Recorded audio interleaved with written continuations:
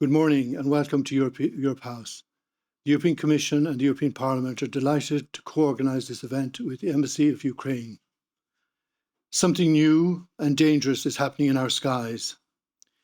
In recent weeks, Ming fighters have violated Estonia's airspace.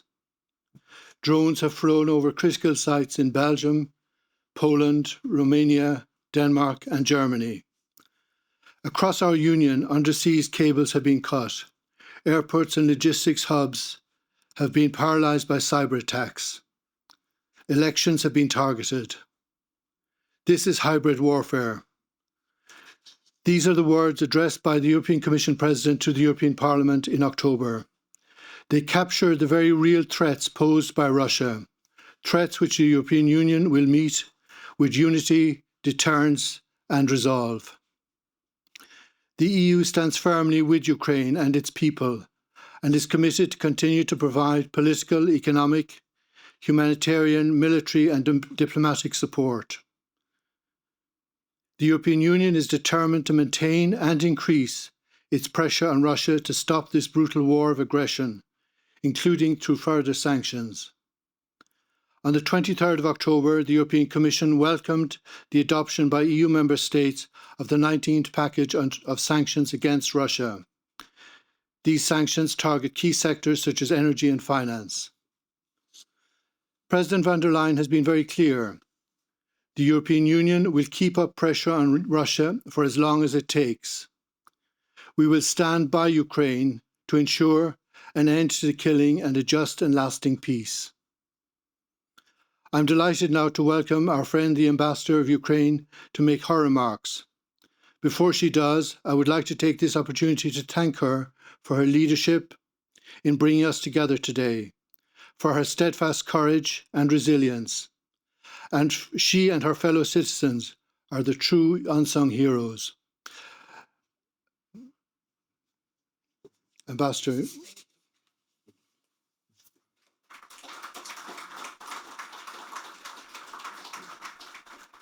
Good morning, Excellencies, colleagues, distinguished guests, ladies and gentlemen. It is my great honor to welcome you all to today's conference, Security and Democracy in the Shadow of Russia's Aggression Against Ukraine. This event would not have been possible without the generous support of our partners and friends, the European Commission representation in Ireland, the European Parliament Liaison Office in Ireland, the Foreign Policy Council Ukrainian Prism, and European Movement Ireland. I would also warmly thank Peter Power and Sergiy Bear for their leadership, cooperation and personal commitment to making today's conference a success. I'm very grateful to our outstanding speakers, panelists and moderators joining us both in person and online, and I am confident that their insights will add great value to today's discussion. Thank you all for supporting this important and timely event. We are honored to welcome His Excellency Sergiy Kyslytsya, First Deputy Minister for Foreign Affairs of Ukraine, whose leadership and experience provide essential context to our dialogue today. Throughout today's session, we will engage in a fruitful exchange on strategic response to Russian aggression and countering hybrid warfare with experts from Ukraine, Ireland, Finland, and other countries, member states of European Union. Ladies and gentlemen, for almost 4 years, Ukraine has stood on Europe's front line, defending not just our land and our people, but the shared values of freedom, democracy, and human dignity. Russia's ongoing war of aggression against Ukraine continues to undermine the very foundation of the European and global security order. Its aggression reaches far beyond the battlefield, encompassing energy blackmail, disinformation, cyber attacks, and hybrid operations designed to weaken trust in democratic institutions. That is why today's conversation on reaffirming European security and strengthening democratic resilience could not be more relevant. Ukraine knows perhaps better than anyone that security and democracy are inseparable. Without security, democracy cannot flourish. And without democracy, security loses its meaning. As we listen to today distinguished speakers and experts from across Europe, I hope our discussion will not only help us to better understand the challenges we face, but also inspire practical cooperation and forward-looking solutions. Supporting Ukraine means reinforcing the security and values of Europe as a whole. Thank you all for being here and for standing with us in support of peace, freedom, and democracy. I wish everyone productive and inspiring discussion today. Slava Ukraini!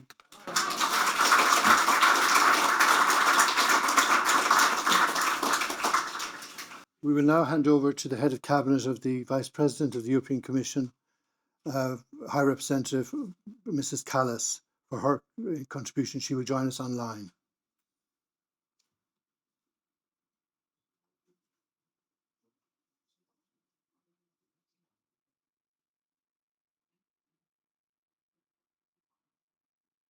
Good morning. I hope you can hear me. Good morning. I'm very glad to join you this morning. I'm sorry for not being there in Dublin. That would have been a wonderful opportunity, but I'm glad to join you here from Brussels. And thank you so much for having me. I can see the whole room. Great. Well, I would like to thank Peter and the Ambassador of Ukraine for organizing this today's event. I think it's very timely. And I would just follow up on the opening remarks of what you've both done already. Looking at the situation in Europe, we are in, as Peter quoted there, the speech of President von der Leyen in the beginning, we're in a very much changed situation. We see the drones. Only yesterday here in Brussels, or here in Belgium, we had drones over both military airports as well as the Brussels civilian airport. We have the undersea cables which have been attacked over the past year. We've seen the airspace violations, so the cyber attacks. It's not war, of course, war is in Ukraine, but it's not peace either. What do we have in Ukraine, as the ambassador already mentioned, is the fourth year of war, but with the courageous resistance of the Ukrainian army and the Ukrainian people, with the help of us, their Western ally. And I think the main element to take from there is the miscalculation that the Russians did attacking Ukraine. First of all, they miscalculated Ukraine's own resilience and resistance power. And secondly, they miscalculated the Western unity, because we are here because we've continued the help to Ukraine throughout these years of war. We've upgraded it, and we have brought Ukraine even so much closer to us than before the war. So we have really destabilized, I think, Russia's whole thinking, which is a positive sign. And we will continue with this to make sure that there is a strong and successful Ukraine coming out of this war, or after the end of this war. The second miscalculation of it has been the cost on the Russian economy. Because I think when you hear that Russia can outlast us, and again, let's look at the facts and figures. Russia is spending almost half of its budget on the war effort.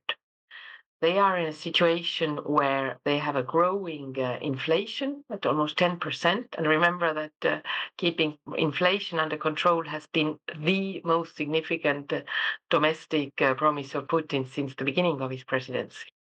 They have their interest rates, which are constantly now around 20%. They have 1/4, the economy, the businesses that represent 1/4 of their economy are at the brink of bankruptcy. And these are the facts. Why is their situation so dire? Is that they have the granted, their own mismanagement of the war and the wrong doing of it, but also the effect of our sanctions. We've put, as Peter said, 19 packages of sanctions. Most of them have been very closely coordinated with our closest allies, and these have deprived Russia of a lot of money and a lot of resources. We are continuing now with this work, there is no doubt. One of the key targets that we're looking at is the shadow fleet. And this is what Russia uses to transport oil, which we've sanctioned via both environmentally as well as economically dangerous vessels. We're concentrating very much on that now. But you see, this sort of frames how the geopolitics has changed over the past year. But I think we have here two big elements of our world, the geopolitics and the geoeconomics. And the geoeconomics is changing also dramatically. Granted, the European Union as such has a lot of force economically. We are one of the world's largest economies. Our currency is the second most used. We're also the second most used reserve currency. We have a broad trade network and so on. But what we see now over the past years, and this again is accelerating, is when we see, especially from China, we see these distortive trade practices. We see access to markets being blocked. And we see more and more now the access to the critical element for our economy, the rare earths, being dramatically tightened. You've seen the decisions of China over the past month, which have led to serious issues for our economy when it comes to the access to rare earths and the battery material. And when we look at this part of the geoeconomics that is changing, we see that it's intrinsically linked with the geopolitical situation. These two come together because we also see Russia and China working more and more closely together. We'll remember these pictures from August from the Shanghai Cooperation Group meetings in China. But we see that also in the battlefield. You have 80% of the battlefield goods that come to Russia are orienting from, or those which we've considered as the critical materials there, are originating from China. We know that China is one of the top providers of the dual-use materials such as drones. But as you know, in the dual use, it's precisely dual use because it's meant to be also used in war. Russia is at war, and there is no dual use there. And I think as we see that we have our adversaries coordinating their work, so must we. And as I said in the beginning, I think our biggest strength has been our unity in the European Union. Granted, it's not self-evident, it's not that easy, but when you look at all the progress we've made over the past 3 years and a half, be it with the sanctions, be it with the different aid packages to Ukraine, we have managed that. Now, what we've also done is made a huge effort in working on our own capabilities. First, that comes to defense, and I do recognize that I'm speaking to an Irish audience where, of course, you're in a separate and different position when it comes to the defense cooperation. But we have seen that Europe is, the peace dividend time is over. We're stepping up our defense cooperation among ourselves, but of course, importantly, also the defense expenditures. Because we've seen for too long that there are countries which are closer to Russia which spend more, the others spend less. There's a change in that. As we do that, we of course have to make sure that we also work on a European defense industry, that it's clear that when countries delegate so much more or direct so much more finances into defense, that it comes back also to our economy. The other side is the economy. Of course, our biggest strength is the single market. We're working on that. But we are also very much dependent on our trade relationships. We have more than 70 trade agreements all across the world, and we are literally working, our colleagues here from DG Trade are working day and night on new agreements. We have the Mercosur agreement, which has been agreed or which has been negotiated. We have the EU-Mexico agreement. There are others in the making, be it in Australia, in India, and so on. And these are things which give sort of a considerable boost to our member states' economies, but also help us work on those ties with our partners all across the world. Because what I can tell you from my current role as the working for High Representative Vice President Kaja Kallas is that certainly when she goes around the world, the feeling is the European Union is the credible, trustworthy partner. Countries far away want to work with us because they know what they're getting. They know that we stick to our rules, and we are the honest brokers in this game. And we have to certainly work on that. But keeping in mind our own interests, and here I'd like to come back to the question of the rare earths, where we have now started doing those partnerships with countries like Chile or South Africa. So see how we can target this more and make sure that we diversify our own supply chains on that. And of course, considering the event that you're having and our most existential threat that we have, which is the war, Russia's war in Ukraine, to say a few words also for the future of Ukraine as we see it here from the European Union. And that is, first of all, the security guarantees to Ukraine. Here, the biggest and the strongest security guarantee is for sure a strong Ukrainian army. And we have been doing, from the European side, a lot of training for the Ukrainian military. There's a lot of equipment which is going there through the different financing projects that we have. We also are working with a new financing instruments such as the safe loans to integrate Ukraine fully into the European defense industry market. That's on the military side. On the economic side, we have been the biggest supporter for Ukrainian budget stability over the years of the war. But in parallel, we've been working very hard in also integrating Ukraine into our single market.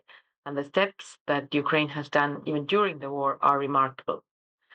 And most importantly, I think even security is, of course, above all the importance. But when we think, and I hope the ambassador of Ukraine doesn't mind me saying so, that what is Ukraine fighting for? It's, of course, first of all, it's independence, it's more than survival, it's thriving, but it's also a question of choice where to do that. And that choice for the Ukrainians is clear. You remember how on the 5th day of the war, President Zelensky signed the application to become asking to become a member of the European or a candidate country for the European Union. From now on, from there, we've come to a place where Ukraine is not only a candidate country, it's a country with whom we've taken the decision to open the negotiations. And only yesterday, the European Commission proposed or presented its enlargement report for this year, where it was clear that the progress that Ukraine has made is remarkable. And it's the fastest procedure ever being done for the screening of the Ukrainian laws, which has now been finalized and so on. So I think it's on good track, and we know very well what we are working for here. Thank you so much. I understand I'd be happy also to take some questions if there are any. Thank you. Good morning, everybody. Excellencies, ladies and gentlemen, as Director of the European Neighbourhood Unit in the Department of Foreign Affairs and Trade, I'm grateful for the opportunity to offer some brief remarks as we open this important event. In doing so, I'm particularly grateful to Peter Power, Head of the European Commission representation here, and Her Excellency Larysa Gerasko for delivering such a high-level and impactful conference today. I'm very pleased to welcome to Dublin Mr. Sergiy Kyslytsya, First Deputy Minister for Foreign Affairs from Ukraine.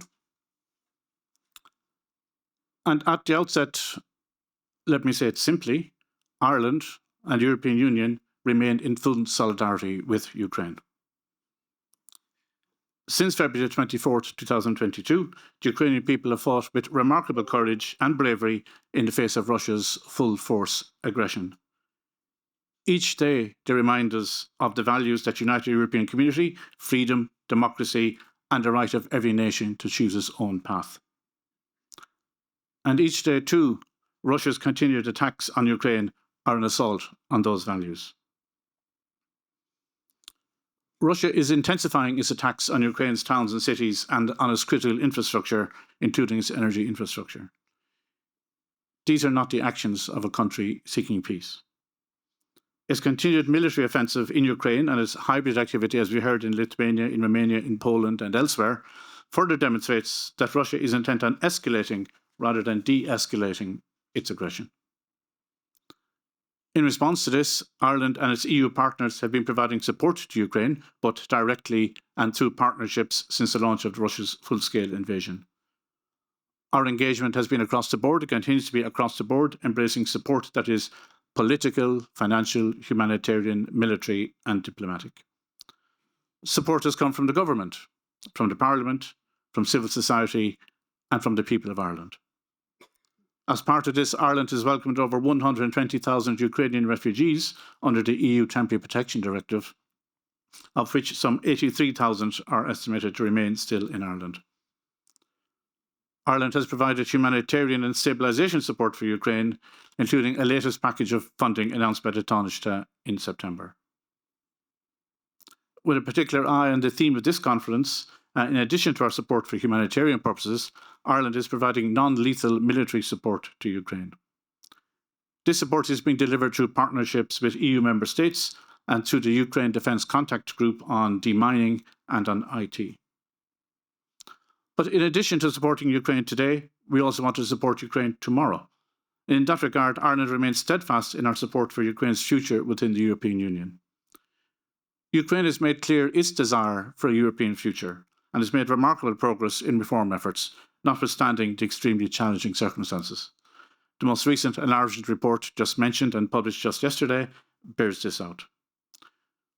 We will continue to support Ukraine on its EU accession path, including through our EU presidency next year. Excellencies, ladies and gentlemen, together we have a responsibility to support Ukraine's legitimate aspirations and expectations for peace, freedom, security and prosperity. We need to see an unconditional ceasefire by Russia and a willingness to engage in meaningful negotiations. Instead, we see escalation of violence and conflict. Heading into our presidency next year, Ireland remains committed to working with our EU and international partners to ensure a comprehensive, just and lasting peace in Ukraine. This includes measures to exert maximum pressure on Russia through sanctions, including the 19 sanctions just mentioned, adopted by the EU last month, efforts to combat sanctions circumvention and the shadow fleet, and work to support measures to hold Russia to account for its brutal invasion of its neighbour.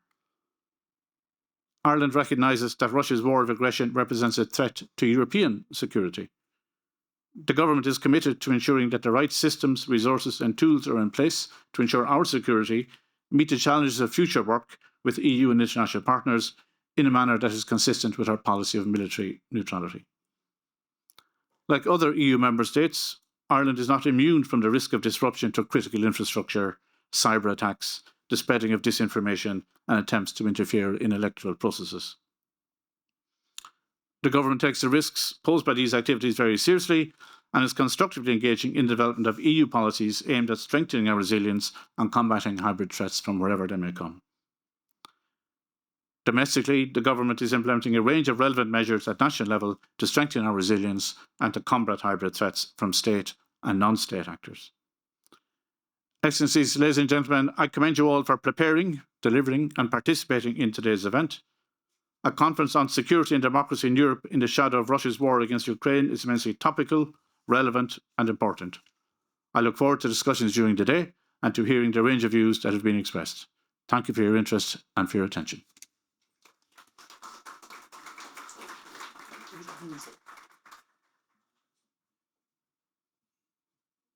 So now I welcome to take the platform here Paddy and his team, which are going to focus on the first panel discussion this morning.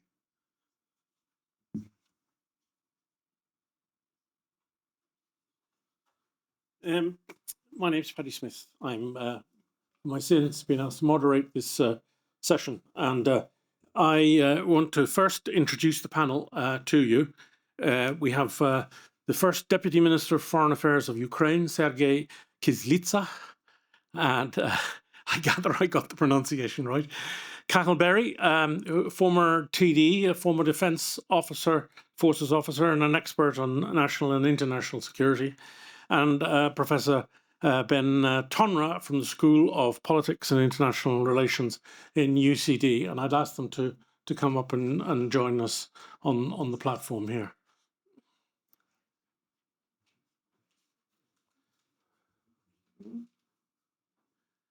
Yeah. Before I call on the Minister, I just wanted to throw in a couple of words, scene-setting words, if you like, on the discussion that we're having this morning on reframing European security strategy, strategic responses to Russian aggression.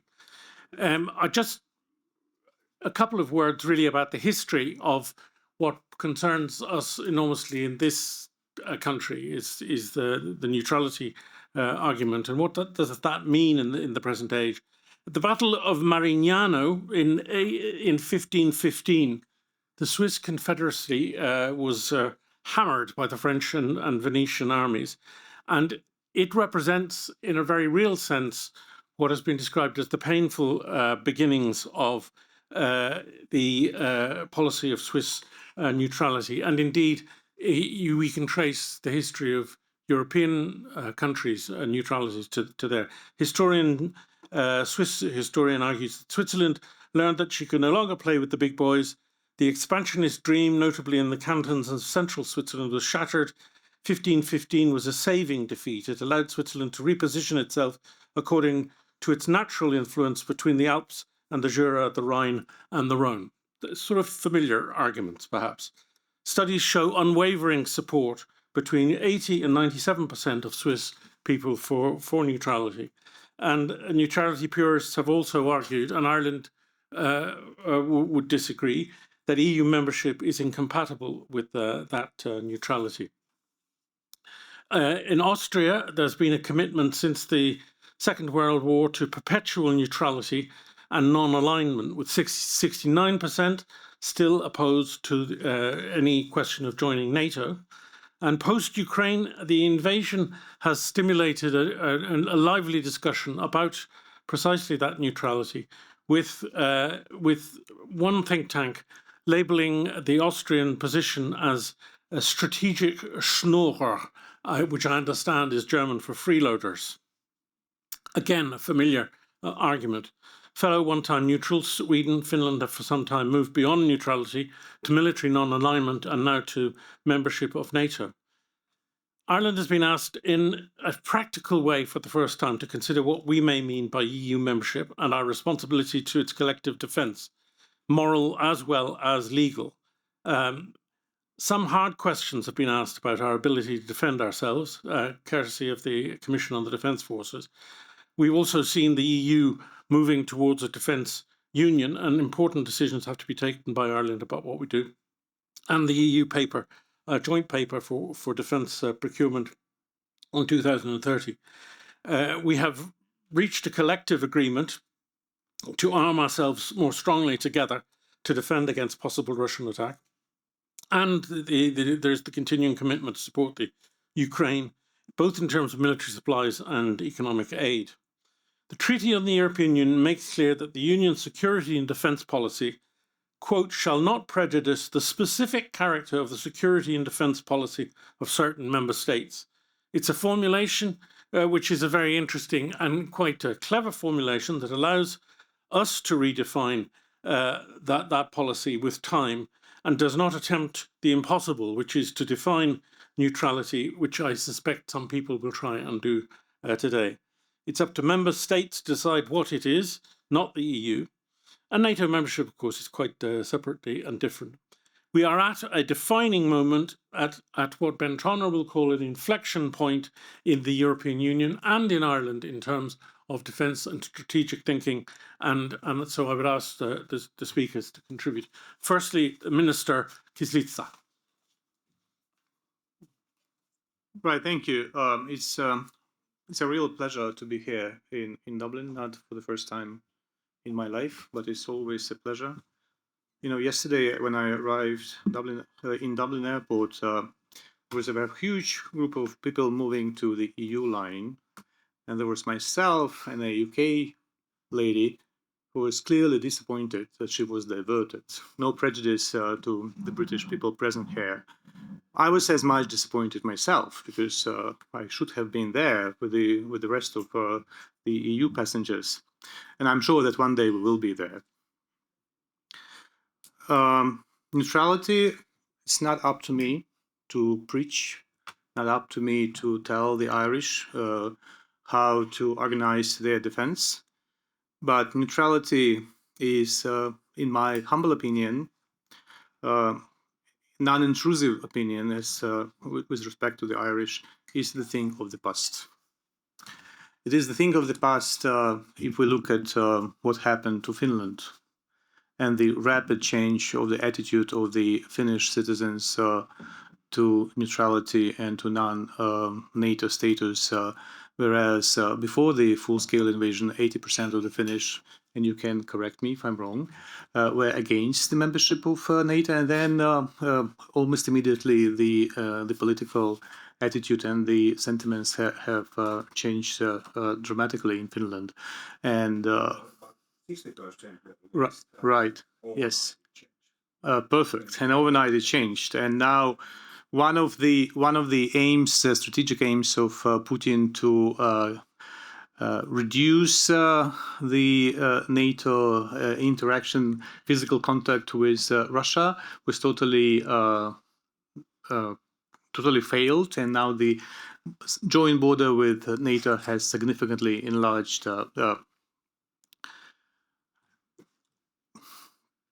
Sweden, the same. Discussions that are taking place in Austria. I don't think that the Austrians as rigid as the figures that have been mentioned, just mentioned, are. In today's world, and I hear it increasingly in many discussions around the world when I travel, even the nuclear arms have lost their strengths, if I may, today, because in today's world, you don't really need foreign boots on the ground to invade a country. In today's world, any distant country can be paralyzed and put on its knees with a cyber attack, with UAVs, with other massive subversive action. And before a government of a nuclear country will even realize where the threat comes from, they will suffer a very serious blow to their ability to defend themselves, even with the conventional strengths that they may have.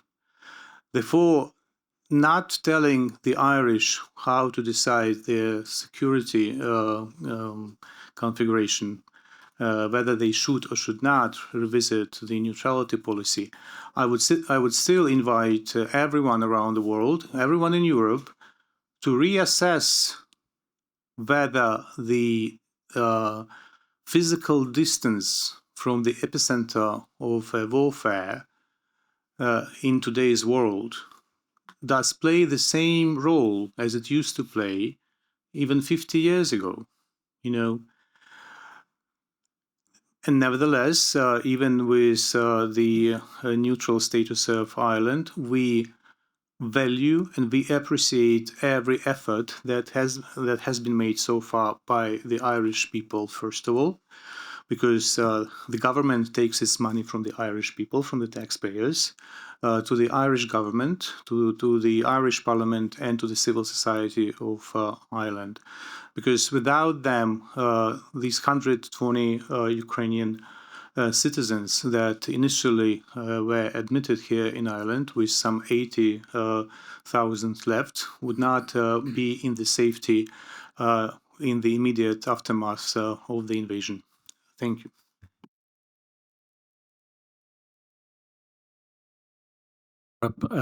I'll now ask Ben Tonra to address you. Thank you very much, Paddy. Well, for people like me, talking about European security for a very, very long time was an issue of institutions, an issue of bureaucratic politics, an issue of theory. European security now is an existential matter. Europe is at war, and Ireland is part of and a subject of that conflict. Ukraine's extraordinary resilience, its defense, is not only a national issue, but it's a European issue. A defense of democracy, a defense of dignity, and a defense of self-determination. And Russia's war on Ukraine has not so much changed European security as it has revealed it in all of its contradictions, exposing dependencies, but also, and I think more hopefully, highlighting its capacity for reinvention. What the war revealed in terms of European security was that our previous discourse of comprehensive security, economic interdependence, dialogue, diplomacy, and deterrence is over. Russia's aggression has shattered this model of European security.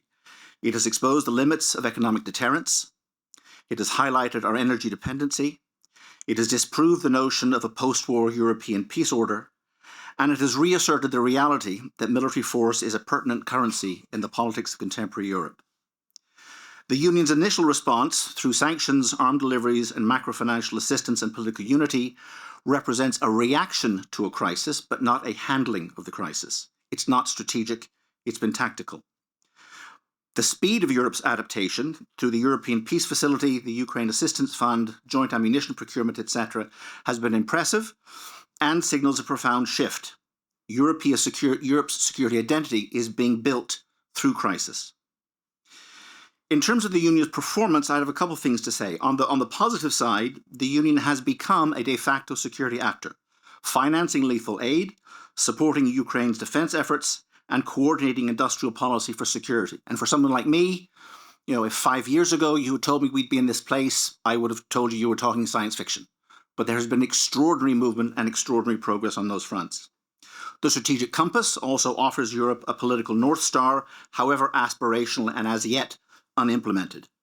And the European Defence Fund and new initiatives on the defence industry mark a transition from a market logic to a security logic, which is critically important facing the challenges that Europe faces. But there are some limitations, and there are significant weaknesses. Europe's abject security dependency persists, and this is not a short-term issue, it is a medium to long-term issue that has yet, in my view, to be addressed sufficiently. Defence industrial cooperation remains fragmented, remains protectionist, and its integration of that sector remains incomplete. And it also has to be said very frankly that Europe's strategic culture remains divided.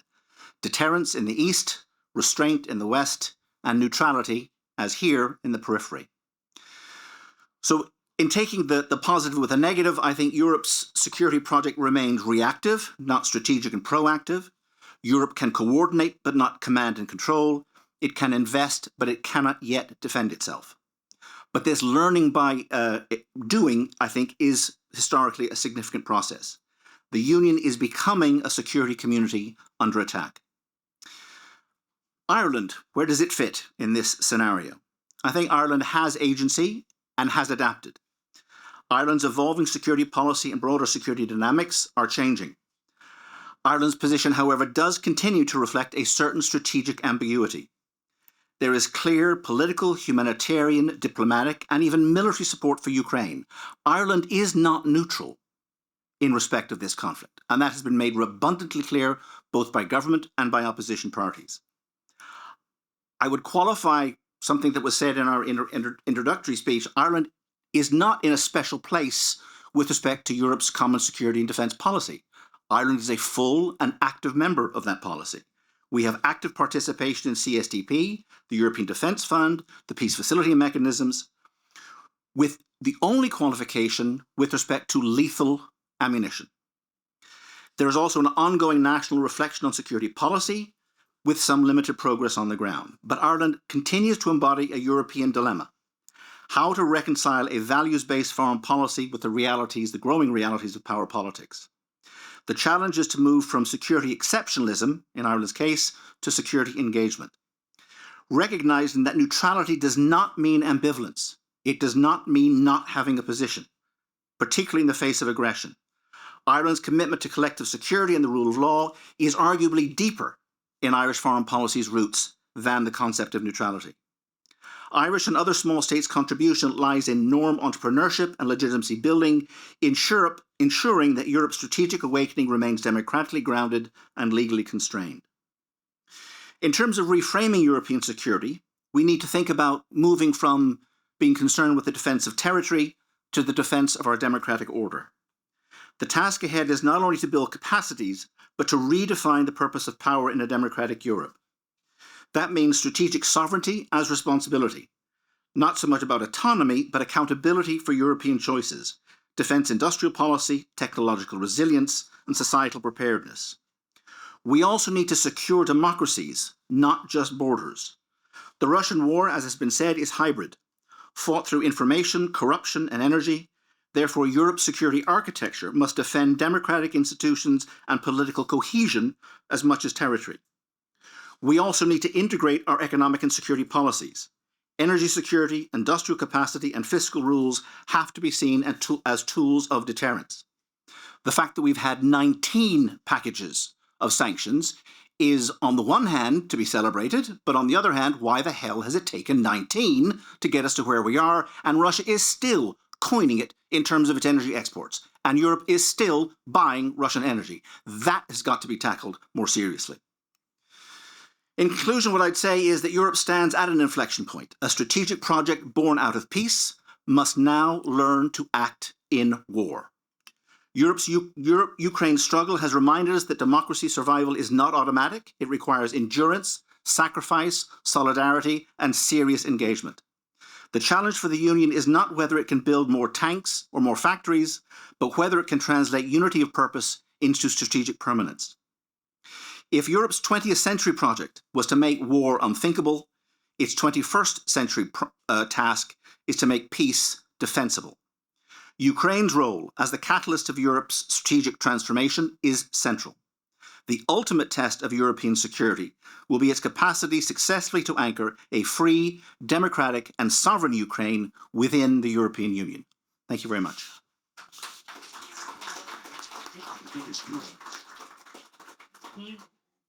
Thanks, Ben. And I just should add, before I call on Cathal to come in on it, that we are taking questions online, and that anybody who wants to submit a question can do so at any stage through the online button, and the questions will be relayed to the meeting when we move on to that issue. Then I want to ask now Cathal Berry to make a few comments. Thanks, Paddy, and good morning, everybody, and thanks for that as well, Ben. Look, I'm going to focus my remarks really on what's happening in Ireland. I think it might be of use to a lot of people in the audience in front of me, particularly what's happening from a defence sector point of view. I'm just going to start a quick overview on the European Union. And obviously, we all know the common security and defence policy that was generally focused on expeditionary type operations up to the last 3 years. So it was focused on peacekeeping, humanitarian operations, crisis management beyond the EU's borders. And ever since the invasion of Ukraine, the full-scale invasion, the shift has been monumental really towards territorial defence. And that's entirely as it should be. So I welcome the fact that we have a new EU Commissioner for Defence and Space. I think it's a good thing. I think the white paper on defence readiness 2030 makes sense. And also the fact that we're focusing on mobilising the industrial base, because the industrial base and the industrial capacity of a country is an integrated part in that defence sector. I think another thing that what the European Union has got right is the focus on Ukraine. And it is correct to say that while the conflict in Ukraine is existential for Ukraine, but it's also existential for the European Union. I think that's a very important point to get across. Switching to Ireland and what more Ireland can do and what we've done in the last 3.5 years. I think, Ben, you touched on it as well. And I would say it as generously and diplomatically as possible. I'd say there's just been some small progress. Certainly not enough at all. And I might just chat about them from a policy point of view, from a defence force point of view, and then crucially from a public awareness point of view. So from a policy perspective, there's been some things happening. I'm just always conscious that if there is some progress, I always acknowledge the progress that's there, because we have some excellent individuals and small pockets of excellence in the defence sector, and they should get recognition for what they've done. So from a policy perspective, we have Sean Clancy, the General, now chair of the EU Military Committee for the first time ever. We haven't had a 4-star general in Ireland for about 100 years, so that's positive. the Irish public would probably view the European military apparatus with a bit of suspicion. So it's very useful for me, someone who's wheeled out every so often to speak to the public on radio and TV. We say, well, how could you be suspicious of an apparatus when, as an Irishman in charge? So it certainly helps from a messaging point of view. I guess secondly then, we have signed up to more PESCO projects, so 6 PESCO projects in total. And PESCO is another kryptonite type term here in Ireland that has to be used very, very carefully. We've signed up to the Hybrid Centre of Excellence in Helsinki only 3 years ago. And interesting enough, Minister Oisin Smith, a Green Party minister at the time, was the one who did that. And it's very important to bring the Green movement on board as well. So that's positive. We have a new ITPP, the Individually Tailored Partnership Programme with NATO. That is an unpublished document. I think it should be published. There's about 22 action points there, so that shows that at least a commitment to multilateral defence from that perspective. And some people in the audience might find this peculiar, but we now have senior ministers attending the Munich Security Conference every year. That only started 3 years ago, and that was actually controversial, that we were sending senior ministers to the Davos Defence or Davos for Defence or whatever you call it. So that has now been normalised, which is a good and positive thing as well. Ireland has signed a memorandum of understanding with Romania in the last couple of years, about 2 years ago. Unpublished. I think it should be published unless the Romanian embassy has a different view. But I think the more transparency out there, the better. And we've signed up for the CISE as well, the Communication Information Sharing Environment from a maritime perspective. So there has been some progress. We have a new parliamentary committee on defence and national security, which is the first time ever. That was only formed about 6 months ago. And Ireland's going to have a maritime security strategy by the end of the year as well. Again, as an island nation, we've been around for about 100 years from a nation state point of view, and only now we're getting to grips with our maritime security. So there's a small bit of progress from a policy perspective, but certainly a lot more to be done. Secondly, I just want to focus on the Defence Forces point of view. And again, it's going to be incredible for some people in the audience, but unlike, I suspect, every other country in the European Union, Ireland's defence forces are smaller now than they were 3 years ago. So it was about 8,000 serving regular soldiers, sailors and aviators before Russia invaded Ukraine. Now we're down to 7,500, and that number fluctuates on a monthly basis depending on intake. So from a messaging point of view, to me, your number one capability is people. And if your people numbers are dropping, then that shows a lack of political commitment. It shows a lack of sorting the actual problem as well. I mean, we have naval ships that can't put to sea because we don't have enough crew. To be fair, the numbers have stabilised in the last 6 months and they're starting to tick up now. But I think the key message for me is we're smaller now than we were 3 years ago, which is the polar opposite direction where everybody else is going. And from a positive perspective, there's been a lot of investment in our intelligence services in the last 3 years. So there's a brand new headquarters now, 35 million. A brand new intelligence school. Our intelligence people were always very good, but now they're getting even better, which is positive. When you only have a small number of assets, it's very important they're in the right place at the right time to interdict or prevent, intervene, and make sure nothing that's going to happen is going to happen. So that's a positive point of view. We have 2 intelligence services here. We have the Garda Síochána, our police, and we also have the Defence Force. And there was always a bit of friendly rivalry down through the decades. But again, I've heard from both sides recently that the relationship is absolutely excellent now between both uniformed services. And I asked why was that the case. They said, first of all, the leadership's excellent on both sides. But primarily, and the main driving force behind this cohesion is that the situation is so serious now. That's what's brought the 2 intelligence services together. So that just shows you that the message is getting through.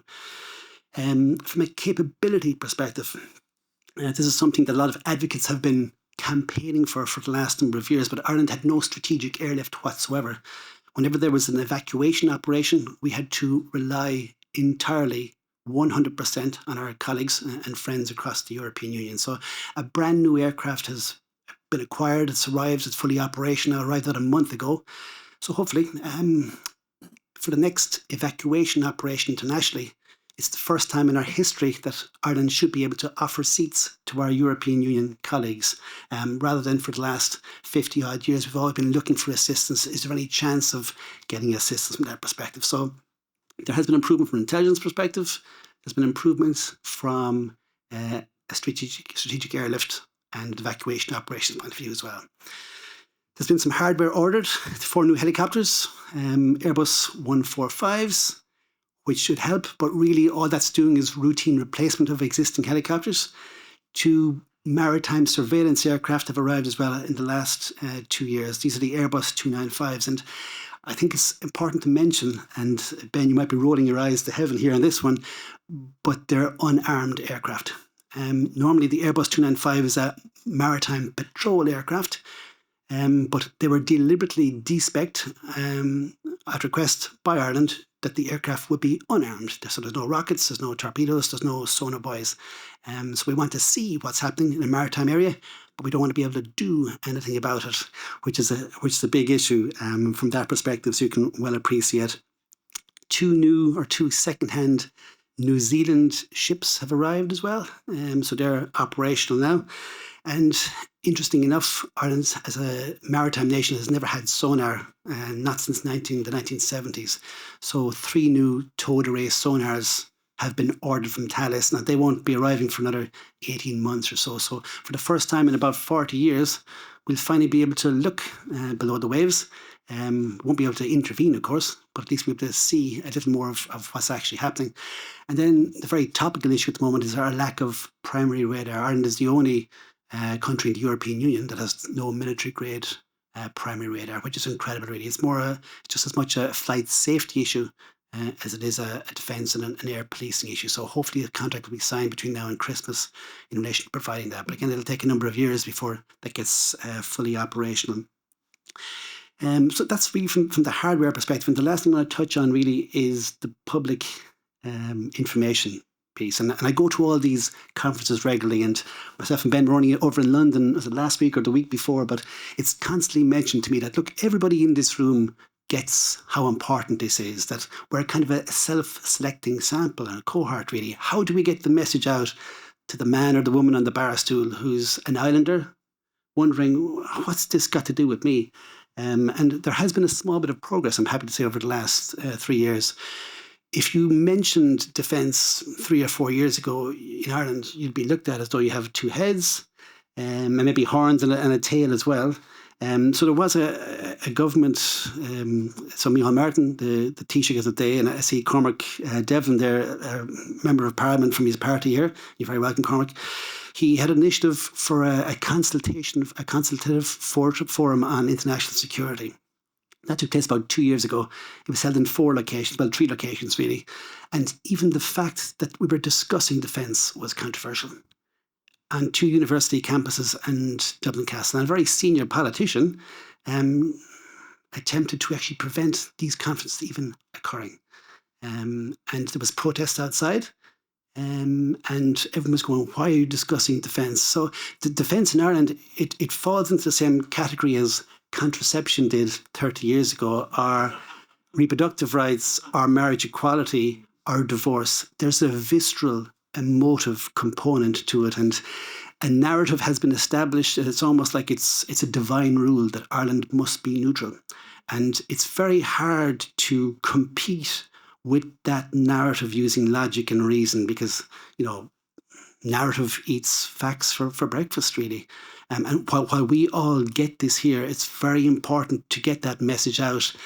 And it's not about what Irish people think of neutrality. It's about what Irish people feel about neutrality. There is a visceral, emotive connection to neutrality. And it's very difficult to, to shake that or change that or even discuss alternatives. But again, as we said, the Finns overnight changed their views. The Swedes, same story. And the Danes, and this rarely gets to mention, they joined the Common Security and Defence policy as well as a result of what was happening. So 3 other countries have dramatically changed their defence policy in the last 3 years. I see our German ambassador here as well. Your Excellency, you're very welcome. And Germany has done the same from a rebuilding of the armed forces point of view. I'll finish on a positive. We had a presidential election here about maybe 3 weeks ago. And for the first time that I can remember, national security featured very prominently in the debates. The first presidential debate, the first 20 minutes was dominated by national security, which means at least the topic has been normalised. I think to a certain extent at least. And then finally, just from a polling perspective, there's still about 60% support for our current version of neutrality in Ireland, but there's definitely more people interested in the European common defence. And there's a sense that, and this is a very important message to get out there, that the support and the solidarity that the European Union member states showed Ireland during Brexit, and Brexit was not just a trade dispute issue, it was a security crisis for Ireland as well, because if security infrastructure returned to the Irish border, there would have been violence. And the PSNI, the Police Service Northern Ireland, government ministers, that is accepted that there was going to be a security issue. So Brexit was a security crisis for Ireland. The European Union member states unanimously backed Ireland, and I think it's time that Ireland would reciprocate that support for particularly the Eastern European countries who are now experiencing and are confronted with their own security crisis as well. So maybe I'll just finish on 3 points. The first one is that we have our own strategic airlift. I think Ireland should join the European Air Transport Command. So that's in Eindhoven. A number of EU countries are pooling their assets, and that we would fly cargo and troops and people around for other countries, and then they would reciprocate if we need a larger wide-bodied aircraft to move our vehicles. So I think the logical next step is for Ireland to plug itself into the European Air Transport Command in Eindhoven. Then the last 2 points, and this is what kind of keeps me awake at night, apart from the little people in the office are at home, Paddy. The first one is in relation to the EU presidency in 8 months' time. I'd be very concerned in relation to what Ireland's going to do when the drones show up in Dublin. And I think it's far more likely they will than they won't. We have absolutely no radar from a primary point of view. Only one of our airports has the means to detect drones, has no means to actually neutralise them or intervene. So we're very vulnerable from that point of view. So I have a big concern about the security of any summit that's held here in Dublin. And I see the military attaché from the UK Embassy, Colonel Grant here. You're very welcome, Colonel Grant. And I presume you might be assisting over the next few months. We'll see how that plays out. And then the last point I want to really raise is about Article 42.7, the Common Defence article in the Treaty of the European Union. The question I would have, and I'm not sure it has to go to a citizens' assembly or how we're going to discuss it, but I think it's best to have a plan before it happens, that if Estonia is attacked next year, how will Ireland respond? I think it's a very reasonable question. I would rather that we don't wait for the event then decide. I'd rather we try and get ahead of it. And this goes back to a theme of this conference, which is deterrence and resilience. And deterrence is a word that's rarely used in Ireland. We don't really use it, but I think we need to start. So hopefully that helps, Paddy, as opening remarks, and very much looking forward to the questions. Thank you very much.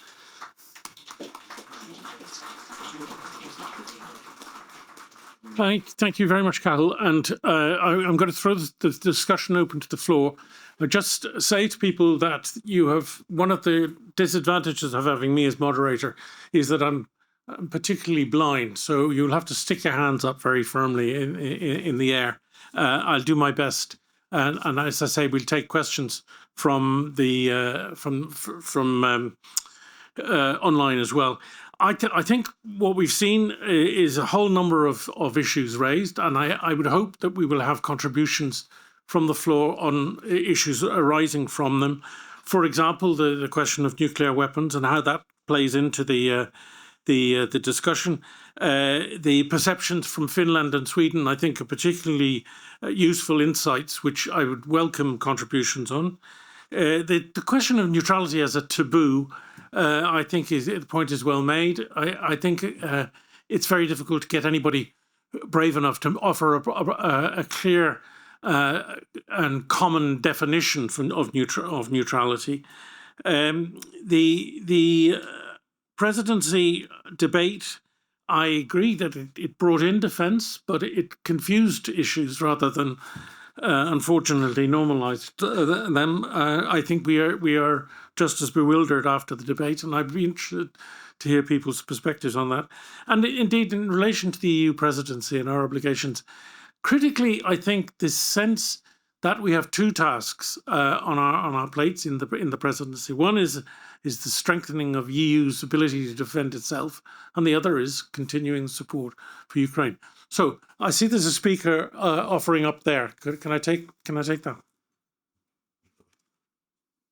Thank you. My name is Keith Fitzgerald. I'm a senior researcher at the IIEA, a think tank based here in Dublin. It seems to me that one of the reasons that we're here today having this conversation, being quite concerned about a widening of Russia's aggression against European states, is that time and time again, we were too slow to give Ukraine the military support it needed, largely because, and I mean we in terms of the United States and Europe, it needed, largely because of artificial red lines drawn by Vladimir Putin. At one point early in 2022, we weren't giving Ukraine tracked vehicles because Vladimir Putin said tanks were a red line. Then we wouldn't give F-16s because that was also a red line. And then deep strike, precision deep strike capabilities, that was also a red line. I guess my concern is that we eventually have given these capabilities and those red lines have been crossed and largely nothing has really happened. But what's actually happened is that Ukraine has been less able to defend itself, and that's put the entirety of the security of the European continent at risk. I guess maybe I'm interested in the panel's thoughts on perhaps the lessons learned in terms of especially these conversations about more deep precision strike capabilities for Ukraine. Can we be more ambitious? Can we actually, instead of trying to be in this sort of escalation management dynamic that we've been in for the last number of years that has just led to, this sort of prolonged, protracted conflict, should we instead be more ambitious about ensuring that Ukraine can win and giving it the capabilities that it needs so it can win? Thanks. So let's see if there's any other questions before I bring the panel back in. Yes, at the back there. Thank you. We've heard. Sorry, could you give your name? Yeah, my name's Larysa. I'm a senior advisor on stability with Principles for Peace, and an expert on international peace and security as an independent in my own right. We've heard from the panel neutrality framed as a concept which belongs to the past, grounded in a kind of sentimental attachment to ideas that may no longer be strategic. Isn't it the case, however, that with the US shuttering the US Institute of Peace and Sweden, the Netherlands, the UK, Switzerland, all divesting from their peace-building investments, that a country such as Ireland can play an extremely strategic role as a country that tries to stay out of conflicts and works to provide off-ramps to ending them, as they always must end in political settlements. Is that a strategic perspective that can be borne in mind in the debate to come that you're advocating about neutrality? I ask the platform. Ben, would you like to come back on that? Sure. I think you're right. There's a lot happening in terms of the degradation of the global capacity for promoting peace and development. But I think peace without justice is simply the absence of war. That's not peace. And I don't think, to take your point further, I don't think Ireland has ever been neutral in respect of any major conflict in the world. We have always stood, and we have thought of ourselves as always standing on the side of justice. I think in the public mind there is a conflation of neutrality with being a good citizen, a good international citizen, and I think that's erroneous. Neutrality in the face of evil is evil. But on the other hand, I also think neutrality is a perfectly pragmatic policy choice for any country to make in its own geographic circumstances. For Finland and Sweden, neutrality worked until neutrality didn't. For the United States, neutrality worked until neutrality didn't. In the Irish case, neutrality still works. So I'm totally agnostic on the question of neutrality per se. I also think Ireland is not in a position to fill the void left by the United States, USAID, the US Institute for Peace. There is a role for Ireland in doing a lot of those things, but I would also point to the fact that many NATO member states, if you look at peacekeeping, if you look at international justice, if you look at global development, if you look again at peacekeeping, those NATO member states have done and continue to do more than Ireland ever has on relative and absolute terms. So again, I challenge the conflation of neutrality with being a good international citizen. I think Ireland does have a role in terms of promoting peace, but I don't see that neutrality as necessarily linked to that. Although again, and I stress, I'm agnostic on whether or not Ireland should or should not be neutral, but it should certainly defend itself. Minister, perhaps you touch also on the issue of red lines and arming Ukraine. Right. Red lines, they are basically not red lines. They are threats that were used for wooing this red carpet that was laid in front of Putin. The more red lines, these artificial red lines that were offered, the stronger that red carpet and wider that red carpet was, in fact. The problem was in 2022 that the US and the UK intelligence were smart enough to inform their governments and inform the government of Ukraine that the invasion was imminent. But I can assure you, from my perspective back in New York, where I, at that moment was the Ukraine's permanent representative to the UN, neither the United States nor the UK, let alone other governments, were even thinking or designing the contingency plans how to help Ukraine in case of the invasion. They all believed that if not in 3 days and in a couple of weeks, we would all surrender. And that is why, because of the lack of contingency planning, they started thinking about how to help Ukraine weeks, if not months, after the invasion. The war started not in 2022, the war started in 2014. And I remember very well, I was in the White House, I was sitting in the meeting with Obama of the Ukrainian delegation. And Obama, a couple of days before the so-called referendum in Crimea, the whole narrative of Obama was how to disengage from helping Ukraine. And I'm not bashing Obama. You can Google his speech in Brussels on the 26th of March 2014 in front of the European youth, and you will see the paragraph about his attitude to Ukraine. It took 4 years for the United States, and it took another president to start shipping to Ukraine something else than radios, Humvees, and some medical supply.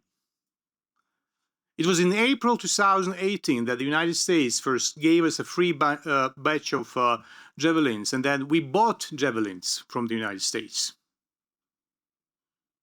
And after the invasion in 2022, how many conversations we had with our allies and partners about howitzers? No, we can't give you howitzers. Then they will give it to us. Oh, no, you're not qualified. You're not intelligent enough to operate our weapon systems. And then we produce weapon systems that are more intelligent than some of the Western systems. How many years we spoke during this invasion about the need to give us F-16? And we were told, no, you would never get them. And then we would say, how about, while you are not able to take this decision, how about we train the pilots for F-16? Oh, no, we are not going to train your pilots because you would never get F-16. And then they take a decision to give us F-16 and we start training the pilots. You know, so this drip and drip and drip and drip attitude to helping Ukraine resulted in thousands of Ukrainians killed, both on the battlefield and in the cities, villages, and townships of Ukraine. So we really need to be courageous. we really need to stop thinking about the red lines that are in fact a red carpet in front of Putin. And we have to take responsibilities. And I think that these policies is changing in a way, and there are sentiments and policies already in some European capitals. But the question is, are those policies rooted deep enough to become irreversible? It is scandalous that the richest part of the world is not capable to produce as many munition rounds as the poorest country in the world, one of the poorest countries in the world, North Korea. Why? Because it's kind of bashing of the Europeans, but I need to say that because in the recent decades, every European has got a chance to enjoy the progress that due to the European Union is made. Social progress, social cohesion, labor rights, social rights. Every second European believes that his right or her right to make holidays is almost biblical, you know? And the hedonism in Europe is overriding the acuteness of the understanding of the need to protect democracy, you know? And the magnitude of threat that is coming from Russia and the Russian allies is such that even if this war is finished, the threat will be there. Because to reverse what happened in Russia, in the most ideal case, would take ages. And the new lineup of the Russian government officials would not change the essence of the regime. Therefore, Europe has reinvent its security policy and defense policy, be able to produce as many weapon systems as possible. And European citizens really need to know that if you want to go on holidays, your holidays must be protected. Thank you. There was another speaker up there. Yes. Up closer. In the middle of the room. Yep. 2 seconds. Hello. Yeah, we just have a question from the online. Right. Would you?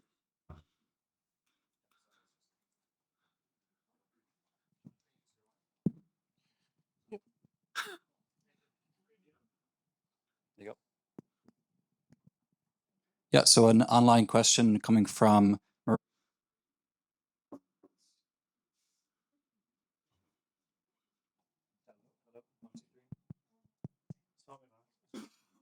I don't really understand what's going on. Hello?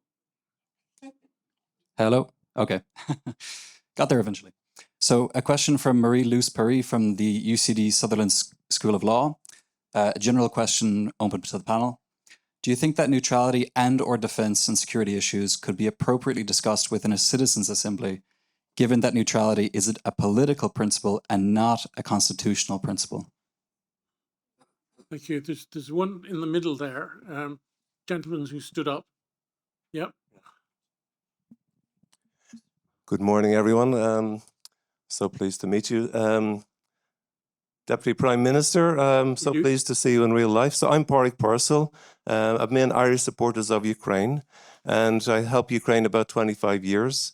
And around Maidan times, I connected with Senator McCain's groups. So we had policy with the US and to push Europe and you guys to defend yourselves. So now I just back yesterday from 6 weeks in Ukraine, and I met people at all levels. And let me tell you what you face. A few years ago, 2 years ago, the kill zone was 15 kilometers. Now it's 50 kilometers. There's an absolute kill zone with tens of thousands of drones, and everything is wiped out. There's no front line because different forces cross over and cross back. And my friends who are commanders and running operations say, you should be learning from Ukraine and not the other way around. So my question to Minister Sergiy Kyslytsya is how should everybody be learning from Ukraine, and particularly in the speed. Because my friends who do operations now say every 2 or 3 months, the technology is changing. So by the time some things needed 2 years ago are not needed now so much, and new AI technology is coming with drones and robots and different combinations of strategies. So what should we be learning from Ukraine, and how quickly should we be learning and implementing this learning? So thank you. Thanks. I'll just take another question here.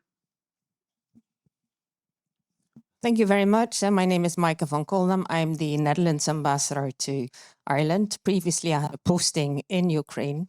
I'm really grateful for your being here, Minister, and what you're saying about awareness. I think the awareness is very much growing, speaking for the Netherlands, that Ukraine is defending our collective security, making huge sacrifices, and that we need to change our lifestyle. And I think there is an increased readiness to do so, but it should be more and more. My question would be on awareness raising, how to reach out to younger people. I heard the quote, what was it? Narrative eats fact for breakfast. There's hybrid tactics to reach younger people, podcasts, certain people, how to put a narrative in there that has this in it, that it's our collective security and what Ukraine is doing for us. And we want to be with Ukraine in that. And I get your words about being courageous, and this as be brave like Ukraine, and that's what we should collectively be. My second question, if I may, would be on peace and justice and accountability. Russian aggression needs to know that it's going to be held accountable for war crimes committed and crimes against international humanitarian law. Initiatives are started. What can we collectively, no matter whether we're neutral, not neutral, what can we collectively do more to bring that sense that the aggressor is not going to get away with what it's doing? Thank you. Thank you. Thank you, Minister. Well, thank you. I think that the impunity is a fundamental thing to address, and at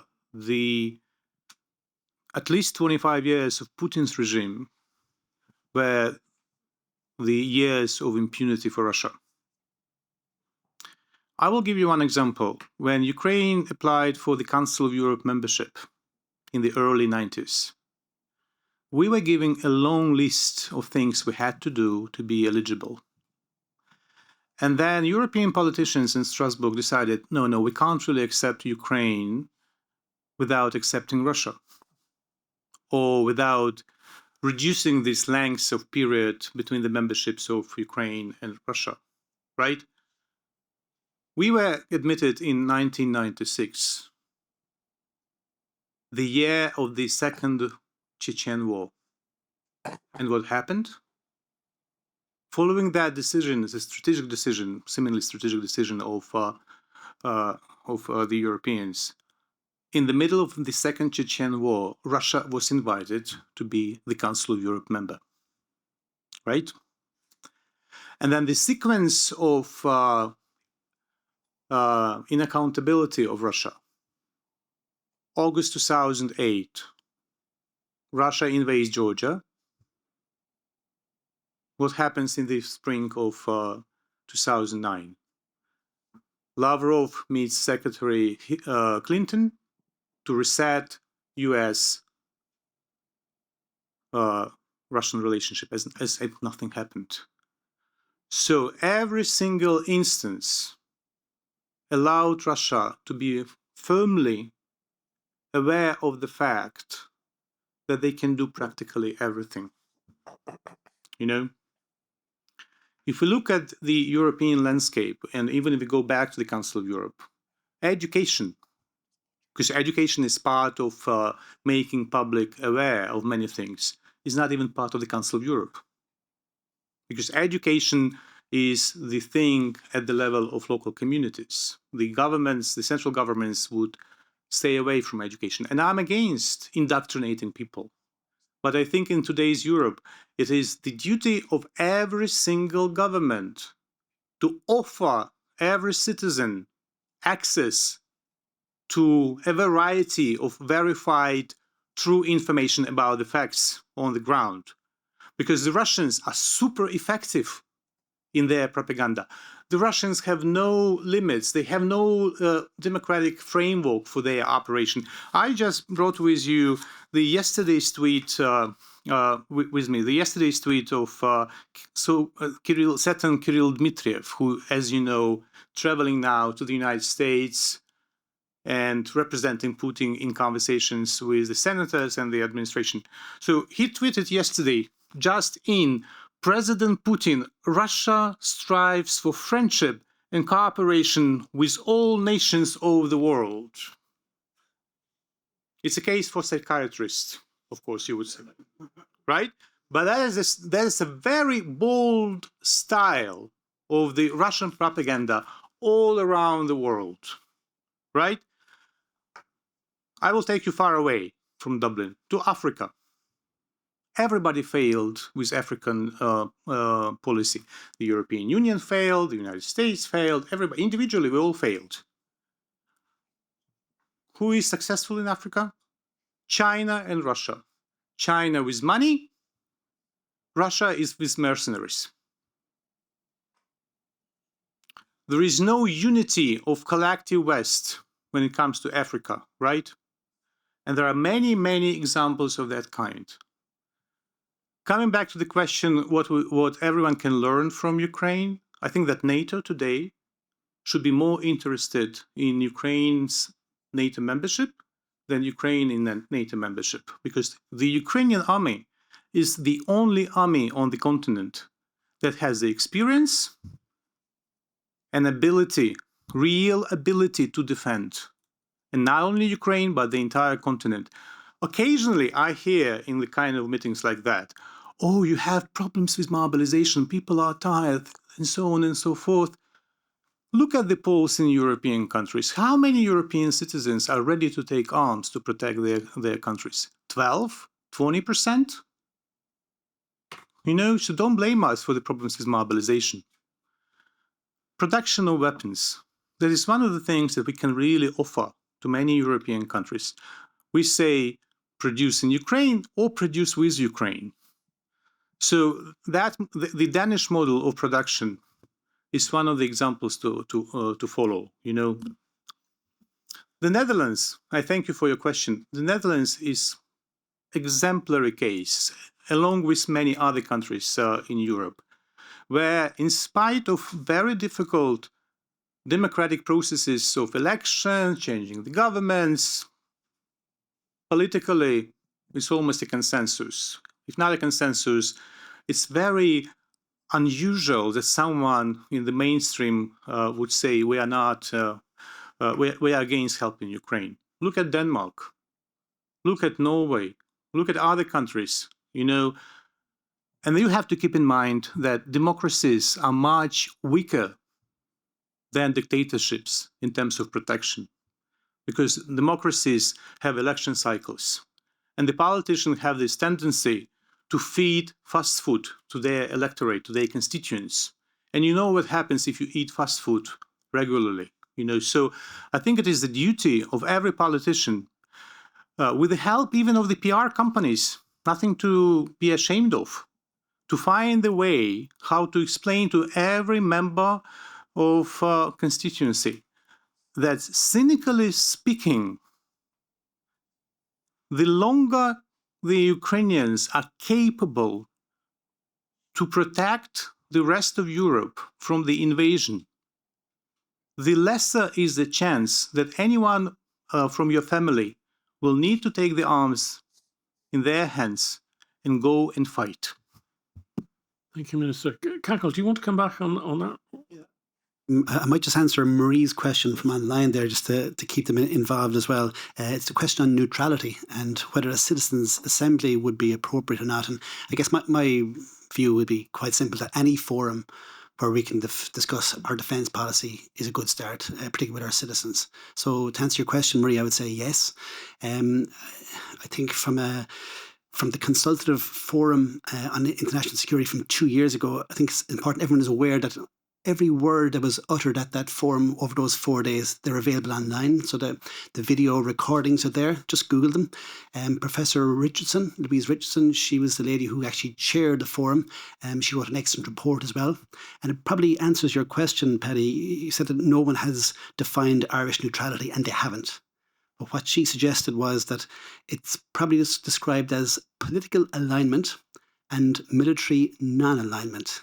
So you can draw your own conclusions from that point of view. We would always say in Ireland, and what it has evolved into is Irish neutrality is that we don't join alliances, we don't enter into common defence clauses, but that we engage extensively with our neighbours and friends or to better our own defences. So just to Ben's point as well, neutrality is a perfectly legitimate defensive strategy if you resource it.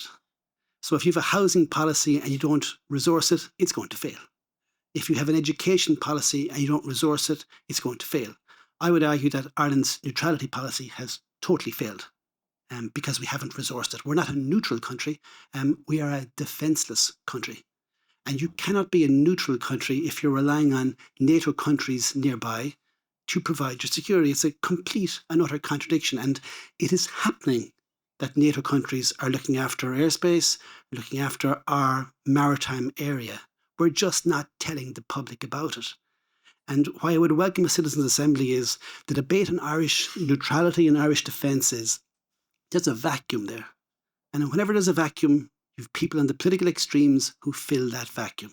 And they come in with their sound bites and they try and get a platform for their re-election or their election. And moderate politicians and moderate speakers, and there's one of them in the back is serving parliamentarian at the moment, it's as though they don't have the vocabulary to engage in that space and to dominate that conversation because defence is regarded as such a kryptonite topic. And just in relation to Norway, and Ben, you touched on it, Norway is a fully fledged member of NATO, but they're an excellent humanitarian. They give more overseas development aid than Ireland does. They have excellent peacekeepers. Their military is much better equipped. The Oslo Accords came from Oslo. The Nobel Peace Prize comes from Oslo. I would say if you were from a resource-poor country in the southern hemisphere and you had a choice between operating with an Irish apparatus or a Norwegian apparatus, you would probably go with the Norwegians. So I don't think NATO diminishes Norway's impact in any shape or form. In fact, it probably enhances it. So hopefully that answers Marie's question. That look, the more forums, the better. Basically, thank you very much. No, you're not suggesting we join NATO? No. No, there's no need, actually. I would much prefer that we can look after our own situation. Yeah. And if you look at the Swiss example... Well, I was going to say that. The Swiss, in fact, take a very different view from ours. They say if you're neutral, you have to be able to defend it. And they build up their army and their defence capabilities to levels that are far higher than ours. Absolutely. And I might just take 30 seconds there. So Switzerland does have conscription. It does have an excellent army. It does do deterrence well. And it is guarding the Vatican with the Swiss Guard. So which would be a complete breach of the Irish version of neutrality. So we can chart our own course. So we self-identify as a neutral country, but we're not a neutral country. And very few people in the world regard us as a neutral country. Either we send our soldiers on courses to the NATO school in Uberammergau. My grandfather's brother, 100 years ago next year, spent 9 months in the United States when we were first formed as a country, and he came back and he set up the military college in the Curragh. I've done multiple courses in the UK, in America, all over Europe. We don't send our troops to North Korea for courses. We don't send them to China. We don't send them to Russia. So Ireland is not a neutral country. It's a defenceless country, and the sooner the public are informed of that, the more honest and more candid the approach will be. So thanks, Paddy. There's another online question, I think, and then another question at the back. Good morning. Thank you very much for the panel. I am Ambassador of Finland. Thank you very much for the interesting discussion, and I would like to offer 2 comments from the Finnish point of view. First of all, Finland's neutrality was for decades our identity It was loved. It was very dear to us, and we defended it. And as Professor Tonra put it, it worked for us until it didn't, and then the change was made very quickly after the attack by Russia to Ukraine, and we joined in 2023. However, Finnish neutrality was always supported with strong defense. So investment was made over the decades, and a few examples like the size of our artillery. Here I hope that my figures are correct, but the size of our artillery was before membership 1,500 units, and it's 1,005 units right now. And also the size of our reserve, so we have conscription. So the reserve was nearly 900,000 before our membership, and it still is. So you can be neutral and invest. That was our experience. Then another thing, we are very proud contributors to Ukraine. And we have, per capita, we are one of the biggest in European Union. And majority of that support is defense material. And we managed to find a way to start contributing before our NATO membership, so as a neutral country. Thank you. Thank you. There's another question at the back there, yeah. My name is Senator Aubrey McCarthy. I'm also the convener of the Ukrainian Ireland Parliamentary Group. And thank you for being here today, Minister, and the rest of the panel. I will say, over the last while in the Oireachtas, I noticed that Ukraine is not to the forefront as it was initially when the war broke out. And as you are mentioning today a lot about neutrality, I know neutrality is not one of the topics that we're meant to be discussing, but it is relevant. And as my colleague Cathal Berry has said up there, it's only a matter of time that drones perhaps will affect the rest of Europe. And so I'm just wondering, is Ireland's neutrality, is that protecting us or is it isolating us? But the question also then is, for the rest of Europe, are we sort of tokenly supporting Ukraine, but yet Ukraine is bearing the brunt? I was there a number of weeks ago in Kyiv, and I saw firsthand what was happening on the ground. I met your President Zelensky, your Speaker of the House and the Prime Minister, and I was impressed at the resilience and the resolve. But I did question how long that they can take a stand for this. And as the Minister just said, the longer they take a stand protects the rest of us from having to defend ourselves. So I will say, I do see Ukraine as defending the borders of Europe. And I'm just wondering, what is the panel's perception, first of all, on the security of Europe and what steps need to be taken next by all of the members of Europe? Thank you. Thanks a lot. Take one more question at the back there, yeah. Good morning, everybody. I'm Mikhailo Baskin, Ukrainian Crisis Center in Ireland. I just want to thank Audrey because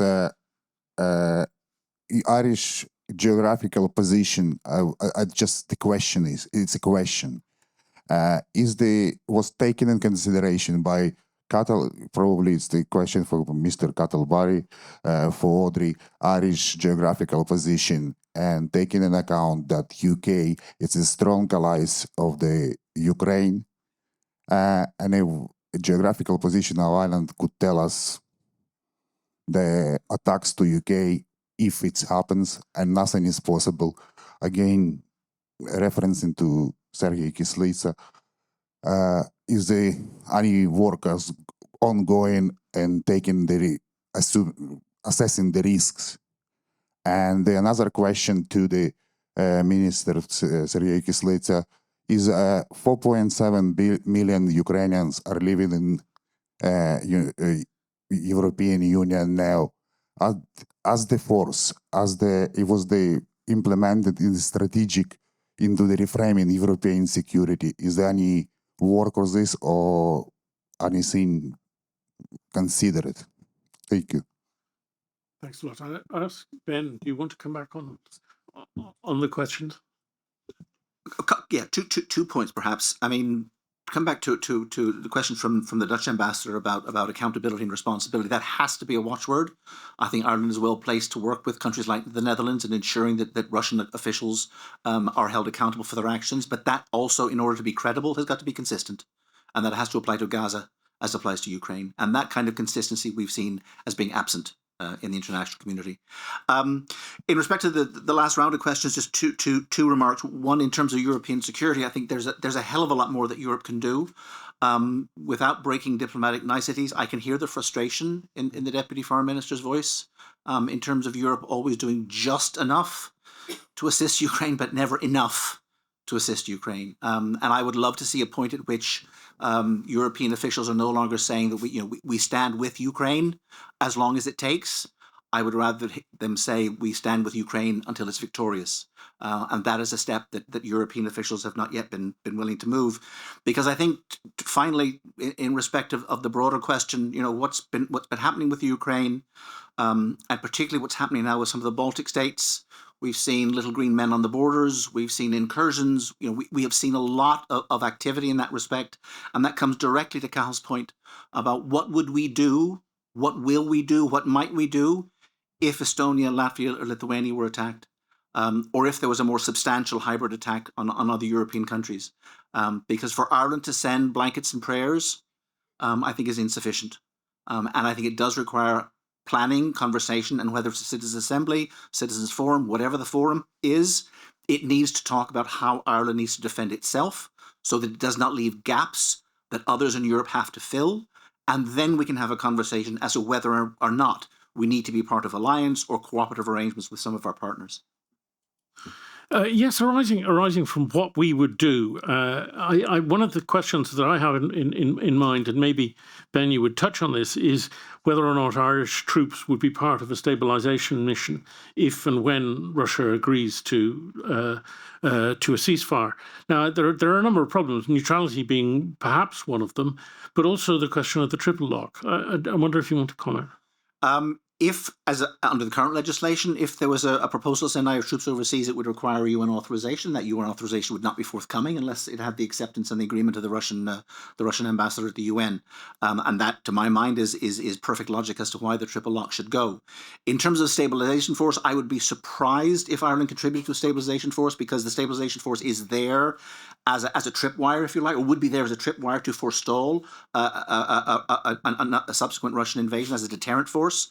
And I think the Irish government has predicated any participation at the military level with some kind of peace-maintaining operation as opposed to deterrence operation.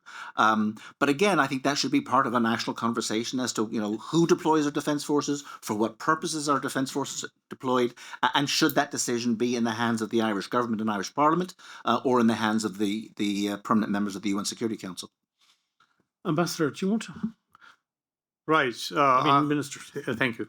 And both and as ambassador, right? In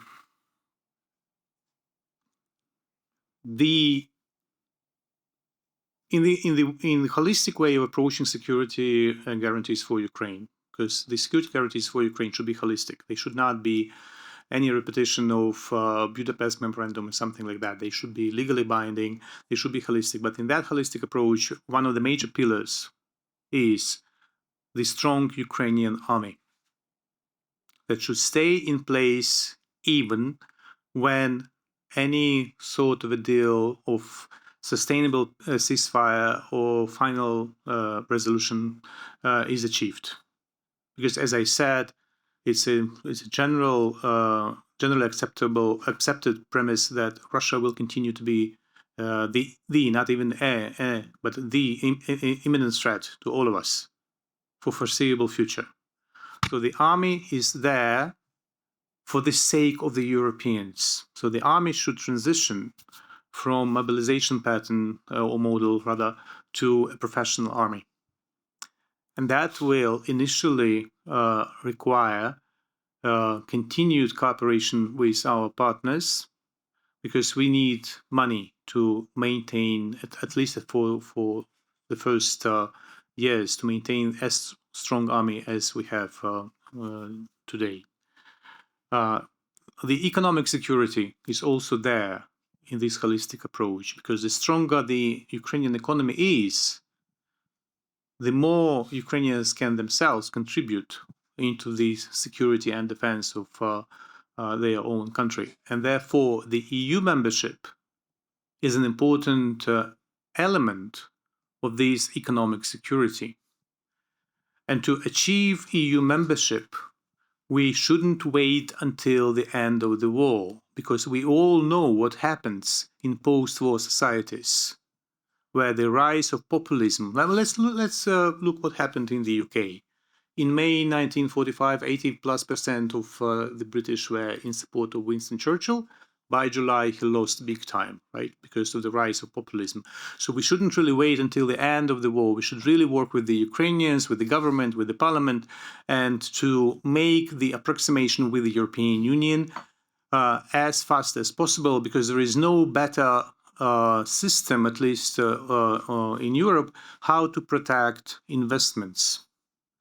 And the investments are needed for the recovery of Ukraine, which is another pillar of the strength of the economy. And the recovery of Ukraine is a mega project that will not be a charity project. That should be a super investment opportunity for all European and non-European businesses and countries. In fact, one of the things that we discuss when we speak about recovery, we discuss the white list of countries. Why the white list of countries? Because we sincerely believe that the more you contributed to our defense, the more chances you have to participate in the recovery of Ukraine, right?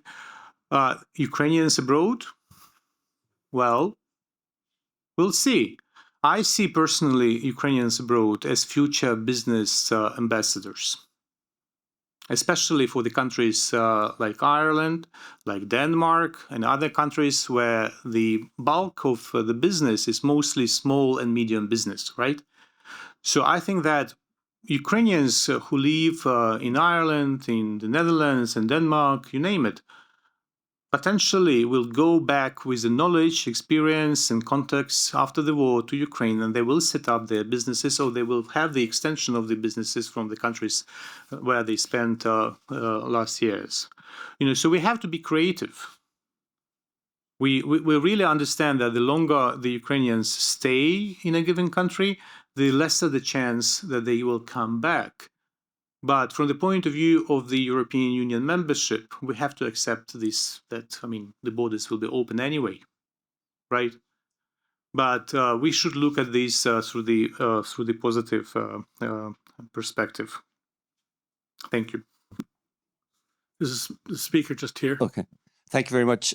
My name is Neil O'Sullivan. I'm an independent podcaster. My question is in relation to strategic responses to Russia's aggression. My question is in relation to some of the things that are underpinning Russia's aggression, and in particular China and the role of China in all of this. It wasn't widely reported in this country, but when Kaja Kallas and Chinese Foreign Minister Wang Yi met at the beginning of the summer, Wang Yi told Kaja Kallas that China did not want Russia to lose the war. You will have heard what Vivian Loonela, sorry about the pronunciation, said earlier in terms of how China is contributing in terms of materials, supply of goods. Trade between Russia and China has increased significantly since the war started. So it's kind of a little bit like the elephant in the room here. Don't we really need to address China's role in all this a little more seriously if, we're going to help get the outcome we want here? Thank you. I thought I saw a hand up the back there. Yep. Okay.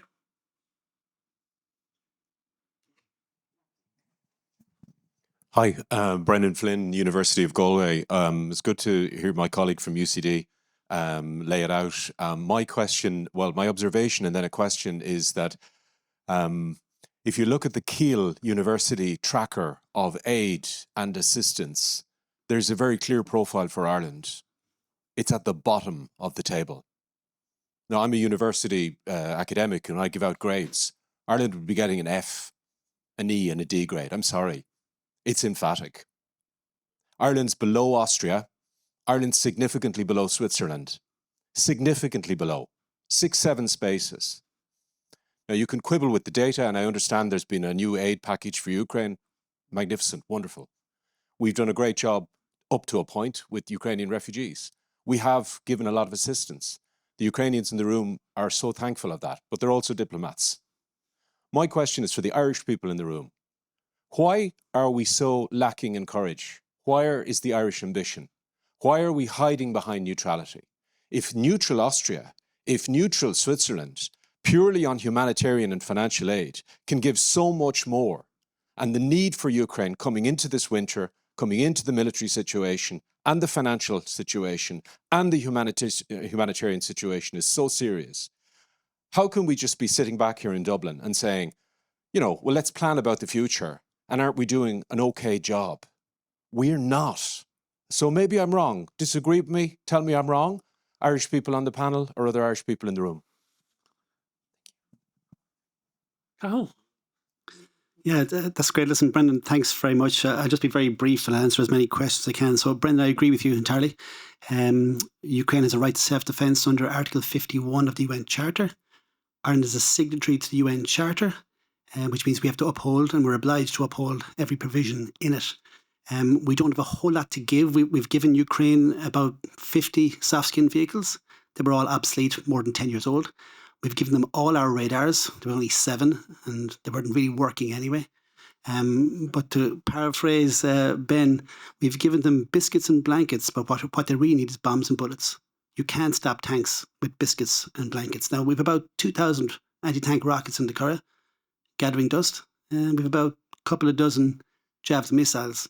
They're the only real things we could possibly give that would tilt the balance in any shape or form. We haven't even invested in our own defence forces, so unfortunately we've no hardware to physically give other than money. And this goes to your point. Our money there's a caveat associated with money we give to the European Peace Facility that is for non-lethal equipment only.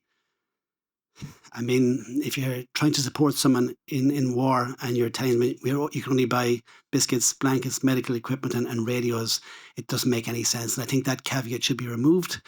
We have obligations under Article 51 of the UN Charter, and we should uphold those obligations. Just in relation to Senator Aubrey McCarthy, you asked the question about does our neutrality make us more vulnerable or does it protect us? And the answer is it absolutely makes us more vulnerable. And let me tell you why. I regularly get asked, sure, who's going to attack Ireland anyway? And the answer is if you want to strike at the European Union, because it's not all about us, if you want to strike at the European Union and ensure that there will be no NATO retaliation, Ireland is ground zero. And if you look at the pattern of the hybrid conflict across the continent at the moment from Russia, they will always stay below the threshold that would elicit a response from NATO. So if we're not in NATO, if we have no Article 5 protection, and if you want to squeeze the European Union, this is where you would come, and this is where I would come. And that's the big problem. So Ireland is a strategic island. We didn't invest in our own defence forces for the last number of decades because we were poor.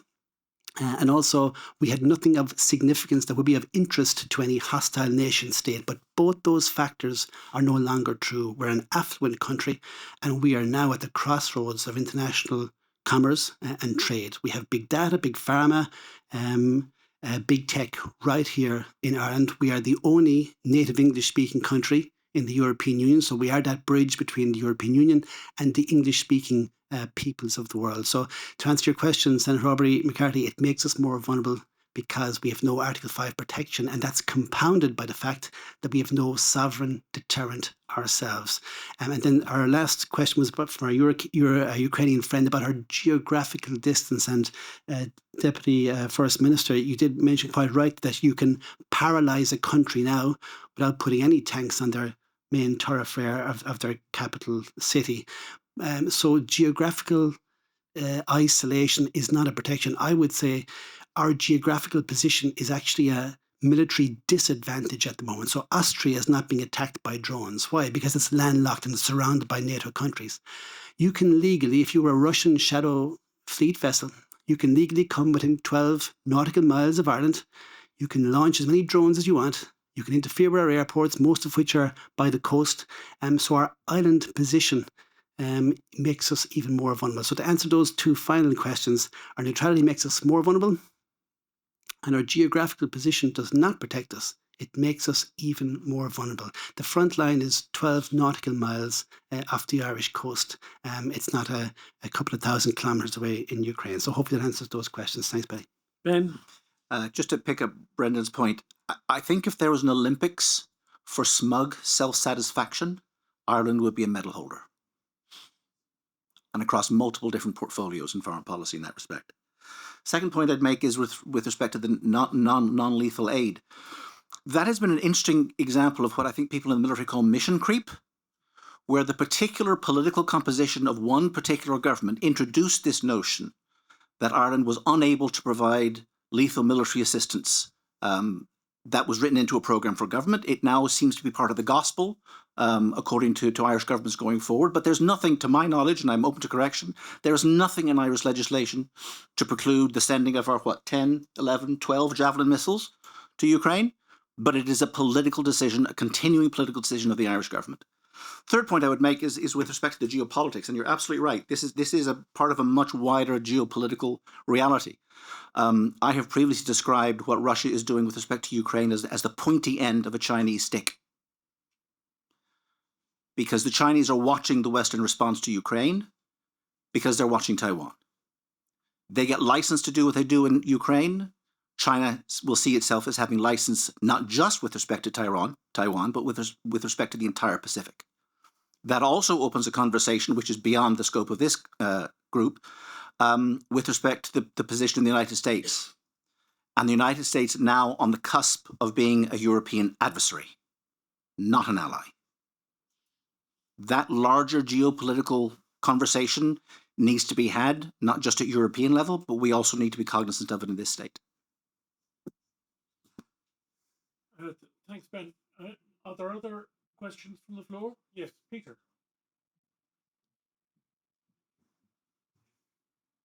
Do you see any? Do you see any member of the Irish Parliament making any of the arguments you've rehearsed here this morning? We had one. I know, but he's no longer there, unfortunately. Yes, so there's actually three. So Senator Gerasko would have said exactly that. Deputy Neil Richmond would have said exactly that. I would have said exactly that. And then one parliamentarian that's worth mentioning as well is Jennifer Carroll McNeil has been very vocal in properly investing in our armed forces. She has used the figure 3 billion a year is totally required.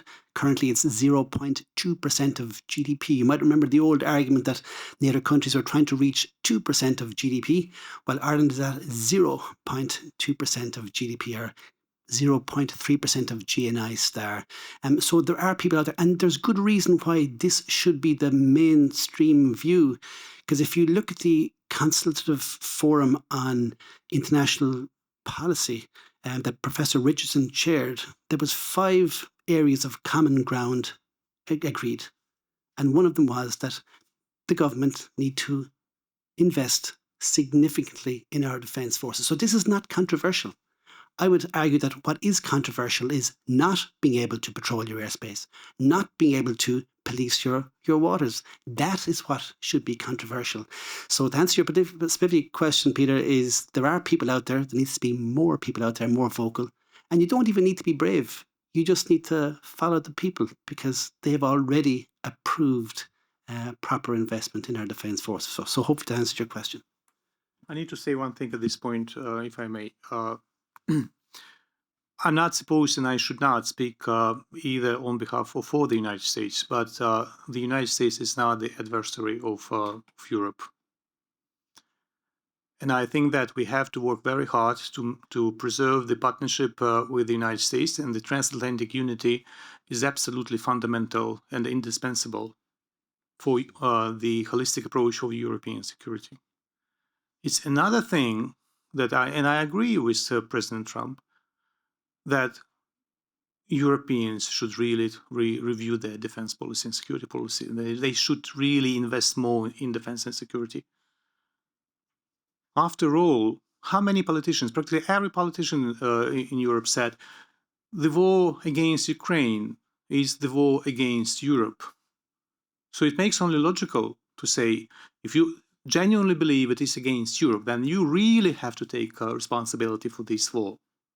You know, you should stop being the hedonistic part of the world. You know, it's very easy to explain to an average American to sell this very primitive, very simplified image of an average Western European who has 30 plus days of holidays paid, with Americans probably having 7 unpaid days a year, you know, and this labor protection, everything. So Europe should, in reply of the criticism that often comes from the Washington DC, Europe should be able to say no. We can take responsibility for the continent. No, we have strong armies. No, we invest enough money into the weapon systems, and we produce enough weapon systems. Yes, I'm aware that one of the focuses of this discussion has been very much on Ireland and the limitation of Irish foreign policy. But I would welcome a broadening of the discussion to the European framework, which is of security and defence, and whether people think it's going in the right direction, or what needs to be added there. Are there any other speakers to the floor?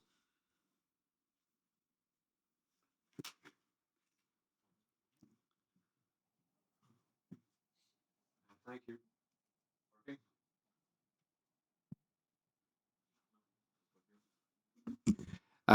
So Fergus O'Bara from the European Parliament Liaison Office here, but just to broaden it to the European Union and not just focus on Ireland. I mean, one of the phrases that we were invited to discuss is the idea of strategic autonomy. And I think it was the minister that said, NATO needs Ukraine more than Ukraine needs NATO. And I would argue that the European Union needs Ukraine more than Ukraine needs the European Union.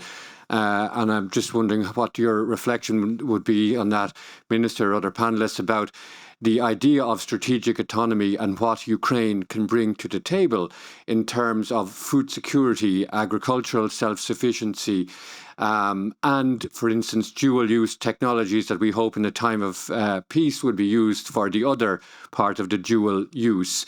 And just to take one example that had come up with a number of the panelists, the idea of Ireland being this isolated island but indefensible, unable to defend its own seas and territorial waters, and only finally having the idea that there should be a maritime security policy. Well, we know that Ukraine has succeeded in preventing Russia from making the Black Sea a Russian sea. And what, support. That's just to give one example. But the general question to the panel is, what benefits they see, Ukrainian membership of the European Union brings to the broader European family. Thank you. If I may, I can immediately jump to that question about food. The thing is that Ukrainians genetically know very well what the weaponization of food means, because in the 30s of the last century, millions of Ukrainians were artificially starved to death by Moscow, when Ukraine was and still is the most fertile part of that part of the continent, So because we genetically remember what it means to die of famine, during the times of aggression, we work very hard with our partners, with the United Nations, to launch the Grain from Ukraine program, which eventually collapsed because of the Russians. We will have this month, on the 19th of November, a Food from Ukraine summit, where together with our partners, we will discuss how can we export not only grain, but other types of food to the most needy countries, not only in Africa, but also in Gaza. We're sending oil and grain to Gaza. We're sending flour and grain to Syria, to the new government of Syria, because we produce much more than we need, right? Also, the Ukrainian farmers, in theory, could have switched to other things that they could have produced for bioethanol, for example, production rather than food. But who would suffer from that? They would get the same income, right? But people in Africa and in other parts of the world will suffer. Yes, it's true, you may say, that today is the third year in a row with overproduction of grain around the world. Like this year harvest is 4% more than last year harvest. So it's not even about the availability of food. It's about the sustainability of the channels of delivery of food. And that is why the security of the Black Sea area is not only about Ukraine, it's also about other parts of the world. And we have to work together to ensure the security of the Black Sea corridor. Perhaps there is a Polish ambassador here in the audience, and he or she may say, when Poland applied for the membership in the European Union, what was the major threat, as perceived by the European Union? Food supply from Poland and immigration. So what happened? Nothing, basically, So those perceived threats, this threat of Ukraine being inside the European as one of the major food supplier and producer, the threat of Ukrainians immigrating to Europe, it's ridiculous. It's nonsense. There are countries in the European Union today who can sustain their economic growth exactly because the Ukrainians are working in those countries. If the Ukrainians in Poland, would one day decide to move somewhere else, I have reasons to believe that the Polish economy growth will suffer. The Ukrainians are paying taxes in Poland. 70% of Ukrainians are employed. Every fifth business registered in Poland among women is a Ukrainian business. And the majority of the IDPs are Ukrainian women, and children. So we have to remember that the original saying is not the devil in the details. The original saying is that God in the details. We should look at the problems, at the perceived problems through positive optics rather than seeing problems. We should look at the problems in a way that we embark on opportunities that sometimes extreme situations produce. Right? Thank you. I'm going to ask shortly for the three speakers to make some concluding remarks. But if there's anybody else who wants to add, there's a question. There's a question here, and if I don't know if there's any questions, for example, online, we could take a couple more questions. Thank you for indulging a second question from me. Just on the European perspective, one of the pillars of how Europe is planning on, how the European Commission has outlined how member states can pay for their defence is using the opportunities provided by the Savings and Investment Union. And I'm just interested in the panel's perspective on potentially the risks of putting so much of how we might pay for our defence on an instrument that's still in development, and also how we can engage with financial services institutions, many of whom are based in Ireland, and Ireland has a really, really outsized role in this conversation. How can we engage with them now to try and ensure that capital is allocated towards defence, research, innovation that has those applications? Thank you.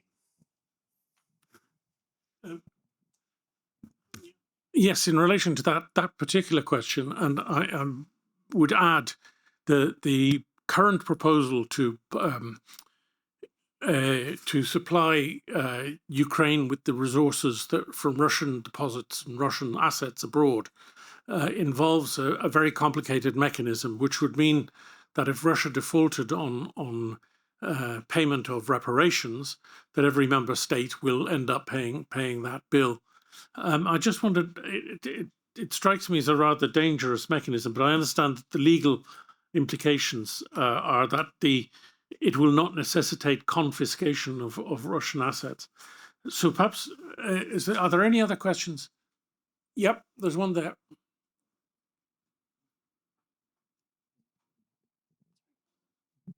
Sorry, this might sound a little bit out of the mainstream of what you're talking about, but I would like to hear the panel's view on what's happening. I mean, we're all on the same wavelength here, and we're talking about the Baltics and Poland, etc. But the noises that we're hearing from Hungary and Slovakia and those countries in support of Russia, what's the panel's response to that?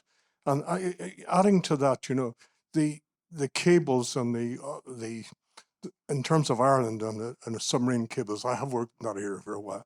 I think it's much more important at the moment, the propaganda that's coming in via the social media on those cables rather than the cables themselves.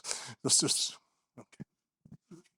And one last question over there. Thank you. If I can merely make a brief observation rather than ask a question, and I just comment on the very real level of criticism towards the Irish government that I've heard over the last hour. And I felt it's unfortunate and perhaps even embarrassing that the questions have to be answered by my former friend and colleague, Deputy Berry, or former Deputy Berry, who, like myself, is no longer a member of Parliament, and as such, perhaps not in a position to use the voice of influence that might, in the circumstances, be necessary. So my question is, why isn't there somebody from the Irish government here to listen to the very important submissions and observations, not only from the panel, but also from the floor? I'm a member of Mr. Harris's party, and I certainly will be bringing him a strong message this evening. But I regret that it has been left to Deputy Berry to field the questions, although he's fielded them in a very comprehensive manner, as he has always done. But it seems that as far as Parliament is concerned, he is something of a lone voice, and that's what's regrettable. Thank you. Thank you. I propose now to ask the speakers. Paddy. Sorry. How are you? Cormac Devlin, Fianna Fáil TD, and like Senator McCarthy, I'm a member of the Irish-Ukrainian Friendship Group in the Parliament and have been over the last 2 terms. And I want to compliment, first of all, the panel, in particular the Ambassador, and indeed welcome the Minister again for your enlightening discussion today. And I think there's several questions. One is particularly on the issue of expenditure for our defence in Ireland, and that issue, as Cathal has raised, certainly has been a topic of discussion since the full-scale invasion. And it's been a discussion in both government parties and obviously in the chamber as well. I would say, though, in the last number of months, if not over a year, the prevalence of Ukraine in the national media has not been as high. And one could argue maybe there's other reasons for that, other conflicts, etc. But that too has lessened the discussion about as the Minister has alluded to, the front line of Ukraine being the front line of Europe's war. And I think the issue is, obviously domestically, we're aware of our lack of capability for deploying troops or deploying defence forces, should I say. Cathal has mentioned about our naval services, those inshore patrol vessels hopefully going to be located on the east coast. That base is potentially in my own constituency in Dunleary. But there are genuine issues that have been raised over the last number of years vis-a-vis our defence forces. And of course, finance is one piece. I think Cathal also mentioned the review that was done of the Defence Forces. A number of recommendations have come from that. And of course, increased funding for Defence Forces is it's essential. But what I would ask in terms of what the Minister was saying, Minister, you alluded to the issue of energy supply to Europe and the purchasing of Russian energy in particular by European states. You also mentioned other issues about capabilities for Europe in terms of monitoring undersea cables, not just indeed off our own coast, but right across the European Union, and energy security being an essential part of that, along with the democratic security of the European Union. So what I would ask, maybe indeed all the panel, not just the Minister, but what would be the top number of items that you would say Europe needs to really hone in on to support Ukraine, but also to give defence to the European Union? And again, Minister, you alluded to the likes of the purchasing of energy, but also other issues facing Europe. So maybe like sanctions, etc. What other items, what would be the top priority that you would place for Europe to tackle and to support Ukraine? Gerasko. Okay, now I'm going to ask the panelists to say a few words in final sum up. Sorry, I'm going to ask panelists to say a final few words in summary, and then we will adjourn for lunch. I'm told that lunch is available now, and we are resuming the session at a separate session at 12:30. But perhaps I'd ask Ben, would you like to respond? Sure. I'll start local and then end global. In terms of the local, I think there is genuine recognition in the Irish government as to what the threats are and what the response needs to be. I've spoken to senior members in the Labour Party, in the Green Party, and in Sinn Féin, and there is also genuine recognition of the kinds of threats that are out there. But Ireland is not blessed with political leaders. It is not blessed with those who are willing to shatter shibboleths and to slaughter sacred cows. There is an institutionalized hesitancy, an institutionalized ambivalence, and a political fear in talking about any or all of these issues in the kinds of ways that I think they need to be talked about. So all I can do is appeal to the deputies and senators in the room to take back to your respective parties the need to have these conversations at common level, at branch level, at Ardeshina, and engage that kind of conversation that I think needs to happen. My global response is to the question about Hungary and Czechia. We mentioned, sorry, Slovakia. I beg your pardon. In respect of, we spoke about an elephant in the room that wasn't being talked about. There are cockroaches in the room that need to be talked about, and this raises the bigger question of Russian disinformation. Russian attacks on elections, Russian attacks on civil society, Russian attacks on democracy in our countries. We have numbers of different populist movements across European countries. We could have different electoral combinations of different parties in government, which could really shift the balance in Europe in terms of a lot of these questions. And so I think it's a question, Ukraine is on the front line physically, politically, diplomatically, economically, in terms of defending Europe. But Europeans also need to take responsibility for defending their own democracy. Because if they don't defend their own democracies, then the kinds of shifts that we have seen in some of these countries could be seen in other countries and genuinely cripple Europe's capacity to meet the threats of the future.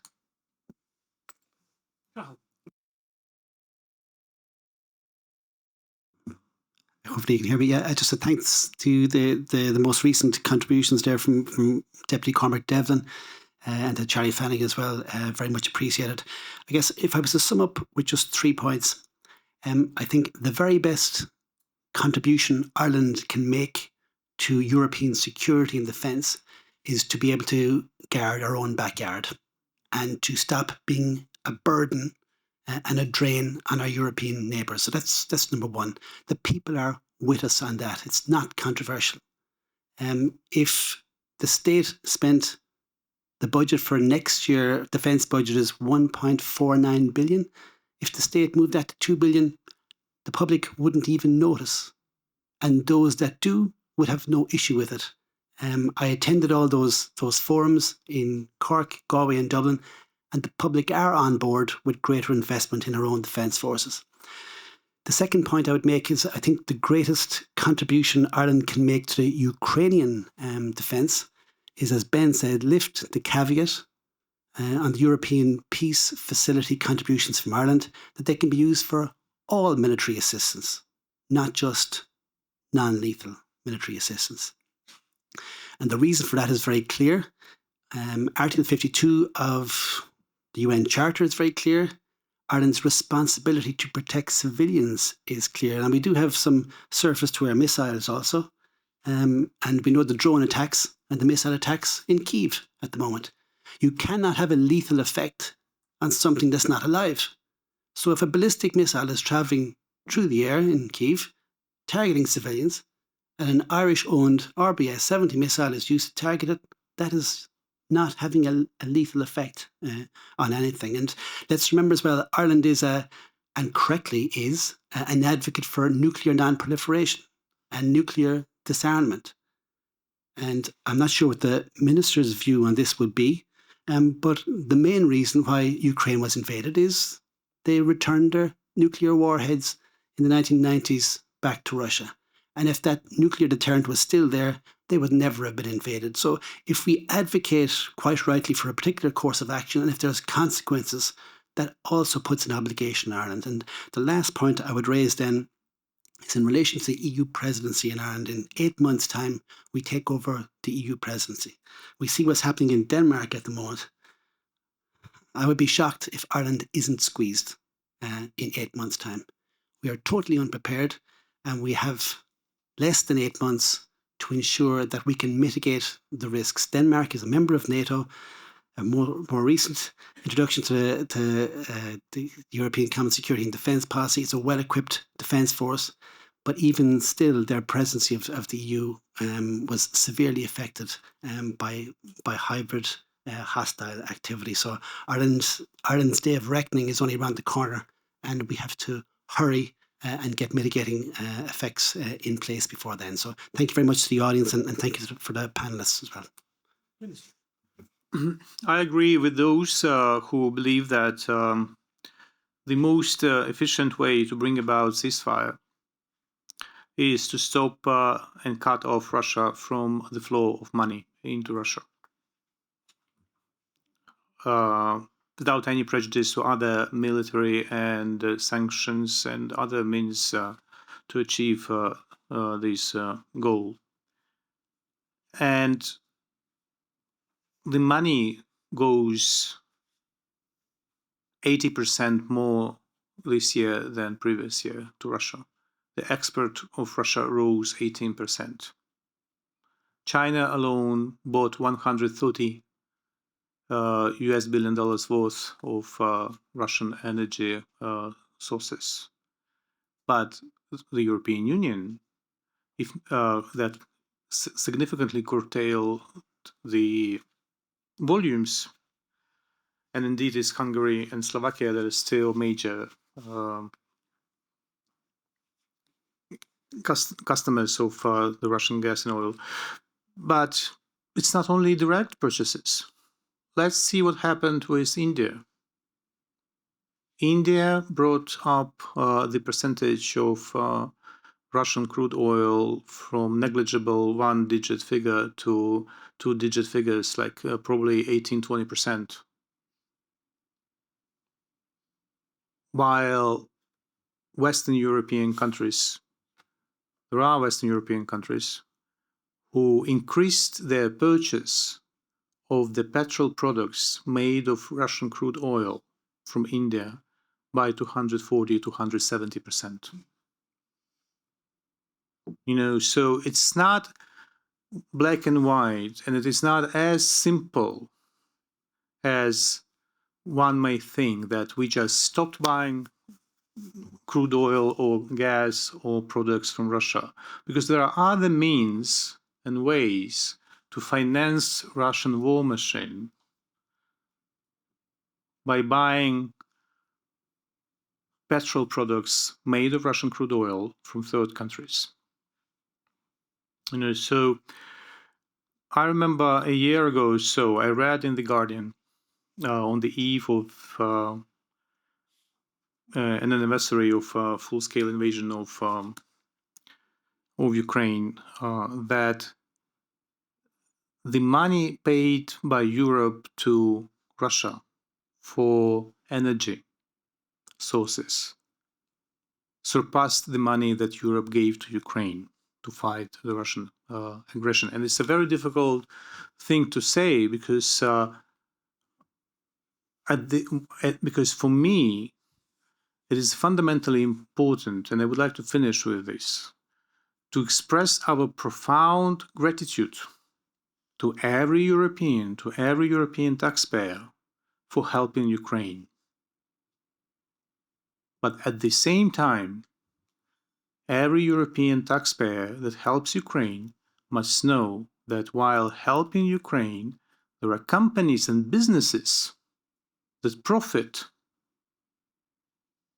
from the discounted prices of either Russian gas and oil or the products made of discounted Russian gas and oil, that which is kind of a circle that keeps the money flow to Russia, and we have to address it. Thank you. I'm going to call an end to the meeting and thank our panelists for their contributions. I hope that you found the meeting interesting. Thank you.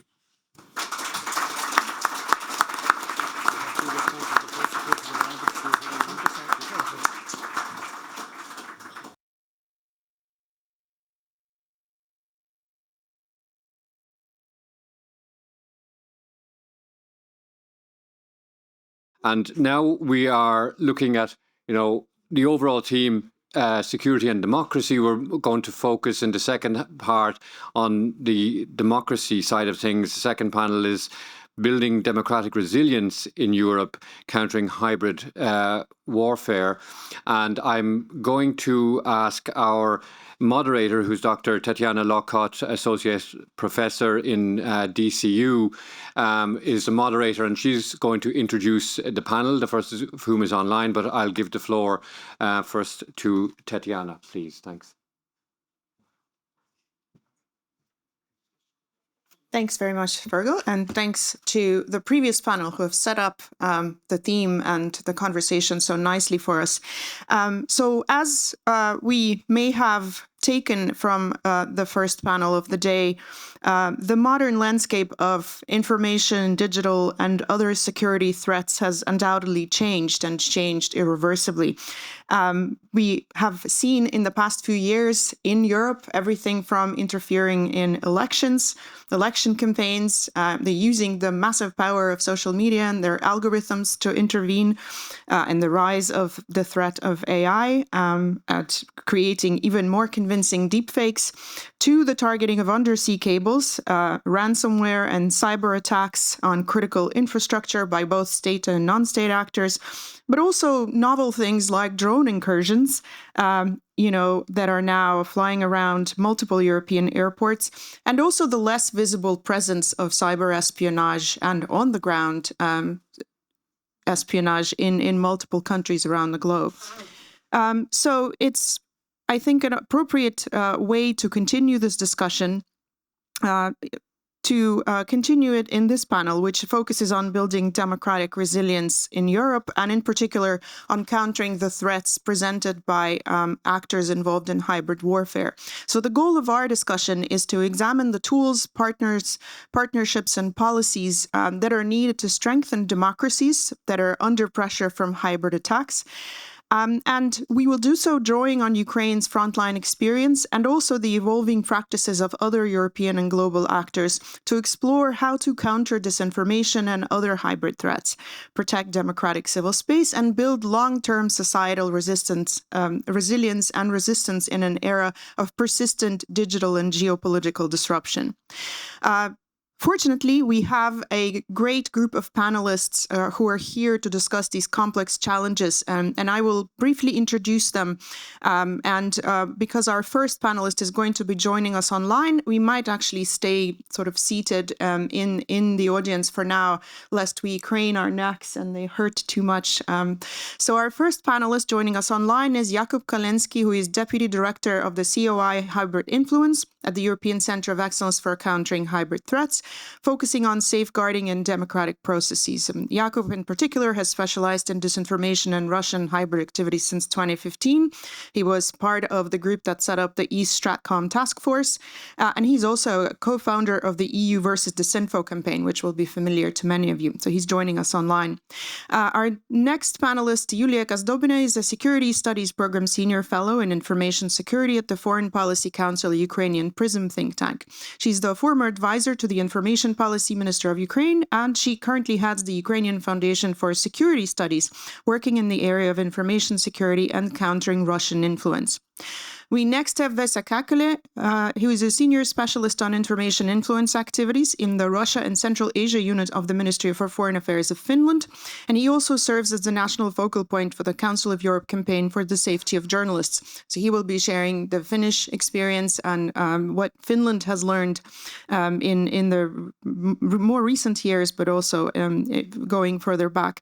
And finally, we have Edward Burke, who is assistant professor in the history of war and director of the International War Studies MA program at UCD. His research focuses on military cohesion, paramilitarism, intelligence, and political violence. Dr. Burke has also appeared as an expert witness at the UK Houses of Parliament and the European Parliament and lectured at RUSI and at Chatham House.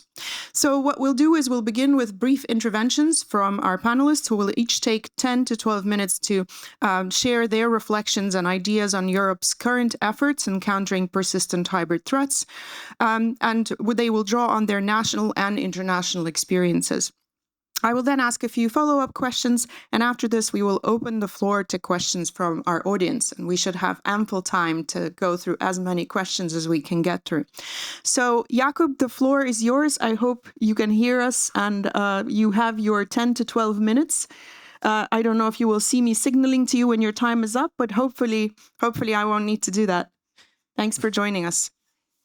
Thank you very much. Thank you for having me. Thank you for inviting me. And I'm truly sorry I can't be there in person. As a James Joyce fan, I would very much love to go to Dublin. But I'm very happy that there are events focusing on Ukrainian best practices and lessons learned.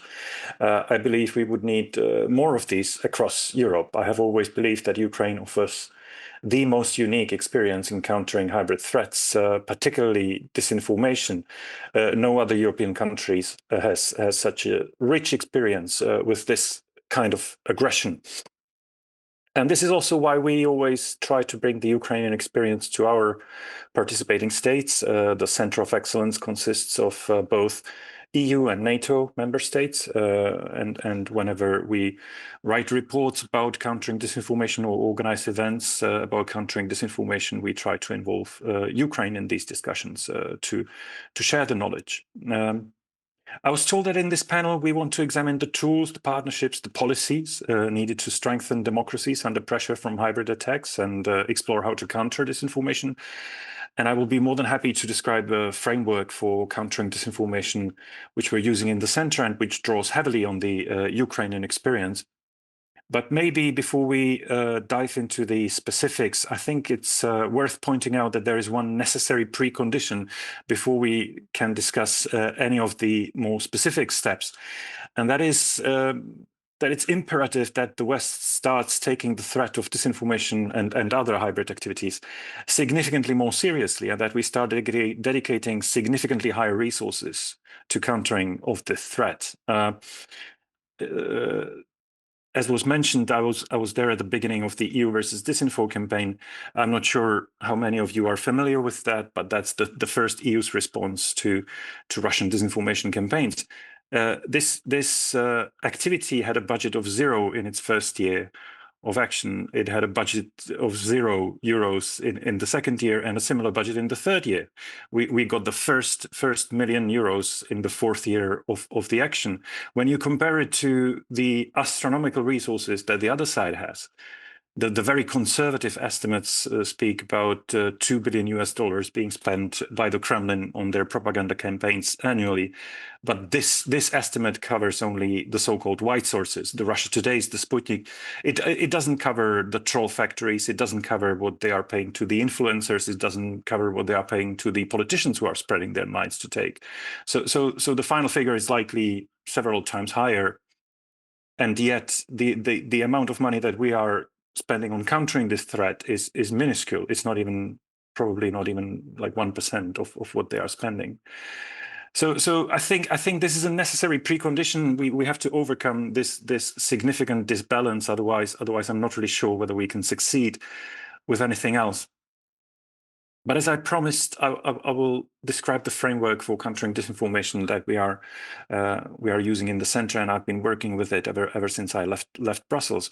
It's called 4 lines of defense. It describes 4 bigger groups of countermeasures that we need to be discussing if we want to tackle the threat successfully. The first of them being detection, documentation, basically the situational awareness. We need to document how many disinformation channels are there, how many messages per day they spread, how many people do they target, how many people do they reach. I think when it comes to this first line, we have a solid idea about the qualitative aspect of disinformation campaigns. So we more or less know what are the messages, what are the narratives that the Kremlin is trying to spread in Europe. What are roughly the aims and objectives, why they're doing it. But the quantitative aspect, this is something that we're missing, and it's very difficult to design proper countermeasures if we do not have this kind of data. If I try to illustrate it with a parallel, imagine you would be in charge of fighting the COVID pandemic, but you would be told that you will never receive any data about how many people got the virus, how many people are in the hospital, how many people died, how many people are vaccinated. It would be almost impossible to design a proper solution. But this is unfortunately a situation we are in with countering disinformation. We have close to no reliable data about the scale of the problem. So I think this is the first line, and I do think this is the basis for all the following countermeasures. The second line, raising awareness. So whereas in the first line we are trying to collect the data, in the second line we are trying to spread it, spreading among people, to inoculate the audiences, to vaccinate them against disinformation campaigns. We try to explain how the disinformation campaigns work so that the audiences are better prepared when they see it in real life.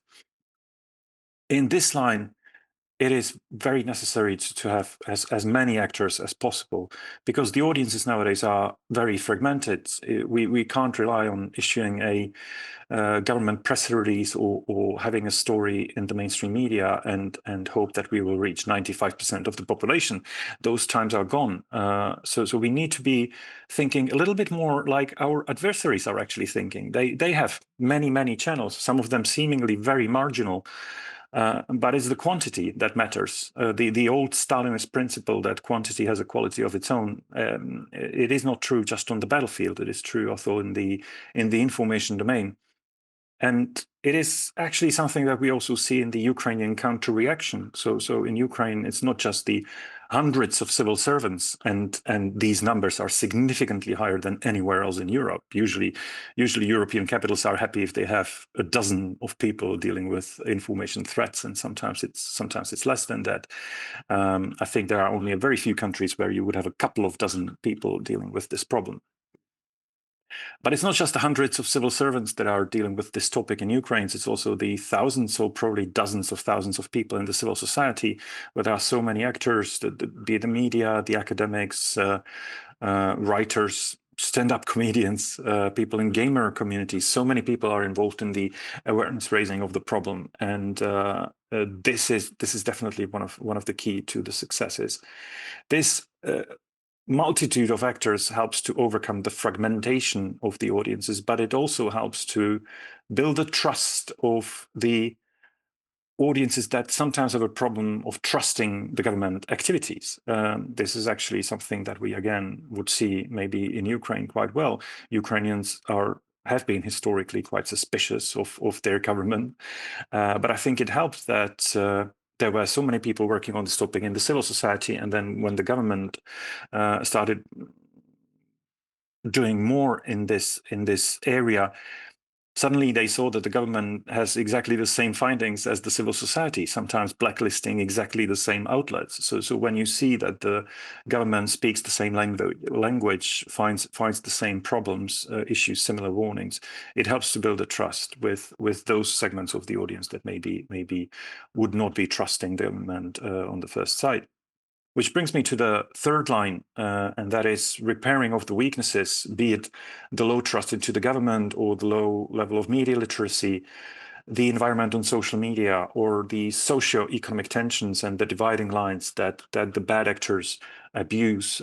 There's this older metaphor described by Ladislav Mitban, the Czechoslovak he used to work for the Czechoslovak version of the KGB. We called it STB. And in this communist secret police, he was responsible for disinformation operations. Then he defected to the West, and in one of his books, he was describing that the disinformation factory works a little bit like an evil doctor, a doctor who is trying to make the most precise diagnosis of his patient. He's trying to find his or her biggest illnesses and weaknesses. And then he's trying to make these illnesses worse, not better. He's trying to speed his patient to an early grave. And this is exactly how the bad actors operate nowadays as well. They will try to find the most sensitive topics, the most divisive topics, and they will be trying to make them worse. Be it the racial question in the United States or migration crisis in some other countries. COVID proved to be very, very successful in dividing the audiences. So this mechanism is always the same, and we need to be aware of that and try to work on these dividing lines, try to work on these weaknesses to prevent the bad actors from exploiting them. But finally, there is the fourth line, and that used to be the most controversial. Hopefully, the situation is changing after 2022. We also need to be doing something about the information aggressors. All the first three lines are only about us as the victims of the information aggression. How can we improve our condition? But that is not enough. We need to be discussing how to limit, how to punish, how to deter the information aggressors, how to impose costs on their behavior. And although in many Western European countries the discussion about these measures is still almost taboo or at least very, very sensitive, I do think that this is an absolutely necessary part of the package. And again, we would see it in Ukraine when we were conducting the interviews with the counter-disinformation practitioners from across the government, the civilian side, the military side, but also the civil society, the non-governmental sector. All of them were telling us this was the most important thing that Ukraine has done, shutting down the Russian channels, shutting down the channels that were spreading exactly the same message, although officially they were not owned by Russia, but they were owned, for example, by Medvedchuk. But we even heard people telling us, had we not done this, it would be impossible to defend Ukraine on the battlefield. They considered it of primary importance. But it's not just this nuclear option shutting down some of the channels. It can be also softer measures like naming and shaming, like blacklisting some of the disinformation outlets. Again, an activity in which Ukraine is heavily involved in, both in the governmental and the non-governmental sector. We can be using already existing laws, like laws about defamation, incitement to hatred, incitement to violence. There are even cases in some EU countries using these laws against disinformers and propagandists, and sometimes these cases even make it to the ECHR, and the ECHR confirmed that the authorities were in the right to use these laws. Maybe we should be also making more use of the instrument of investigations. I probably wouldn't give the US as an example of a country that is not divided or of a country with high media literacy, but when it comes to the investigations, I still think that the Robert Mueller investigation into the Russian meddling in 2016 is the golden standard, and as far as I know, no European country got even close to investigating these activities so closely and to drawing so many legal consequences for the bad actors. And I think we should take an inspiration here, because if we allow Russians to do this activity unopposed, they will take it as a green light to be more aggressive, and unfortunately we are seeing that. Let me stop here, but I will be more than happy to elaborate on any of this in the discussion. Yes, I do. Thank you very much, Jakub. That was an excellent start. I think having a framework to begin with, and also reflecting on how that framework has evolved in the time that it's existed, has been really useful. And hopefully our other panelists can expand this conversation. And in particular, I would like to now hand over to Julia, who obviously has worked on these issues of information security and hybrid threats in the Ukrainian context in particular for a number of years. And I asked Julia to share in particular some of the reflections on how this landscape has changed, and also what lessons can be drawn from the Ukrainian experience, perhaps for Europe and for the rest of the world. Julia, the floor is yours. Well, thank you very much. Thank you for the opportunity. And when we heard a lot today about the way the world has changed, and I think the prevalence of hybrid warfare is actually one of those things that is marking the difference between the world as we knew it maybe like 10 years ago. And when we talk about Russian hybrid activities in Ukraine, I would say that there is change and continuity. And when we talk about continuity, their approaches and their goals remain basically the same. But what changes is the tools. They become, in many cases, more capable of make those Russian activities more efficient. And also, when we talk about what is also specific is the vulnerabilities that Russian propaganda exploits in different societies. And that is context specific, and that is also time specific. So, for example, at the time of COVID pandemic, they were trying to exploit the issues related to vaccination, non-vaccination, government role in limiting freedoms. When that was gone, the war started. Now they are trying to exploit those issues that are relevant to the war and mobilization first and foremost, because that's something that's sapping Ukraine's ability to fight. Also, they are attacking Ukrainian government, trying to delegitimize Ukrainian government. They also try to demoralize Ukrainian society and to weaken its will to fight. So it all depends on the context, depending on what's going on in your country and what goals they're trying to pursue. Another thing that stays the same is that they weaponize peaceful means. And I would say that they weaponize them twice. First, they do it to actually try to destabilize and influence your society. And the second time they weaponize those means when you try to fight against this, you try to stand up to it, like some of the measures that Jakub just mentioned that Ukraine did to limit the presence of Russian disinformation actors in the Ukrainian space. They weaponized it for the second time by accusing Ukraine of violating principles of free media, of free speech. And they do it not only with media, they do it with multiple institutions, which in democratic societies are not in any way a part of the military infrastructure. And I mean churches, for example, I mean culture, and I mean education. They weaponize all those things. And as an example, Ukraine is now trying to limit the presence of the Russian church in Ukraine. And the reason for that is that Russian church is not a church. We know how closely it is affiliated with the Russian government, Russian state, with Russian military, with Russian nuclear forces. I mean, each branch of Russian nuclear forces has its own kind of patron saint. And so we know how closely associated the Russian church is with the Russian government. And Ukraine is trying to get rid of it, but it's getting accused of limiting religious freedom by trying to do that.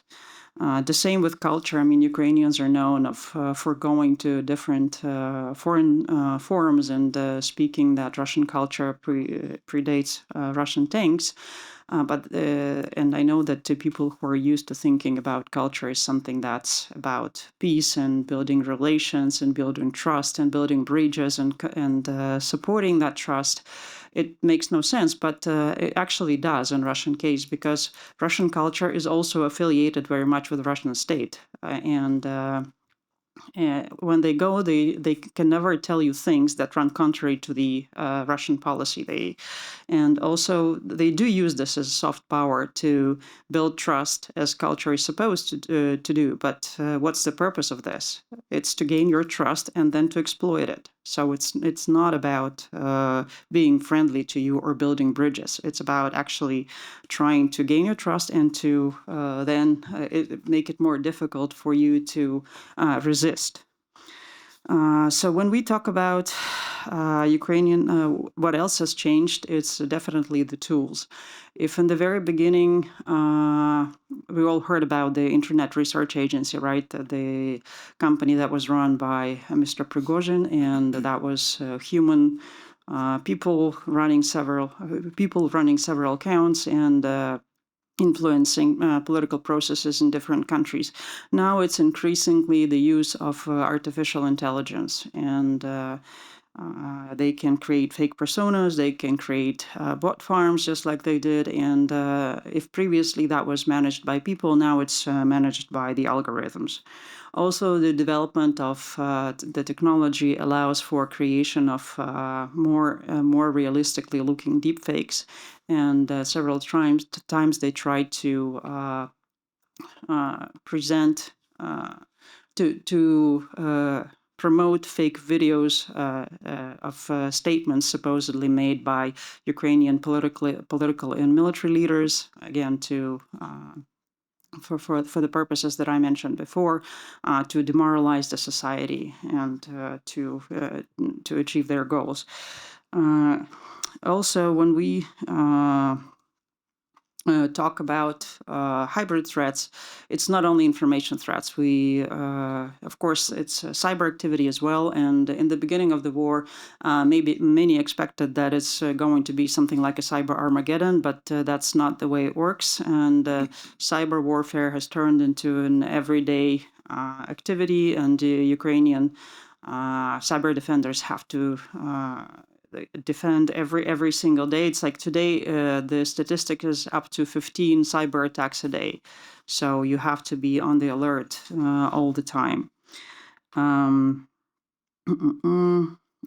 Another thing in the information space, which is, again, very important with the spread of the artificial intelligence models, one of the things was the creation of the so-called Pravda network.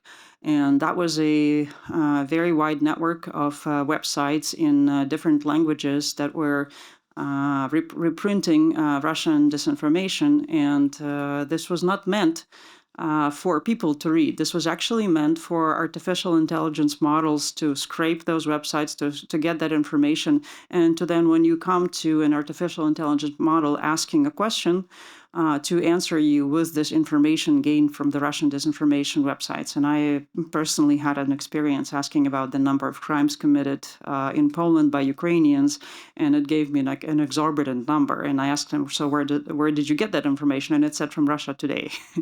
So, and that's another danger, that they are actually not influencing directly, but using these indirect methods, and that helps them circumvent the sort of awareness building and naming and shaming measure that Jakub mentioned.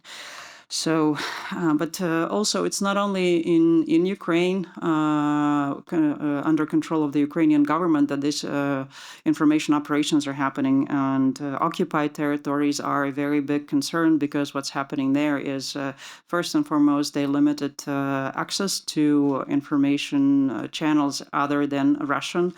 And they use all available means, like, media propaganda, school.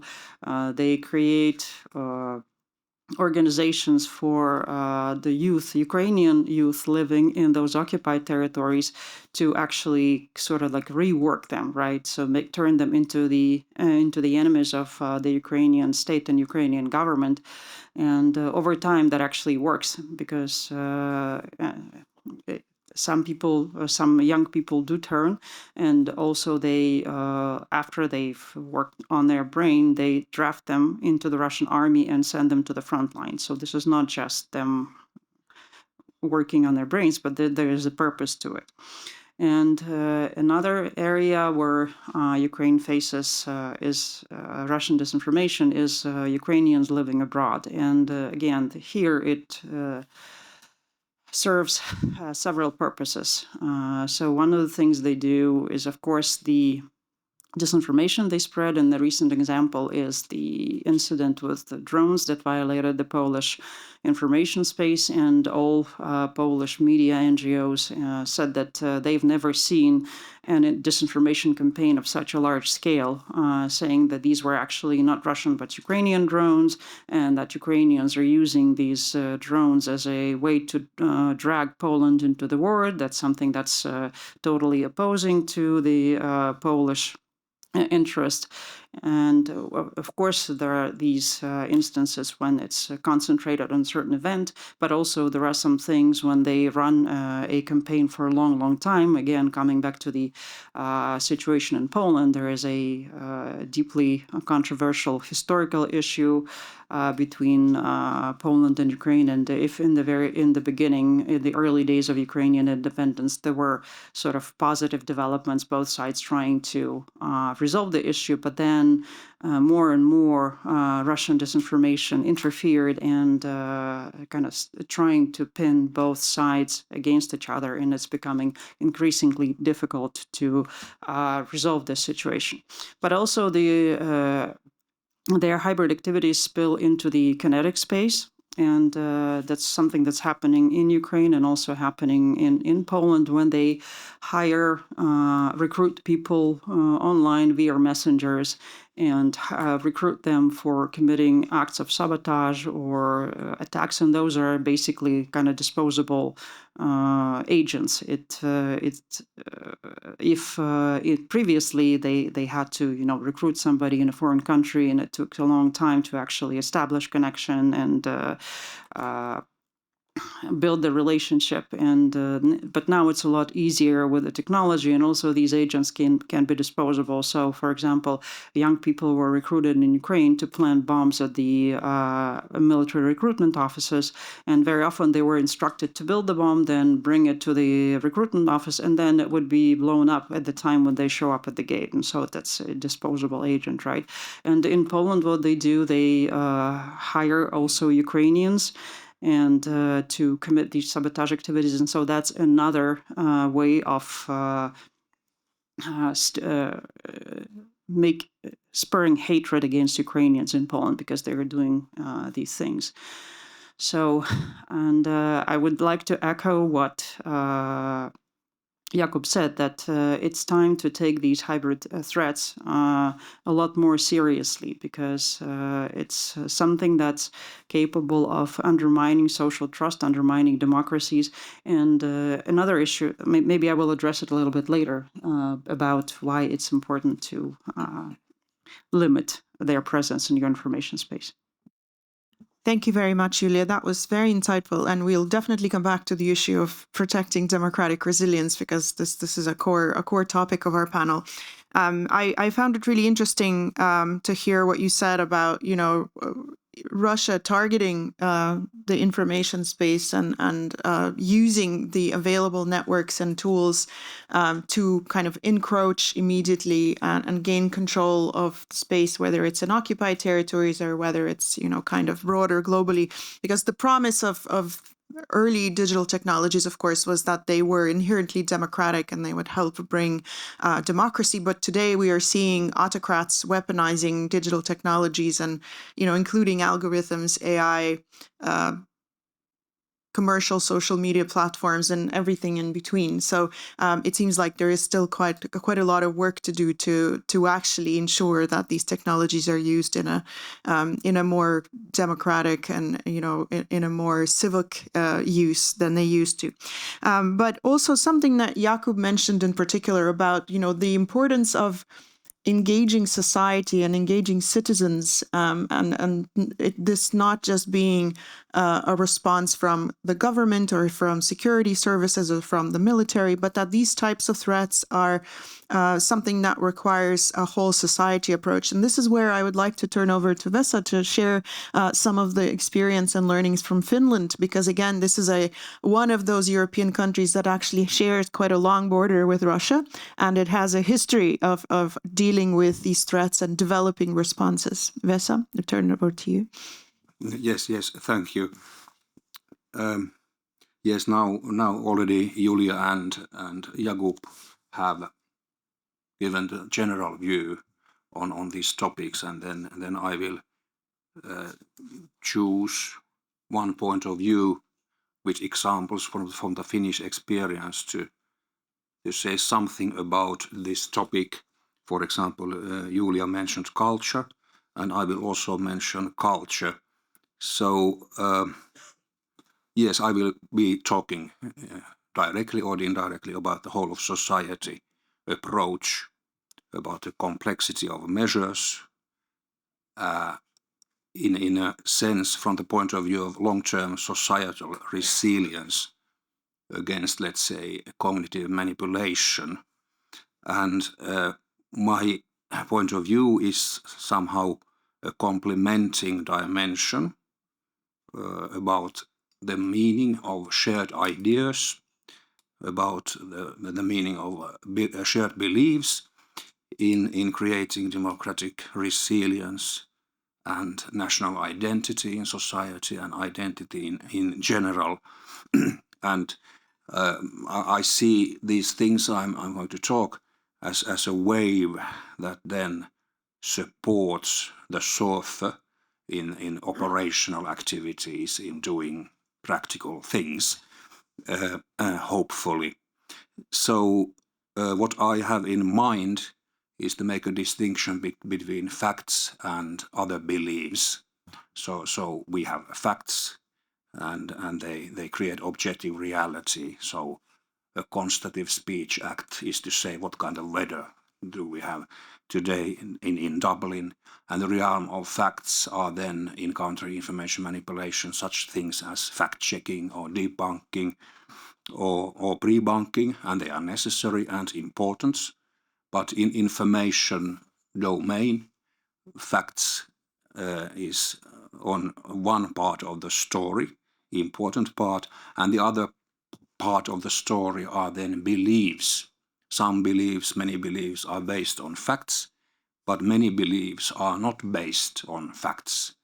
They are based and shared with other means.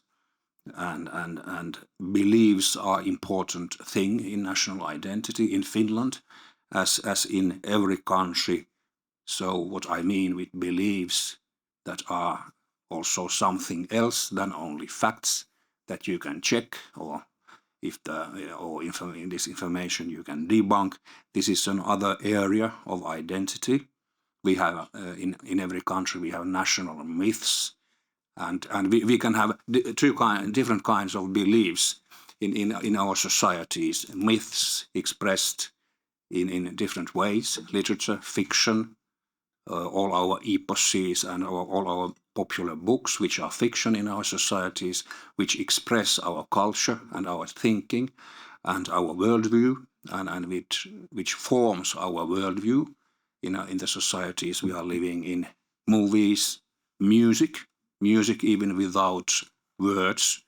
You cannot fact check music when there is no words, probably, like national anthems without words, or sports activities, shared experiences through sports, which has been very important for example in Finland, in the nation building of Finland.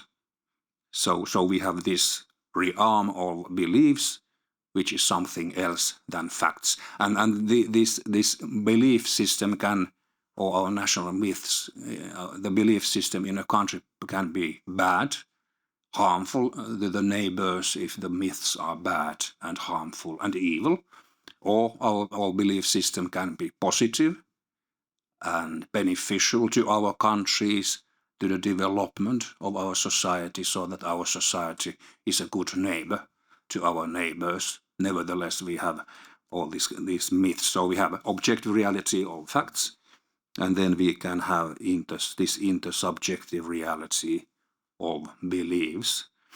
For example, and I will give shortly an example from the Finnish history about a very influential book in Finland that has shaped our worldview, and is an example of an important book which is an important part of our belief system and which supports us.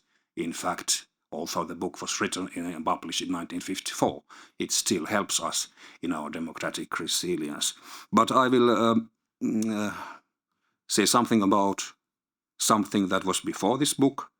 In 1918 in Finland we had a civil war which was cruel, very, very cruel.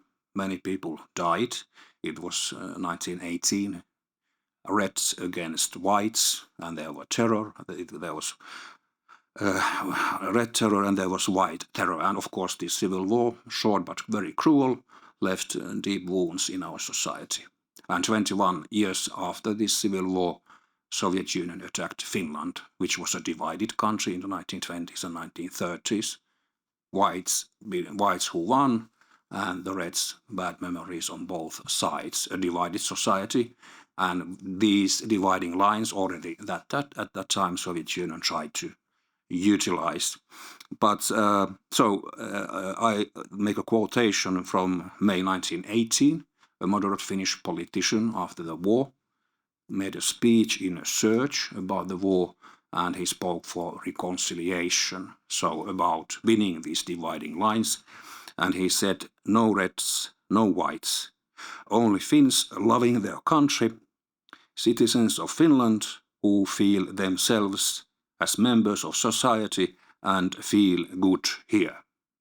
So he applied for a social cohesion, which is one of the most important things in countering information manipulation and cognitive manipulation.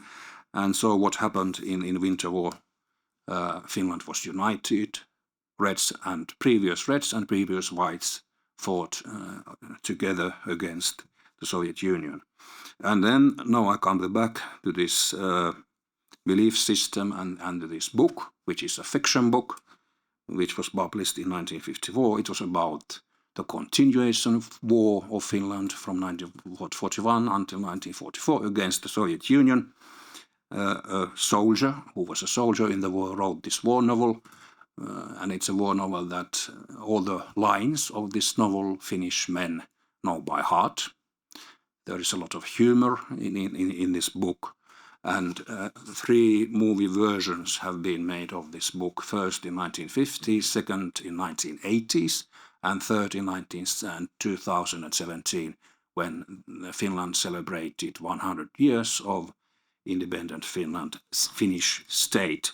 And the book is written from the point of view of ordinary soldiers. It's called An Unknown Soldier.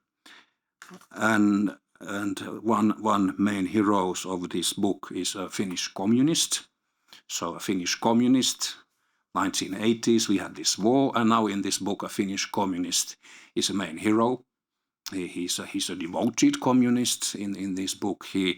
When they have breaks between the battles, he's preaching his communist ideology, criticizing Finnish capitalists, and he's a very sympathetic character in this book. And in the beginning of the episode, the last episode, he appears in this book. He ironically says, "Okay, let's go and fight for the fatherland," mocking Finnish capitalists again. And then he dies, and he's the most courageous soldier in that episode. And so I said that this film is usually, one of the versions of this film is usually shown on Finnish television on the 6th of December, which is the day of independence of Finland. It's a tradition that some of these versions is shown on television, so creating social cohesion and bringing up and cherishing the historical memory of Finns. And also a military parade is made on the 6th of December in Finland, and it's shown on live on Finnish television. Also something that is in the system of beliefs. And so here we have the thing that a Finnish communist, one of the main heroes of this book, here we have the example of participation in society, and everybody participated, reds and whites, in this war. And also and one thing is that these Finnish soldiers in this book, they mock propaganda, so information manipulation.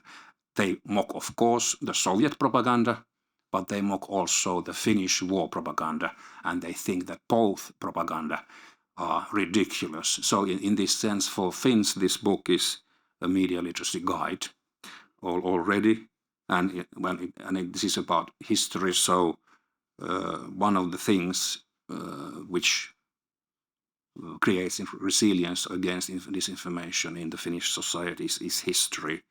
History has done psychological inoculation on us, so we remember our history.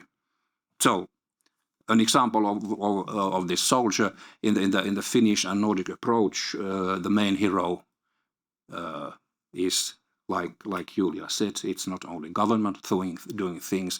In our approach, whole of society approach, the main hero is an individual citizen, which is well enough educated, well enough informed, so that an individual citizen, the main hero in the Finnish approach, can make choices based on literacy, so you can trust an individual citizen in Finland.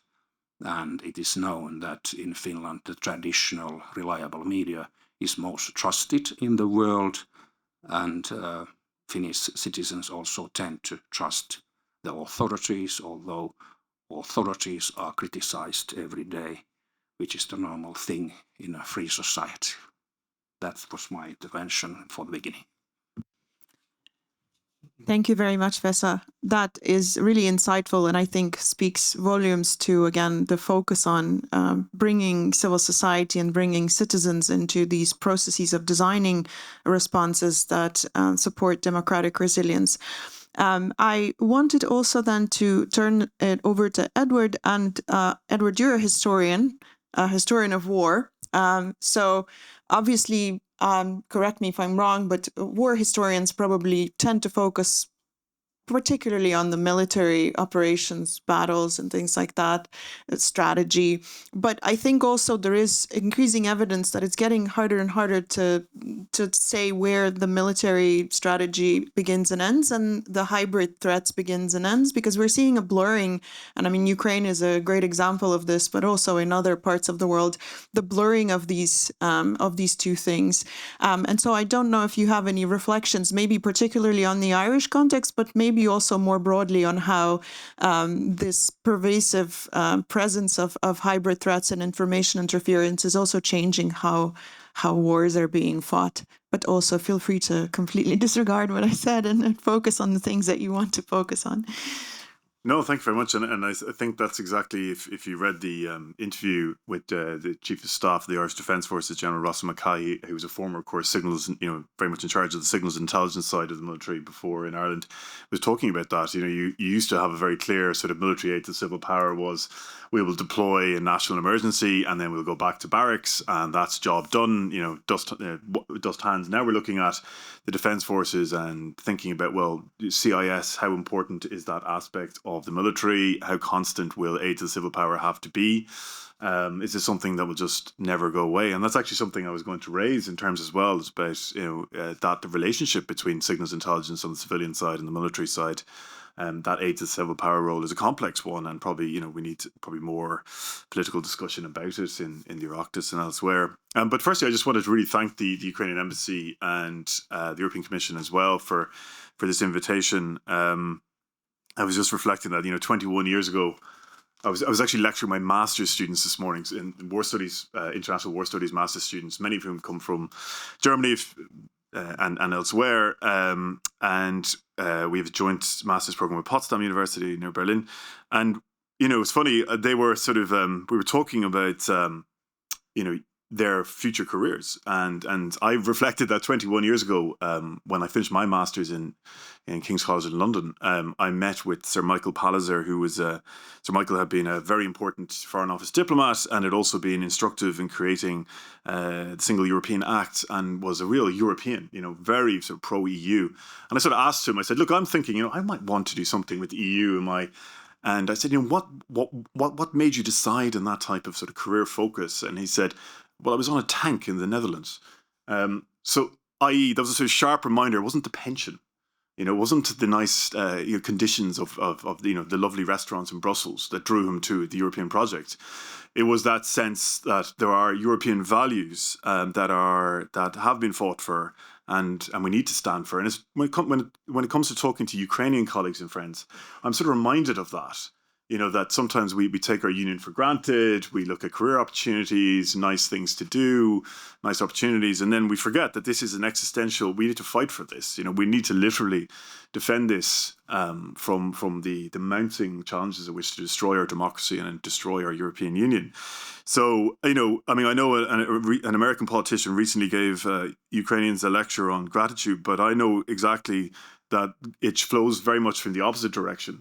Right, in terms of reminding ourselves constantly what Ukraine is fighting for, and what we need to do for Ukraine, but also to learn from Ukraine, from that experience, and from Ukrainians themselves.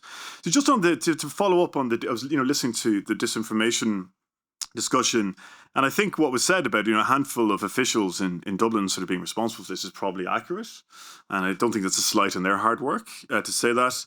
And I think that it's significantly escalated, the disinformation we see in Irish elections in recent years. Obviously, the European Parliament was well flagged and carefully monitored, and the Commission and others were really clear on what happened in the European Parliament, including the elections, including in this state.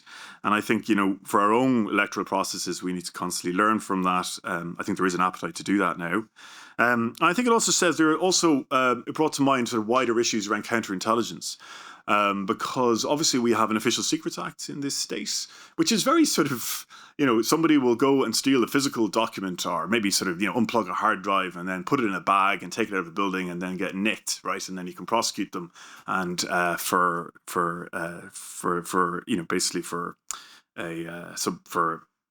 an espionage offence. But actually, a lot of the most dangerous espionage activities now in the 21st century are done by people who are, are done by states or indeed non-state actors or people associated with people who are working with state intelligence services or take money from them and consciously do these things. And, legislation is often not fit for purpose in that sense, in terms of, what exactly is an espionage offence under the law, and is our in 20th century legislation fit for purpose? And I think in our state, the answer is not. So it's very difficult for An Garda Síochána or whoever, even when they detect some of this activity, to try and sort of think, well, how do we put that file to the DPP? How do we actually get that over the line? What information can we even release about this activity? Because this is something, again, our tradition here in terms of security and intelligence is because the major threat to the state in the 20th century was, of course, subversion from Republicans who didn't recognize the state, and that there was a sort of then very covert cooperation with the UK on managing that subversive threat, and that was very politically sensitive. We often didn't want to put into place the formal structures or the formal laws, and that has created a legacy that is that complicates the job of, I think, of counterintelligence in 2025, right? That we don't really have legislation or possibly structures or possibly an information campaign from senior officials. I praised actually Assistant Commissioner Michael McElgunn recently, for example, for giving media interviews about the scale of the threat that he's facing, how busy An Garda Síochána are. I think that's really helpful.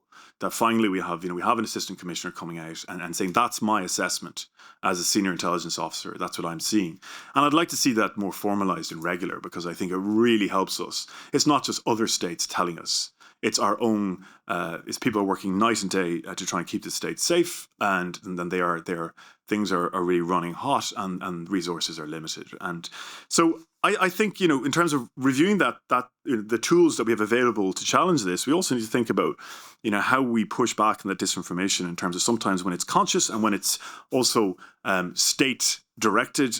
We need to have the right tools in place to protect our democracy. I think also we can't understand the recent violent protests in this country in terms of what we've seen with regards to attacks in West Dublin, North Dublin, the city centre, to do with migrant protests that turned very, very ugly. We can't understand that without thinking about what's happening to our nearest neighbour. It's happening simultaneously in the UK. The same methods are being employed in terms of the raising flags in certain areas. There's constant communication between these extremist actors.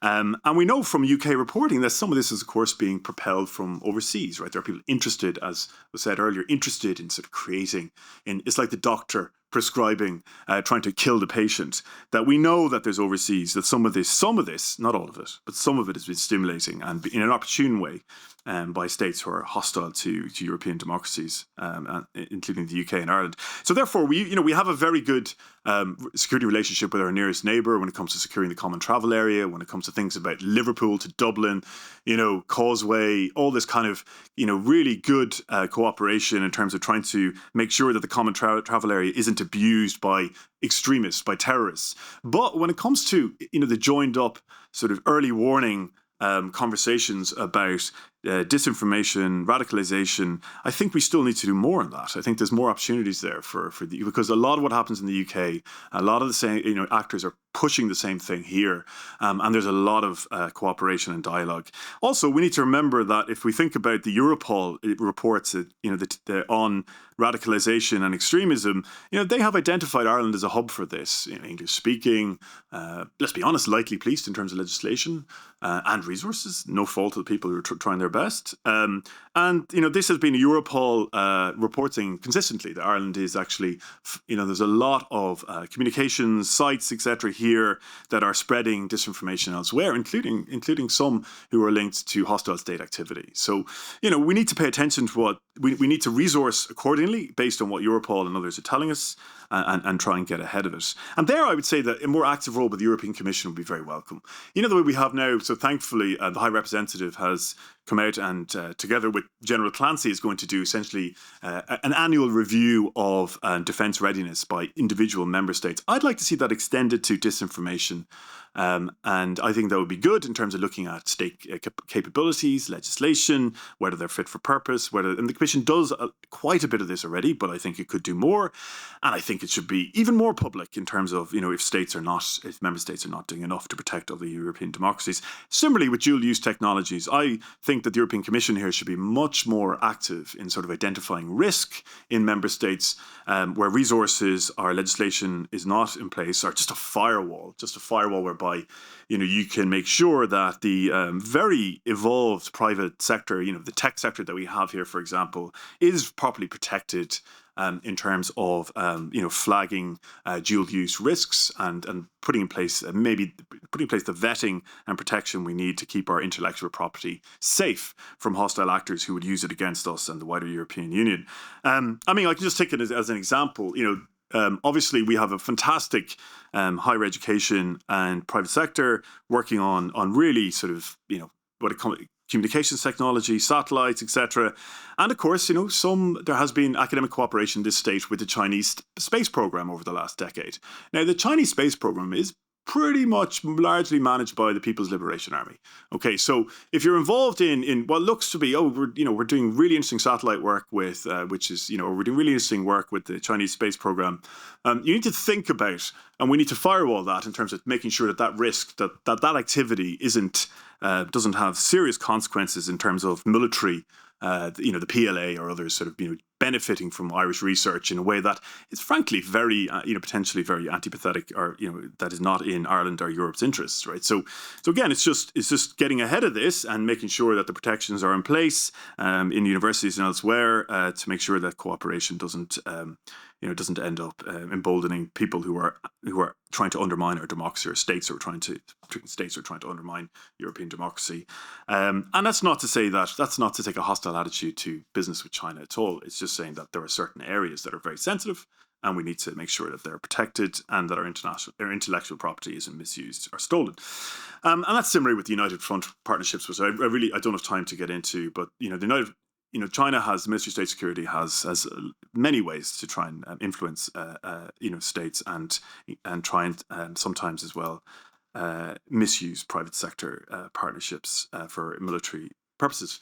But look, in terms of some more positive news, I think when it comes to awareness in official circles, I think when it comes to protection of critical national infrastructure, I think that's improved significantly over recent years. We see some green shoots in terms of maritime cooperation. NATO over the last number of weeks, which I think is very good. The bilateral dialogues with the UK have intensified, and I think that's there's lots of promise there to use that UK Ireland defence memorandum, that cooperation that we already have in place, and to accelerate that.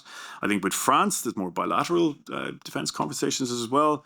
And so on maritime intelligence, I think, and also in terms of Ireland, linking up to European maritime intelligence networks recently, getting, PESCO projects to do subsea infrastructure protection. These are all good things. Some of them will take quite a long time to come on stream.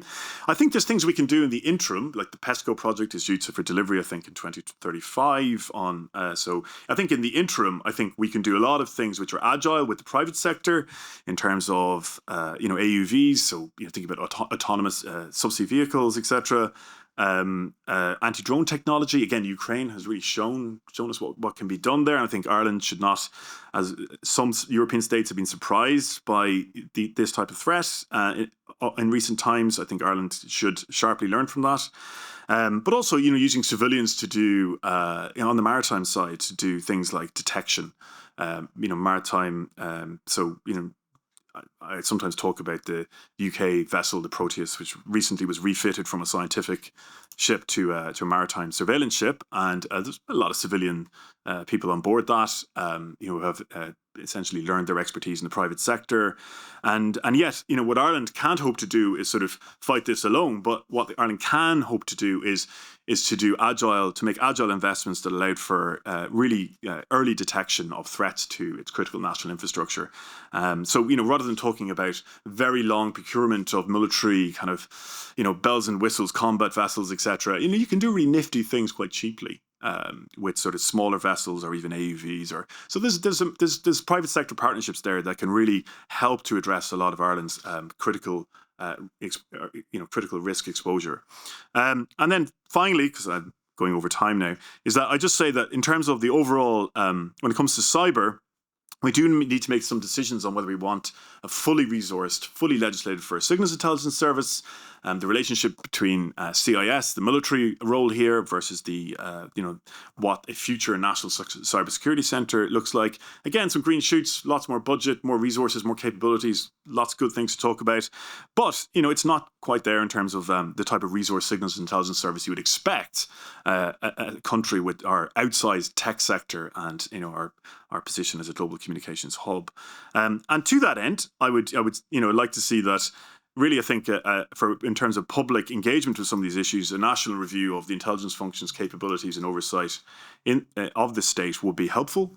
It is possible to release executive summaries into the public domain. Many European states, Denmark, etc., do that. It's very helpful in terms of generating public interest. It's our own people telling us what the threats are, and it generates conversation. And finally, with regards to the presidency, I mean, clearly the E3 are becoming the defence drivers of Europe now. So, clearly, and the UK is one of those.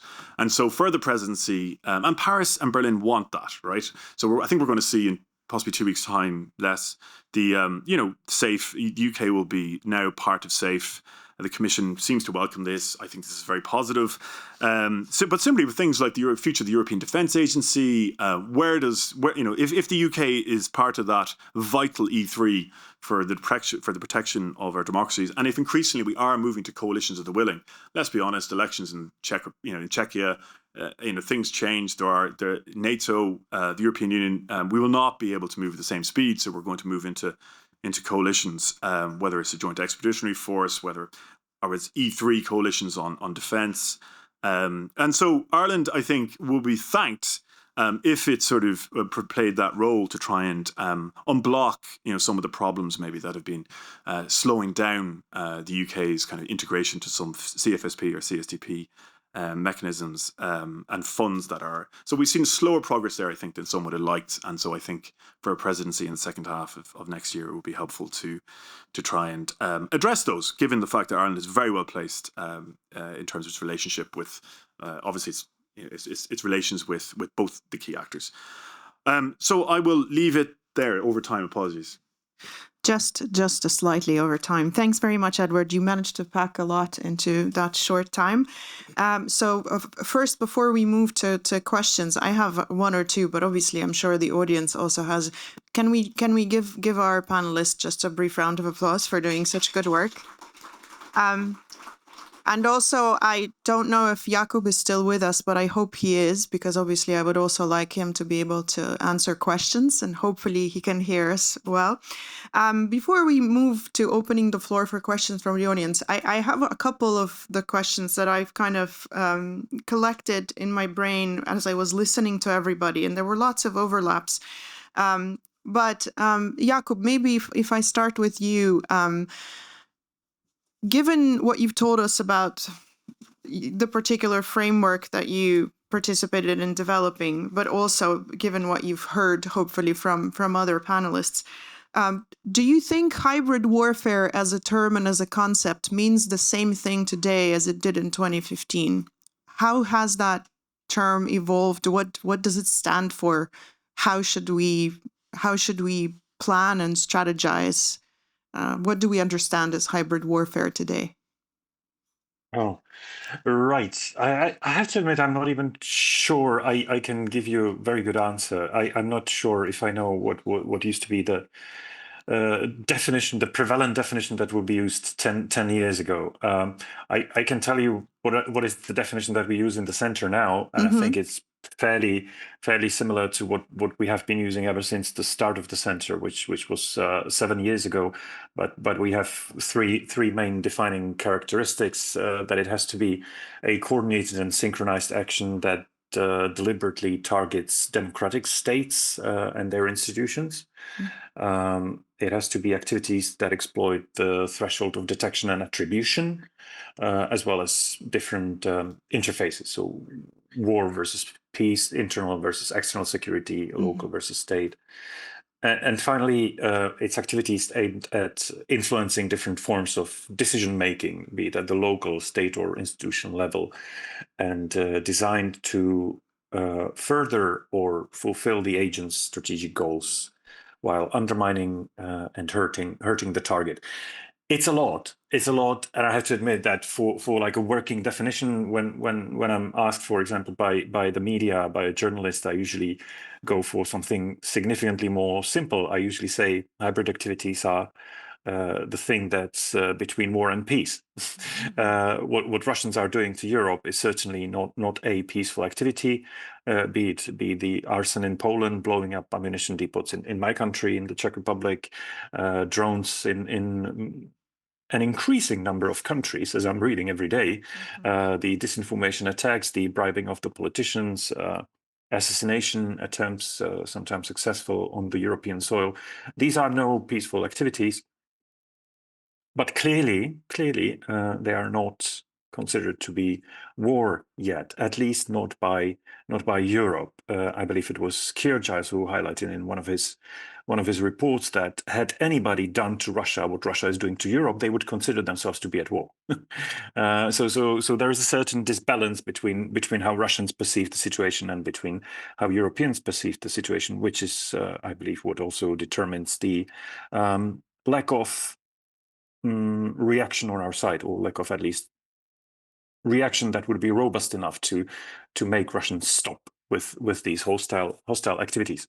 So we could be talking about the nuances of the definition, that there has to be some coordination between the various domains, and it has to target the systemic vulnerabilities of the democratic institutions. But I have to admit, for me, it's always easiest to go with the simple definition. Yeah. So whatever is between war and peace. I see Julia wants to add one sentence. Just to one your- sentence. Jakob said that had we done any of these things to Russia, they would have considered us to be at war with them. But I would even go even further and say that you have not done anything to them, and they already consider you to be at war with them. Yeah, I think there have been multiple times when they said we consider this, basically an announcement of war whenever even support is provided to Ukraine, including non-lethal support. Before we open to the audience, I wanted to ask our panel, in particular, in your national or regional context, what do you perceive as the biggest of hybrid threats at the moment, and where you think most resources should be directed? So we could think about Ireland, Finland, and the region, or Ukraine. Any takers? Well, I can start. Not surprisingly, I can see the region which concerns Finland. It's of course the tensions in the Baltic Sea area and in the Arctic, and activities suspected activities that are under the Article 5 of NATO. So this is of course something that concerns Finland. And in Arctic, if we see also something that you could perceive as hybrid activities, then we have the linkage to the very vulnerable and fragile ecosystem of the Arctic. And so this moment of unpredictability when something happens under Article 5 in the neighborhood of Finland, in the Baltic Sea area, in Northern Europe, or in the Baltic comes to my mind.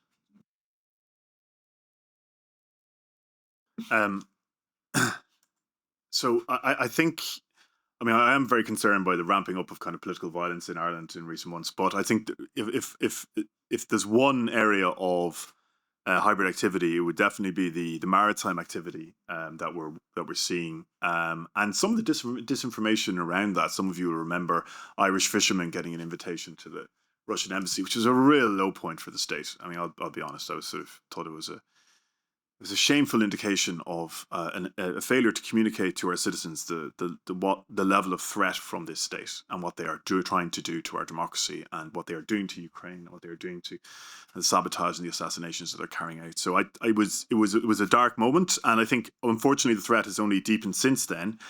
And I think the stakes are so high on this. Russia has clearly identified an exceptional vulnerability in the Atlantic.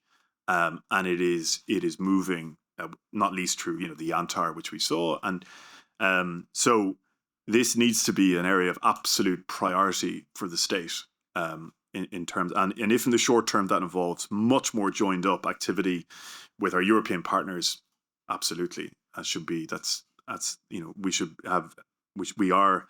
There are democracies. We have to protect our democracies. These are communications that are essential to our economies, to our everyday life, everything we do, to our health systems, everything. So that's something which concerns me most, and I think there is some urgency. It needs to be much greater. Thanks. Irish fishermen, also known as the maritime deterrent, Ireland's main. I still struggle to laugh about it. Maybe it's because I'm from Cork, from near Castletownbere, and from Union Hall or Roscarbery near Union Hall, and I struggle because it was, I think they saw it as a victory, and that's how it was definitely reported in Moscow. This is a great, informations operation victory, really. And for them to score that in our state, I think it showed how low our again the discourse was, and also our sense of solidarity to our European allies. When we talk about Ukraine, I would probably name first and foremost the cohesion in the Ukrainian society and the Russian attacks on the cohesion and willingness to keep fighting. That's probably one of the... and the second one would be the unity of Ukraine supporters, because that's clearly something that Russia's attacking daily, and that's something that we really need to preserve to survive. Loud and clear. Those are really good answers. Okay, we are now ready to open the floor to questions from the audience. We have our wonderful microphone carrying gentleman walking around. So there's a question up front here. Thank you. My name is Kim Fitzgerald. I'm a senior researcher at the Institute of International and European Affairs. Just a small question, just some small questions. So the first question I have is just related to a lot of the emphasis on information resilience and psychological resilience is often focused on children. So it's often focused on reaching kids in education and teaching them the skills to kind of be able to tell what disinformation is and isn't. However, I can maybe tell from personal experience that often when I'm sent deepfake content or clearly AI generated content, often benign, it's often from older family members, so aunts, uncles, maybe grandparents. So do we have any strategies for engaging kind of people in their kind of 60 plus, just for kind of to educate them on the risk posed by AI generated content, but also just in terms of the disinformation environment, given a lot of the focus is primarily still, from what I can see, policy wise, focusing on education, children and education. The additional question I have, which is just given the, as Ed pointed out, given the transition from kind of disinformation becoming potentially kinetic, so try to recruit people for sabotage, often in kind of like chat groups or messaging groups, I'm wondering whether or not there's experiences that we can learn from kind of how the Islamic State was dealt with in radicalization there in the UK. I'm thinking particularly around the PREVENT system, in terms of engaging, because we know that that the Russian operatives are trying to infiltrate far right groups. So these groups are already maybe radicalizing people, and that these are providing ready-made operatives, people potentially ready to harm people in the real world. So just thinking a little bit about whether or not there are lessons from that experience that we can bring over in terms of prosecuting, we can bring over there. And then my final question, which is just, do we necessarily, a lot of our focus is on pre-bunking, it's often defensive in nature, but increasingly we see, especially around cyberspace, about this kind of responsible irresponsibility, about just trying to be maybe a little bit more, I guess what some might say, offensive in terms of shaping the information environment ourselves, potentially using information for Russian citizens. We see this with, providing additional funding for Radio Free Europe, but maybe just interested in the panel's thoughts on information operations in Russia. Thank you. I don't know if there are any volunteers, or Jakob, if you want to pitch in on any of those questions, just raise your hand because I can see you on the screen. Yeah. Yeah, sure. More than happy to. Targeting of different age groups, it's definitely a fascinating topic. I can tell you, we do have some good practices in the Czech Republic. And unsurprisingly, you have to think about different actors who will be speaking to these different groups. So we have a very popular YouTuber. He was, I believe, in his very early 20s, and his audience was predominantly female teens, and he was shooting videos about media literacy. So he was reaching an audience that most civil servants would never reach. But the NGO for whom he was shooting this video was very happy with the results, and I think they recycled the video for several years. And actually, similarly, this particular NGO is also supporting a different NGO which is focusing specifically on the pensioners living outside of Prague, so living in the countryside. So they are going to the local, we call them culture houses. It is a little bit of reminiscence of the old period. It used to be built during the communist years, but in some of the smaller cities, it's still the only place where people can convene.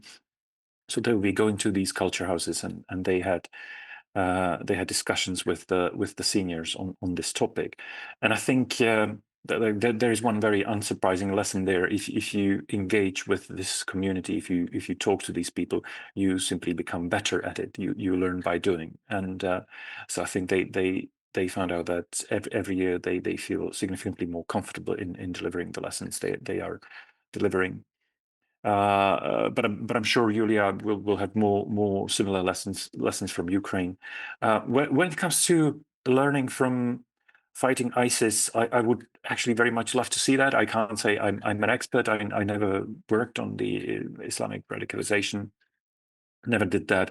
But as a person who focuses on Russia, and as a person who focuses on what Russia is doing, I believe it would help even with framing the discussion to make it clear that this is a threat very similar to the terrorism threat. I think it would help. Offensive operations in Russia, fascinating topic. Me personally, I'm quite a fan. However, the discussions I'm involved in, I just can't see it happening.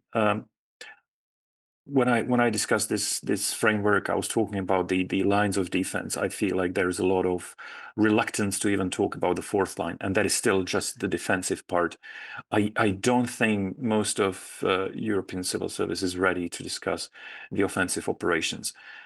Again, I think if we ever get to the stage where we can discuss these operations more seriously, when we are already willing to discuss, budgeting and planning, the first actor we have to talk to is Ukraine. They have the most experience in this. They are trying to run some of these things vis-a-vis Russia ever since 2022. Obviously, not all of that is public. Probably not a lot of that is public. But in case anybody wants to be serious about this, I think there is a country that has a lot of experience and could teach us a lot in this regard.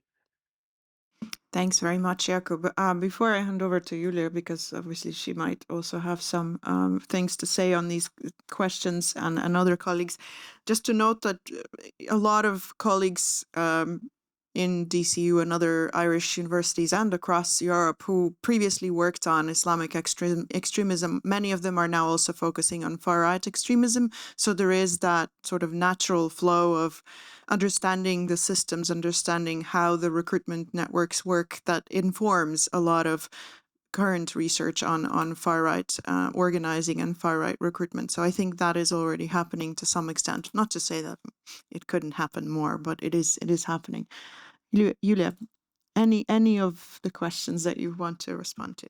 Well, on first and foremost on the offensive operations, in my opinion, those are definitely necessary. But I think that the reason why we have not, not Ukraine, but many have not been able to answer this question positively, is that there is still indecision on what we want to do with Russia. So there is no strategy on Russia, and there is no understanding what the end goal is. Because if we are still living in this paradigm of peacemaking and dialogue and stuff, then you really don't want to commit any offensive things, because offensive things actually escalate the conflict, right? But if your goal is different, if you understand that Russia is an aggressive, deliberate aggressor that's targeting you, and that it's exploiting your vulnerabilities, and that it's attacking Ukraine and may attack Europe in the future, as many intelligence services warn, then you need to change the paradigm. This is not about peace building. This is not about peacemaking. This is about actually defeating the enemy that's trying to defeat you.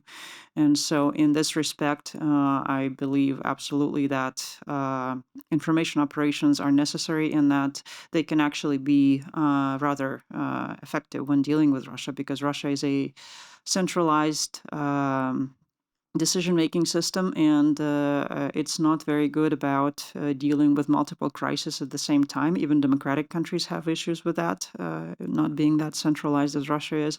And so information operations can give you the opportunity to create even these like symbolic crises, which will destabilize Russia and make it more difficult to keep fighting the war. I mean, I understand that probably symbolic things don't sound very natural to those who are used to making, evidence-based decisions and things like that. So symbolic sphere is something that's not doesn't sound very serious, but Russia is a different country. So, and I mean, I cannot really say much about the far right, but from what I understand, Russian methods have a lot to do with the terrorist tactics when terrorists recruit people to commit terrorist acts in Europe. So basically, it's the same. So I think countering that activity, we can learn a lot from the counterterrorism literature, right? So there's like cutting the money flows, cutting the like resolving issues and things like that. So I mean, we can learn a lot from that. Yes, I don't know if you want to add anything on.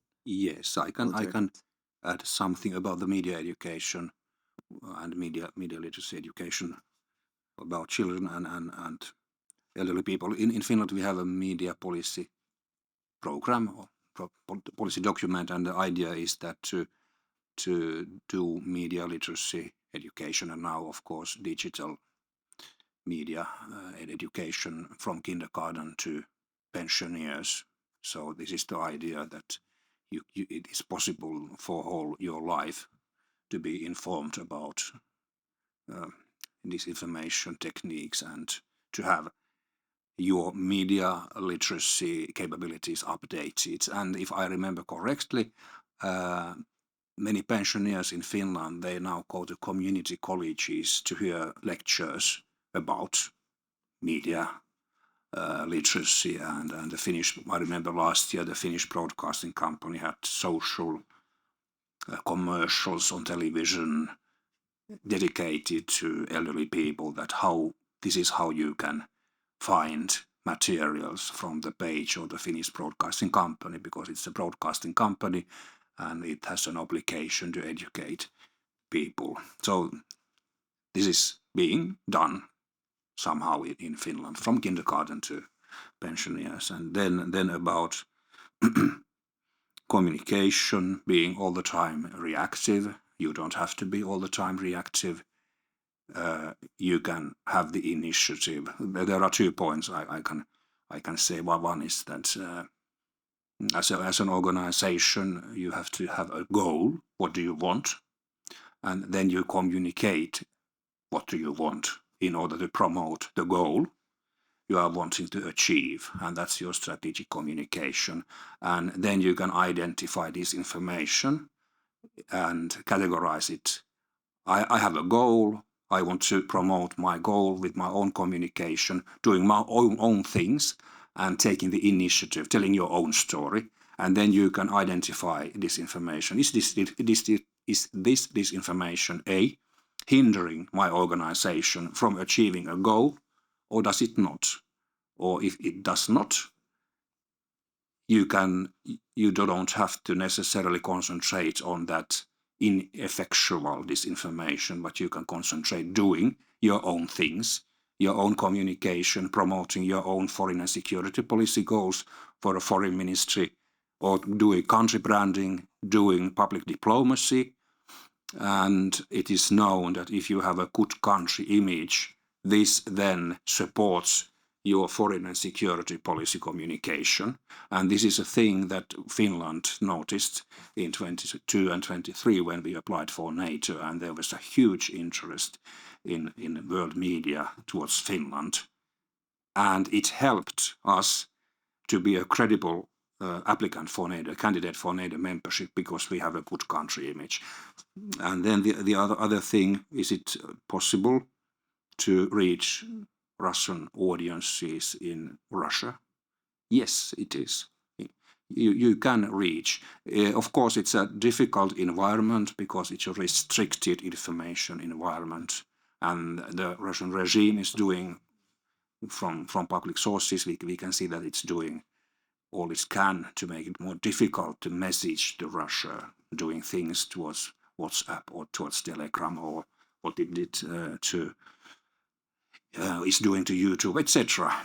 But nevertheless, there is public information that it is possible, as Julia said, to reach audiences in Russia nevertheless. And you can see from the figures of, for example, BBC Russian language service reaching millions of Russian speakers, millions of Russians, or Russian emigration media, public figures reaching. And then what is also well known that, and okay, who consumes usually the contents of these kind of outlets? It's the so-called liberals. But when something happens, for example, the airplane of Prigozhin dropped, then other Russians, that not only liberals, there is a peak in the interest of these kind of independent Russian language content producers like BBC Russian, for example. So it's possible, and it's possible to communicate in a way that is interesting to ordinary Russians who are not liberals, but who have their own concerns about the hard conditions living in a country like that. So the short question is yes, it's not necessarily easy, but when you look at the figures, the Russian language communication can reach. The figures, the biggest figures are so big that it's something like a big EU country, bigger country than the population of Finland and Ireland together sometimes. So yes, it's possible if you know how to do it and recognize that to be realistic, but it's possible. Edward, anything to add? Yeah, I think just to pick up on that, there's been a lot of discussion in Europe about sort of information operations, and I know the UK. There's been articles on whether the UK should sort of re-establish its information research department. The MI6's kind of former secret intelligence, the SIS's former kind of information ops unit. And my answer to that is just fund the World Service. I mean, like, it's exactly what you said. And if the UK won't fund the BBC World Service, then I think it is perfectly in the European Union's interest, or the European Commission, to have a conversation with the UK saying, if you're reaching millions of Russian listeners, we will find a way to keep that continuing. Okay, so what we don't want is further cuts to one of the most, because the English language matters. And we only have, in terms of now the UK has left the EU, that it does make it more complex. The UK is in a difficult financial situation. And there have been, obviously, the last government cut the BBC World Service continuously, including the Persian service. And, I remember looking at people who were, desperately trying to get the BBC Dari service, Persian, Farsi service. And it was just remarkable to see people who had very little education, but they knew in times of serious crisis or calamity that they could rely upon this. And I think there's still an appetite for that. And so I don't want to sort of overestimate. There are tools to fight back on this, and some of those tools we're actually undermining rather than supporting, which is a real shame.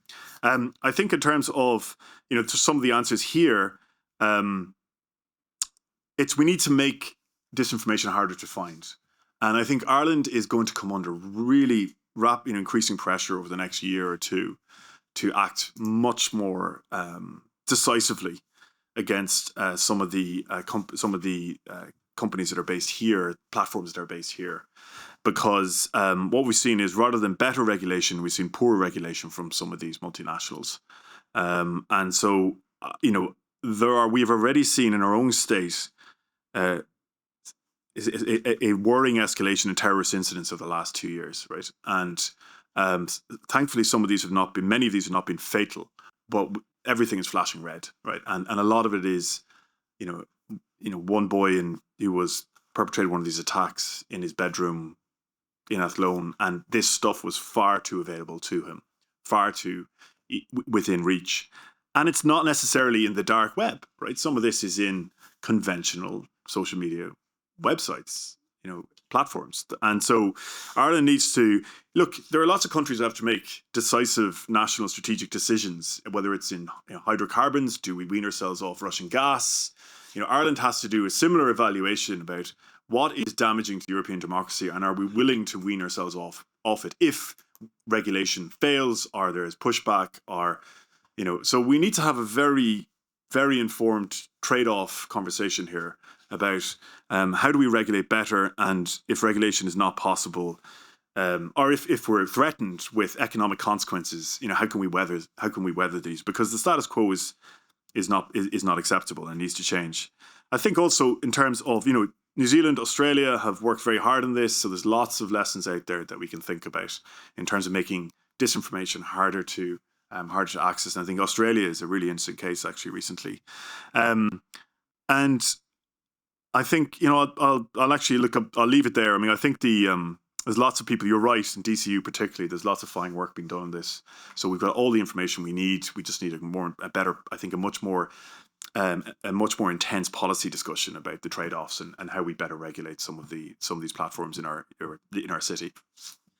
That's excellent. And I just to add a note on targeting older audiences and older adults in terms of media literacy. Media Literacy Ireland is doing excellent work there. That is the body that kind of does the most work on that. And they actually have specific projects, like a project called Newswise, that specifically develops interventions for older adults after having done research with older adults who are digital media users about, what barriers they have, how they might be kind of taught about digital media and news literacy, and it's developed some really interesting interventions that are now kind of being trialed. But also just to say that, partly Ireland's role is so outsized in regulating platforms because it has a lot of power because of the platforms being headquartered here. And it also now has a lot of new instruments, including the DSA, which, puts obligations of accountability and transparency on platforms up to and including managing harmful speech and dealing quickly with requests from local and national coordinators. But also DSA also gives new rights to researchers in terms of accessing information. And that is also very important because a lot of these things will need evidence, in order to produce good strategic responses and interventions. So just to say that, there is quite an important role that Ireland can play in this regard. And, we shouldn't diminish that role, even though obviously as part of the broader European response. So other questions? Yeah, we have a question up front here, and then two more questions. I think we might try to take several at once, just to ensure we have time to answer all of them. Okay, thank you. My name is Neil O'Sullivan. I'm a podcaster. My question is in relation to, our own governments. How well do they understand the authoritarian threat, the threat from authoritarian regimes? I ask this from the point of view of if you don't understand it, it's very hard to regulate for it, and it is very hard to advise your citizens, right, of the various types of events. And, in Ireland, two events I will mention in the recent past. A couple of years ago, our Minister for Education signed an MOU with the Chinese Ministry of Education to acquire Chinese teachers to teach Chinese in Irish schools. Now, you can imagine the slant they're going to put on Chinese culture and so on as they teach it to Irish kids.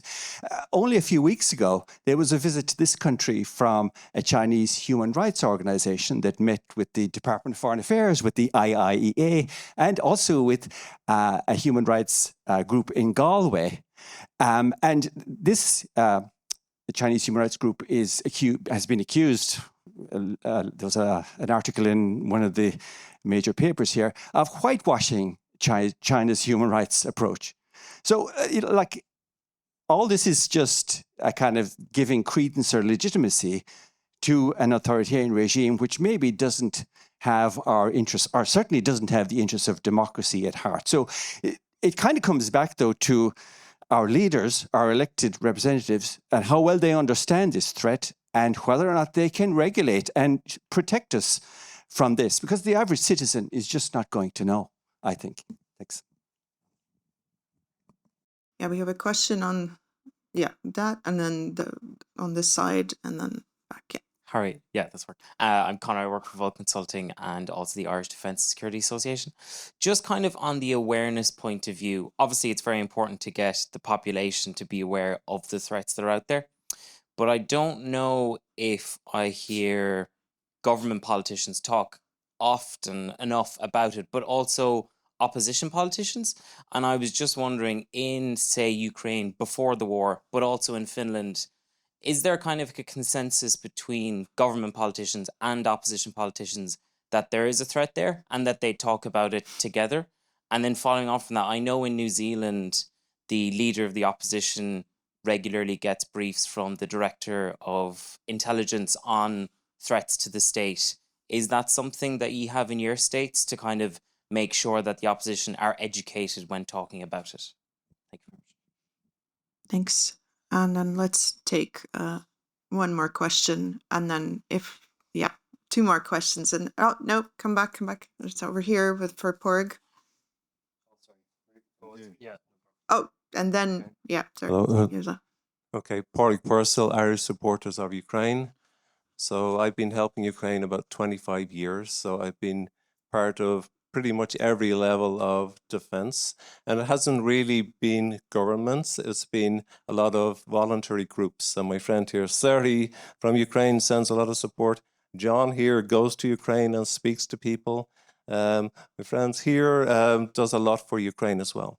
So we need to know really what are we facing. So in 2013, the modern attack is Gerasimov's essay on hybrid warfare. And he said, basically, any stable country or democracy can be turned to chaos in a short time if such measures are introduced. And the essence of this essay, which is about 7 pages, is that they want to destabilize every democracy or every nation they can for their own benefit. Destabilize, manipulate, and make some advances. So with regard to Ireland, my good friend Katarina Yushchenko, who's former First Lady, she also worked in the US for President Reagan, President Bush, US Department of State. So I said, Katya, what do you think these people want in Ireland? And if you remember, Ireland has expelled diplomats, 4 GRU agents. And what were they doing in Ireland? And they contact criminal groups. They're going north, south, and they're trying to create conflict between the north and the south, between Ireland and England, between England and France, or UK and France. That's what they do. Mm-hmm. So we have a situation where, like when I was working with US guys as a volunteer, strategic intelligence, Senator McCain's guys, we do psychological and behavioral analysis of these people, look at their statements, and we can say for sure, Russia wants to expand, they want to destabilize the world, and I try to work with volunteer groups at my own expense to connect with governments sometimes, but in volunteer groups there are hacktivists who hack the Russians, there are tens of thousands of groups who send support to Ukraine. I'm just back after 6 weeks. There are millions of people around the world who help.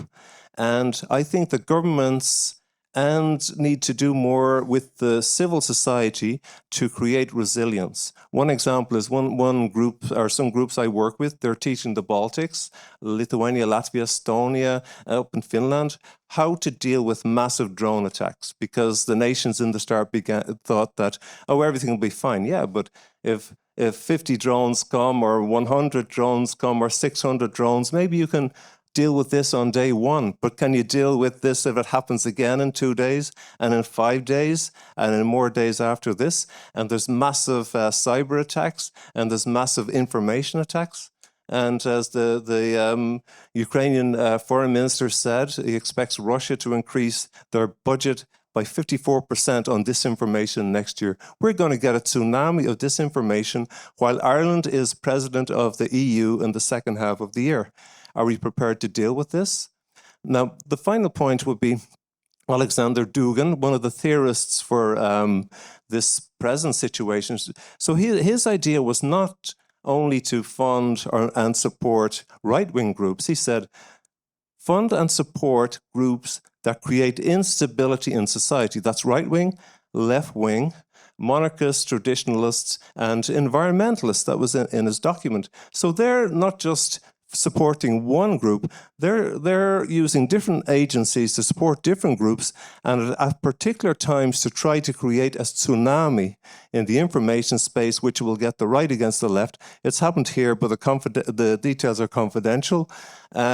So we're doing a good job. Our intelligence agencies are doing well, and helped one situation really well, but it's going to increase and it's going to get worse because they're trying to destabilize us. So how can, the question really, how can governments work with civil society groups, and how do we stop this destabilization of our democracies? So thank you. Thanks very much. And then Mikhailo behind you, and then Brendan. Mikhailo Baskin, Ukrainian Crisis Center, Ireland. I would like to just maybe lower down to the Irish situation, and probably Irish situation regarding propaganda could be, like we all know here in the studio, in this room, the targeting the information operation campaigns, targeting Ukrainians who live abroad, who live in EU, using the Ukrainian agenda to destabilize the population. Like we all know what the recent events in Ireland occurred outside the city west. And my question would be, we all know the politicians, the governments, they react to the social media, they react to the mass reactions on the street, they react to the newspapers, and they make the decisions accordingly. Often with aim to hold to their positions. And we can see how 4.7, that's the new figures, 4.7 million of Ukrainians who live in EU. It's a country, it's the size of the country of Ireland. How they, information operations like Ukrainians doesn't work. Ukrainians only benefiting from the EU welfare. Whatever the narratives they brought in that sense, how they divide the population in the countries of residents of Ukraine. It's not only in Ireland. I met the colleagues from Czech Republic recently in the conference, and the findings are the same. So we have a kind of vicious circle. The government has to react. The governments, let's put it that way, has to react to the narratives brought from far right, from another groups, and implement. Sometimes we're not going to discuss it here. It's not a way of discussion, but to implement harsh decisions towards Ukrainian refugees, what it's called at the moment, but lately and hopefully by 2027 will become a diasporas. The division happens. Obviously the lies or the disinformation should be said in this room. Dividing the populations not only in the Europe, they dividing the population in Ukraine as well. We all know the narratives in Ukrainian social media as the people who fled the war often portrayed, and unfortunately that voiced sometimes on the very high level, dividing the Ukrainian population. So we can see, and I think that's the threat. Probably it's in everybody's mind, but nobody voices it. But that trend using Ukrainians as division, it's growing and growing in Europe, and it's not gonna. In the next year, we're facing, I would say, dramatical events with in 2027, in March 20, temporary protections for Ukrainians will end. Ukrainians are not sure about the stability, which is like what's for their future. No clear messages from Ukraine. Obviously, Ukraine a little bit busy fighting the war. The European colleagues in Ireland, very hard to find information. So the next year, I'm trying to say the year for the instability for Ukrainians. Ukrainians already been used by. We have the examples if we want to share it, even here in Ireland, to enter into the not negotiation protest, not the consultation protest, but into the protest itself, like bringing people on the street demanding its rights, and they will see and. Not clear messages from Irish government, from EU Commission, from Ukraine, pushes the Ukrainian 4.7 million Ukrainians into the onto them protests, onto the meetings, and we just what I would like to highlight this. And thanks, Edward, for on your opening speech of the keynote, and thank you for the echoing what we thought about the possible role for defending Ireland using the tech. First of all, thank you. Thanks, Mihail. I don't know if we'll be able to address all these issues in the remaining 20 minutes, but I just want to take the final question from Brendan and then to give the rest of the time to our panelists to respond. Hi, Brendan Flynn, University of Galway. Super quick, what do the panel think based on their experience in Ukraine, Finland and Ireland? What works to combat disinformation, misinformation of a very particular type, which is the factual legalities and the issues of borders in the maritime space? So around about Christmas last year, Finland sent the border guard to seize a ship. The Eagle S, the ship was brought into Finnish jurisdiction, and straight away on social media there is a war about, was this legal, was this illegal, was this an act of piracy by Finland, was it a fantastic move by Finland, does it show that Finland's really on top, or does it show that Finland's a complete amateur? And the jury is out on social media, and the complexities of the issue are very intense, as our Finnish friend might want to explain. So how to communicate legal complexity, how to communicate borders and maps in a maritime space which are complex. And the stinger and final bit, do we use open source intelligence actors, particularly for a country like Ireland, which doesn't have much of an intelligence ecosystem, very small agencies, very small groups. So do we use open source experts or do we stay away? Well, we have the very simple task of responding to these very difficult questions. So what I'm going to do is, so we've had questions about China and governments understanding authoritarian threats. We had questions about whether opposition politicians and the ruling parties in our countries have any consensus in terms of the hybrid threats and how to deal with them. We had questions about how to build global solidarity and how to bring in civil society. We also had questions about how to resist specific influence campaigns that are targeting the Ukrainians who are currently residing abroad, including in the EU, and how to forestall the divisions coming from that. And also questions about combating disinformation about, thorny legal issues of borders, including maritime borders. So what I'm going to do is I'm going to give each panelist about 5 minutes just to respond to any of those questions they want to respond, but only in 5 minutes. And then we will have just a bit of time to conclude. So I'll go to Jakub first, because he's been very patient sitting there listening to us. Right. Thanks. I'll try to be brief so that I could address as many questions as possible. I will definitely not evaluate whether the Irish government understands the threat or not. I'm sorry about that, but I have to admit I was wondering a little bit whether China would allow Europeans to teach in Chinese schools and talk about human rights and rule of law. That would be very interesting. And if they wouldn't allow us to do that, perhaps we should reevaluate whether we let them do the same.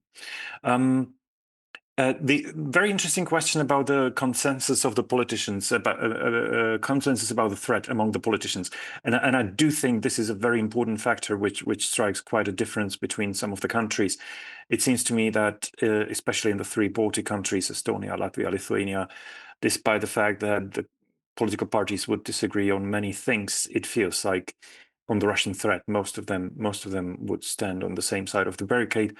I'm from the Czech Republic, from Central Europe. I'm not really sure whether that's the case in our region. Looking at our neighbors or almost neighbors like Hungary, I'm not really sure that's the case in the Visegrad 4 countries. So this is a very, very good point.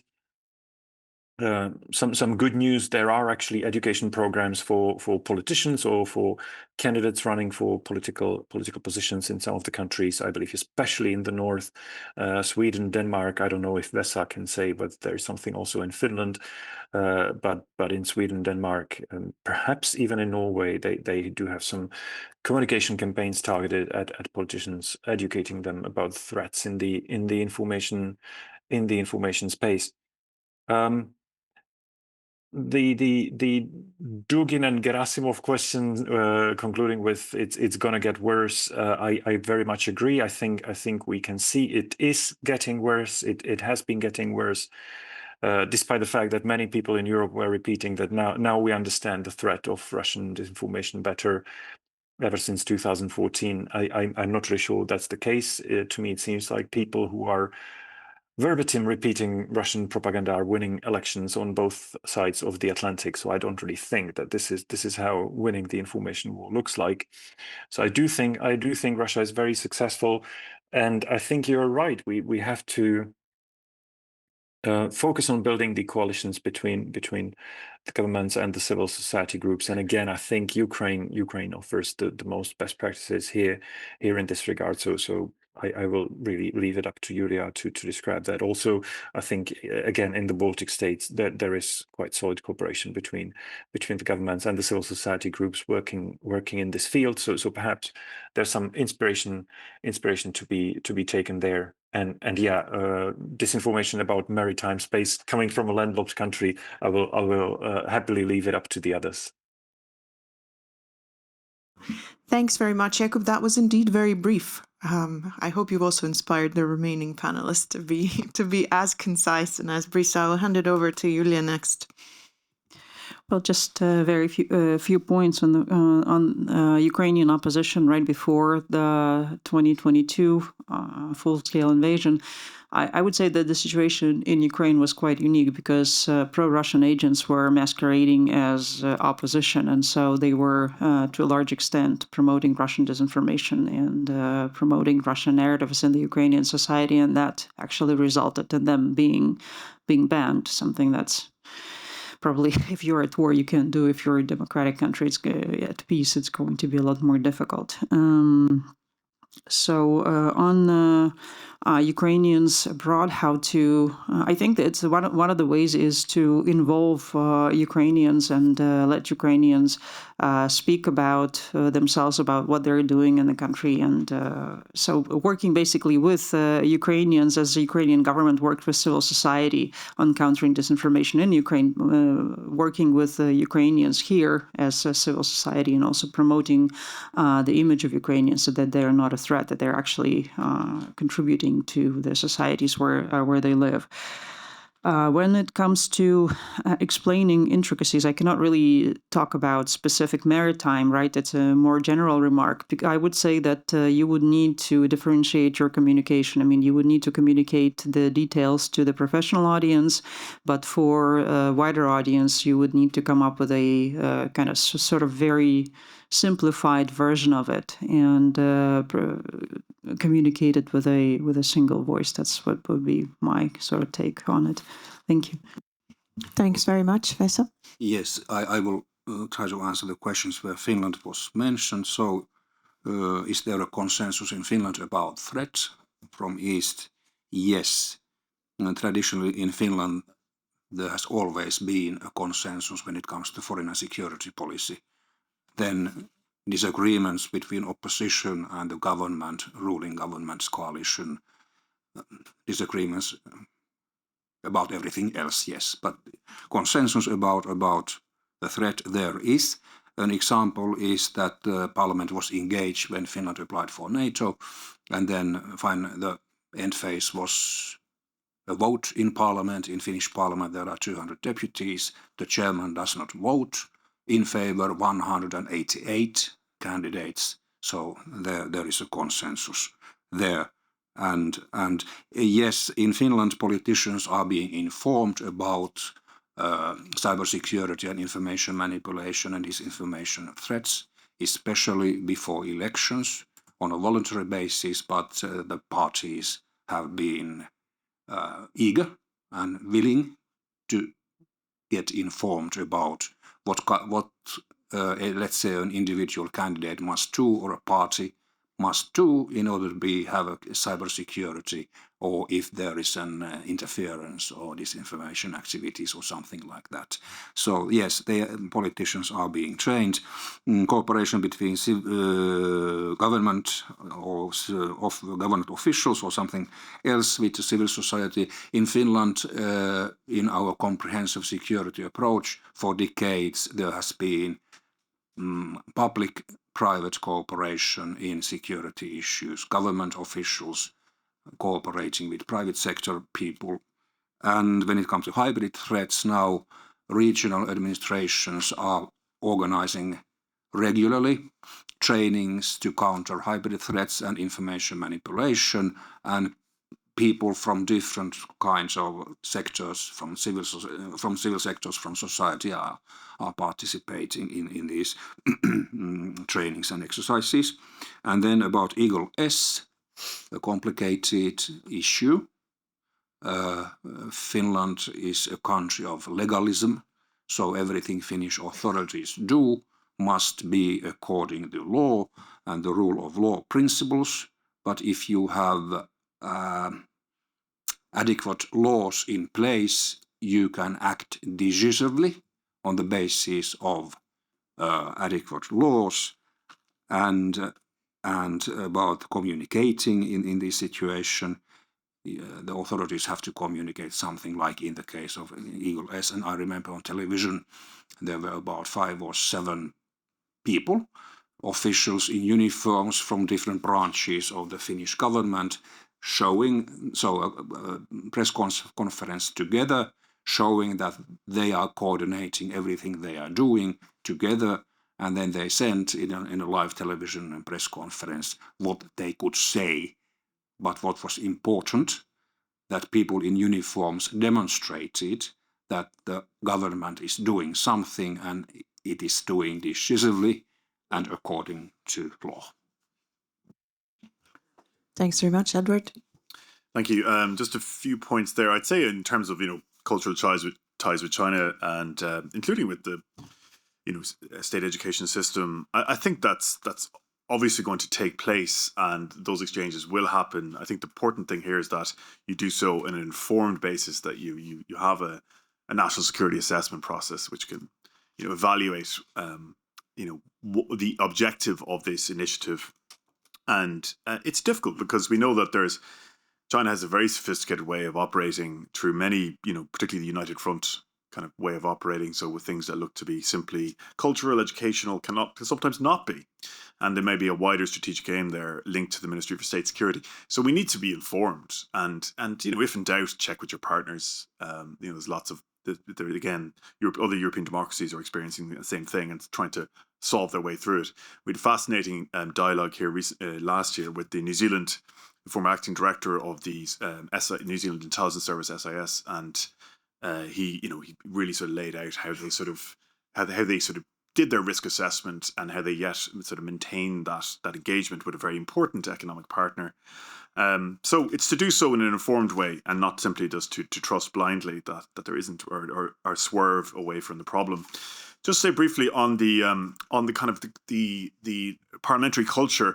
Well, we do have a problem in that obviously our security services are concerned that we don't have a fit for purpose national vetting system in place yet. So that has created tensions around what you would normally have sort of closed door briefings that, understandably, until you have a developed vetting process in place, you do need to be careful, including with politicians. It's regrettable, but if they have not been vetted thoroughly in the way that, in a kind of, in a fit for purpose way, develop vetting, then it is difficult for the professionals to then trust them with sensitive information. So hopefully that will be solved soon. There is a commitment to do that. I think we might be underestimating how resource heavy that is and how time consuming it is to set up a system like that. It's there's been sort of promises that this can be done in months. I think it's going to be much more difficult than that, and very resource heavy. But it's very urgent, and we need to get on top of it.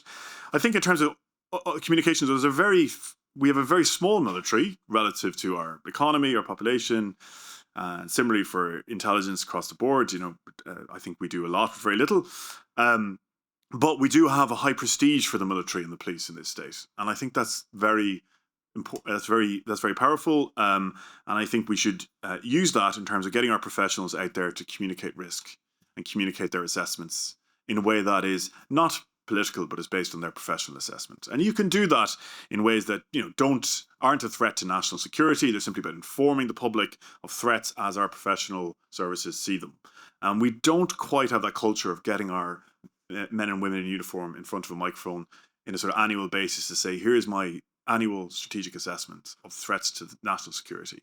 And I think if we did that in a sort of in a more I think there's a lot of trust there for both the military and the police, and I think we could, and we should possibly also include the flag officer of the naval service to do that as well.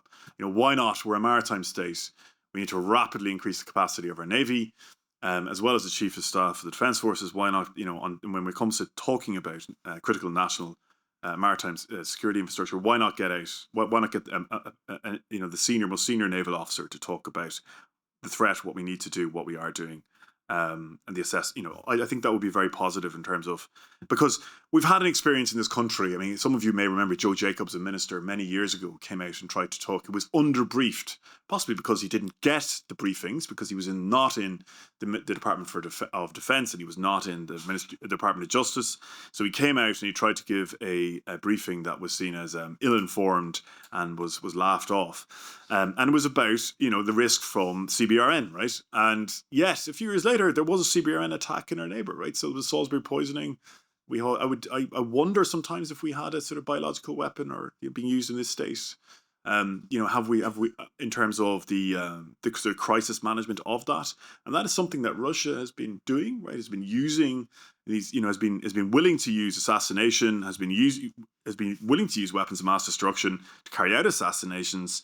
We've also seen, our organized criminal networks here, like the Kinahan gang, working ties to Iranian intelligence, carrying out, that there's been allegations there around assassinations in Europe. These are very worrying, serious things, right? And so it's those days of sort of laughing off a junior minister because he was ill-informed. Well, why is he ill-informed? Because it's a real threat, and it's really happening in Europe.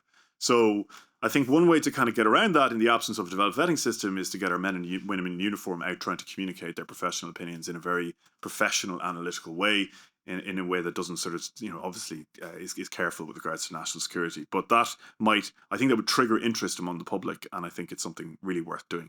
Okay. Thank you very much. Jakub, Julia, Vesa, Edward, I would like to thank our expert panelists for their insights and reflections and analysis, and also to thank the audience for their lively questions, thought-provoking discussion about the challenges and threats posed by hybrid warfare, and also strategies for protecting resilient democracies in Europe. We hope you enjoyed the panel. Maybe we could give another round of applause to our wonderful panelists. Before I hand over for the closing remarks, I would like to remind you, if you have not yet done so, to engage with the immersive virtual experience called Living the War, a multimedia journey through civilian life during wartime, which is just out there in the lobby. I'm now going to turn the floor over to Fergal and Julia for their closing remarks.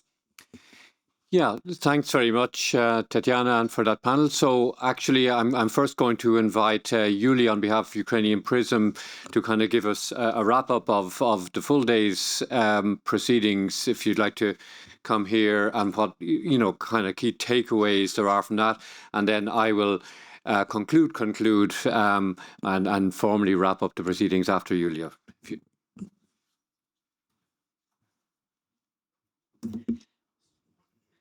Well, first and foremost, I would like to thank all the organizers and the Ukrainian embassy for organizing this event. I think this was a very frank exchange and very frank conversation about the issues facing Europe, Ireland, and Ukrainian experience in dealing with the same threats that we've been facing since at least 2014, when Russian aggression against Ukraine started. And probably my key takeaways is, first and foremost, how much the world has changed. And some of the things that we've heard is that things that we used to rely on, for example, the United States, right, is no longer perceived as the country that protects you, but as an adversary. Neutrality, something that, or geography, something that used to be perceived as a protection, but due to the changes in the world, it's no longer something that protects you, that's something that creates vulnerability. And things that used to be peaceful, right, such as culture, such as information, such as history, they can be weaponized, and they are weaponized, and that's another feature of the new and changed world.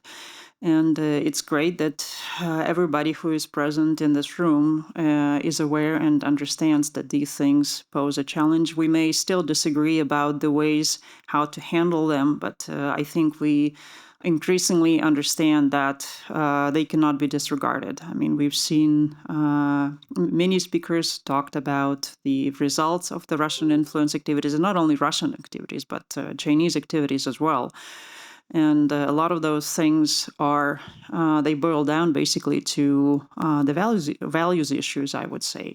I mean, Europeans talk about values, and in many cases it's becoming perceived as sort of a, something that you talk about and it's not meaningful, but in fact it is meaningful because it's the values that differentiates European culture and Russian culture. And I would probably say that humanity and respect for human beings and refusal to use violence, peaceful conflict resolution, non-aggression, those are all things that are European values, but they are not Russian values. We see, and they are not authoritarian values. So we see that war is just an instrument of Russian foreign policy. And they use it, and they use it deliberately, and they use it very cruelly.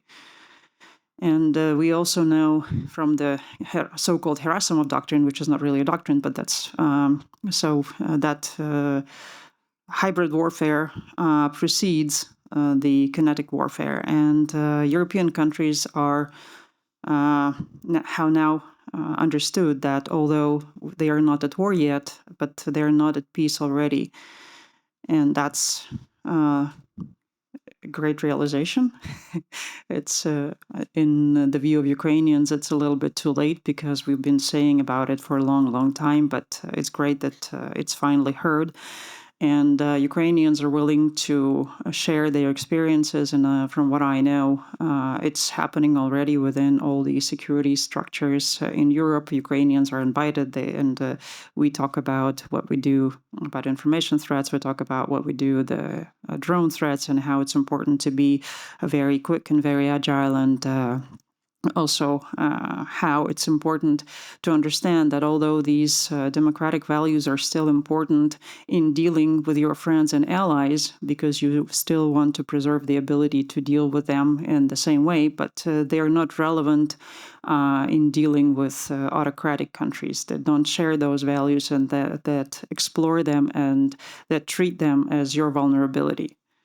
And so I would like to go back to what Jakob said about how we deal with the hybrid threats, because I would agree that, he mentioned this is basically based on Ukrainian experience, right? So first and foremost, what you need to do is to build the situational awareness, understand what is being done and how it's being done. Second, you need to build a public awareness, so explain to people what Russia does, how Russia does it, and make people literate. Then you need to close your vulnerabilities, because that's what Russia exploits, and those are very different in different societies, so you need to know yourself. And of course, the controversial issue is the limiting of the presence, Russian presence, Chinese presence, or hostile presence, I would put it this way, in your information space. I think that it was Mr. Burke who said it very, very nicely, that make disinformation hard to find. I think this was a very interesting and good way to put it. And I would also add the fifth component to it is government communication. Right, so whenever government does something, it needs to communicate it very clearly. It needs to talk to people, needs to explain what it's done, and also cooperation with civil society, with those people who work on these issues. And I assure you that Ukraine is willing to share our experience to help you. And also, we are extremely grateful for all the help and support that we're getting, although sometimes we are critical about it not being timely enough and not being sufficient, but we are grateful. Thank you.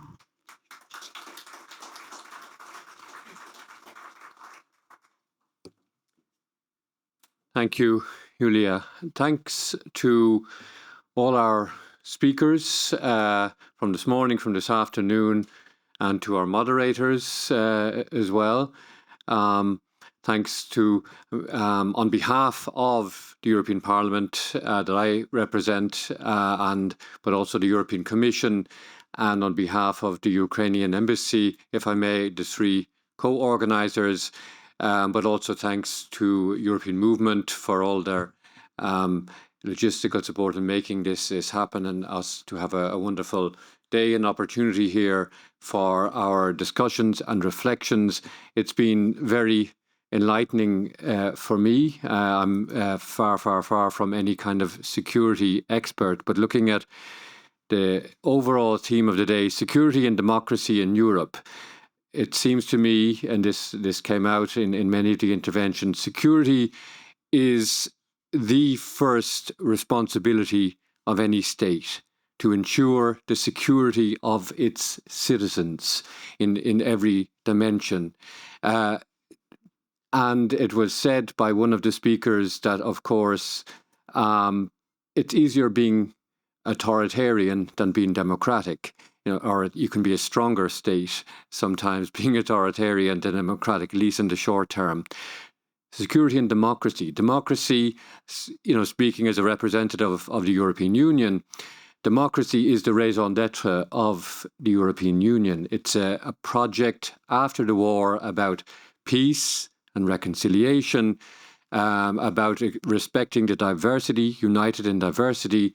It's about democracy, about human rights, and all of those soft powers which are harder to defend and represent vulnerabilities. Faisal mentioned about, Finland, like the EU itself, being based on the rule of law. And rule of law can make you weak, it seems, when you're faced with authoritarian and dictatorships like we have in our neighborhood.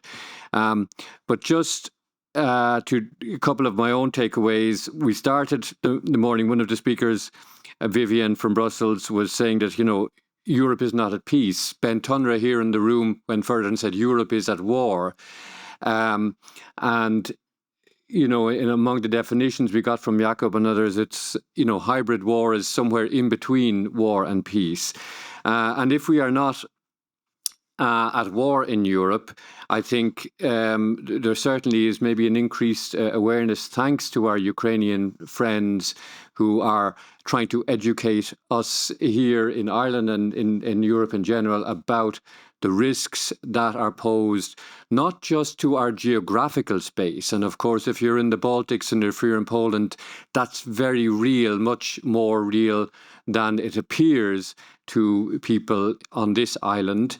But it's ultimately also, it's an attack on the EU as an idea, as a community of values, because what our opponents and what our enemies, who are, to use the words, Julia's words, own words about changing the paradigm, defeat the enemy that's trying to defeat you. So that enemy is trying to defeat us in terms of undermining those values, undermining our democracies, and that was the theme of our second panel. So this has been very useful, and from our side, the European Parliament and the European Commission representation here in Ireland, in Europe House, and you're all very welcome. I should have started with that, and you're welcome to come back again. We will be having further discussions deepening this theme. We see our role here in Ireland as helping facilitate that kind of discussion, bringing what are the top level agenda items on the European Union agenda. And bear in mind, Ireland will have the presidency next year for 6 months. Here, for discussion among Irish academia, civil society, community groups, and so on like that, to facilitate that discussion and developing awareness of what is at stake in terms of the values that we share and the European Union that we cherish. So I thank you to all the contributors to that. I do invite you to come back again to keep in touch with us for future events. And if I have forgotten to thank any other people who've been involved in putting this together, my apologies. But thank you very much. Gura mila Mawe, Slava Ukraine.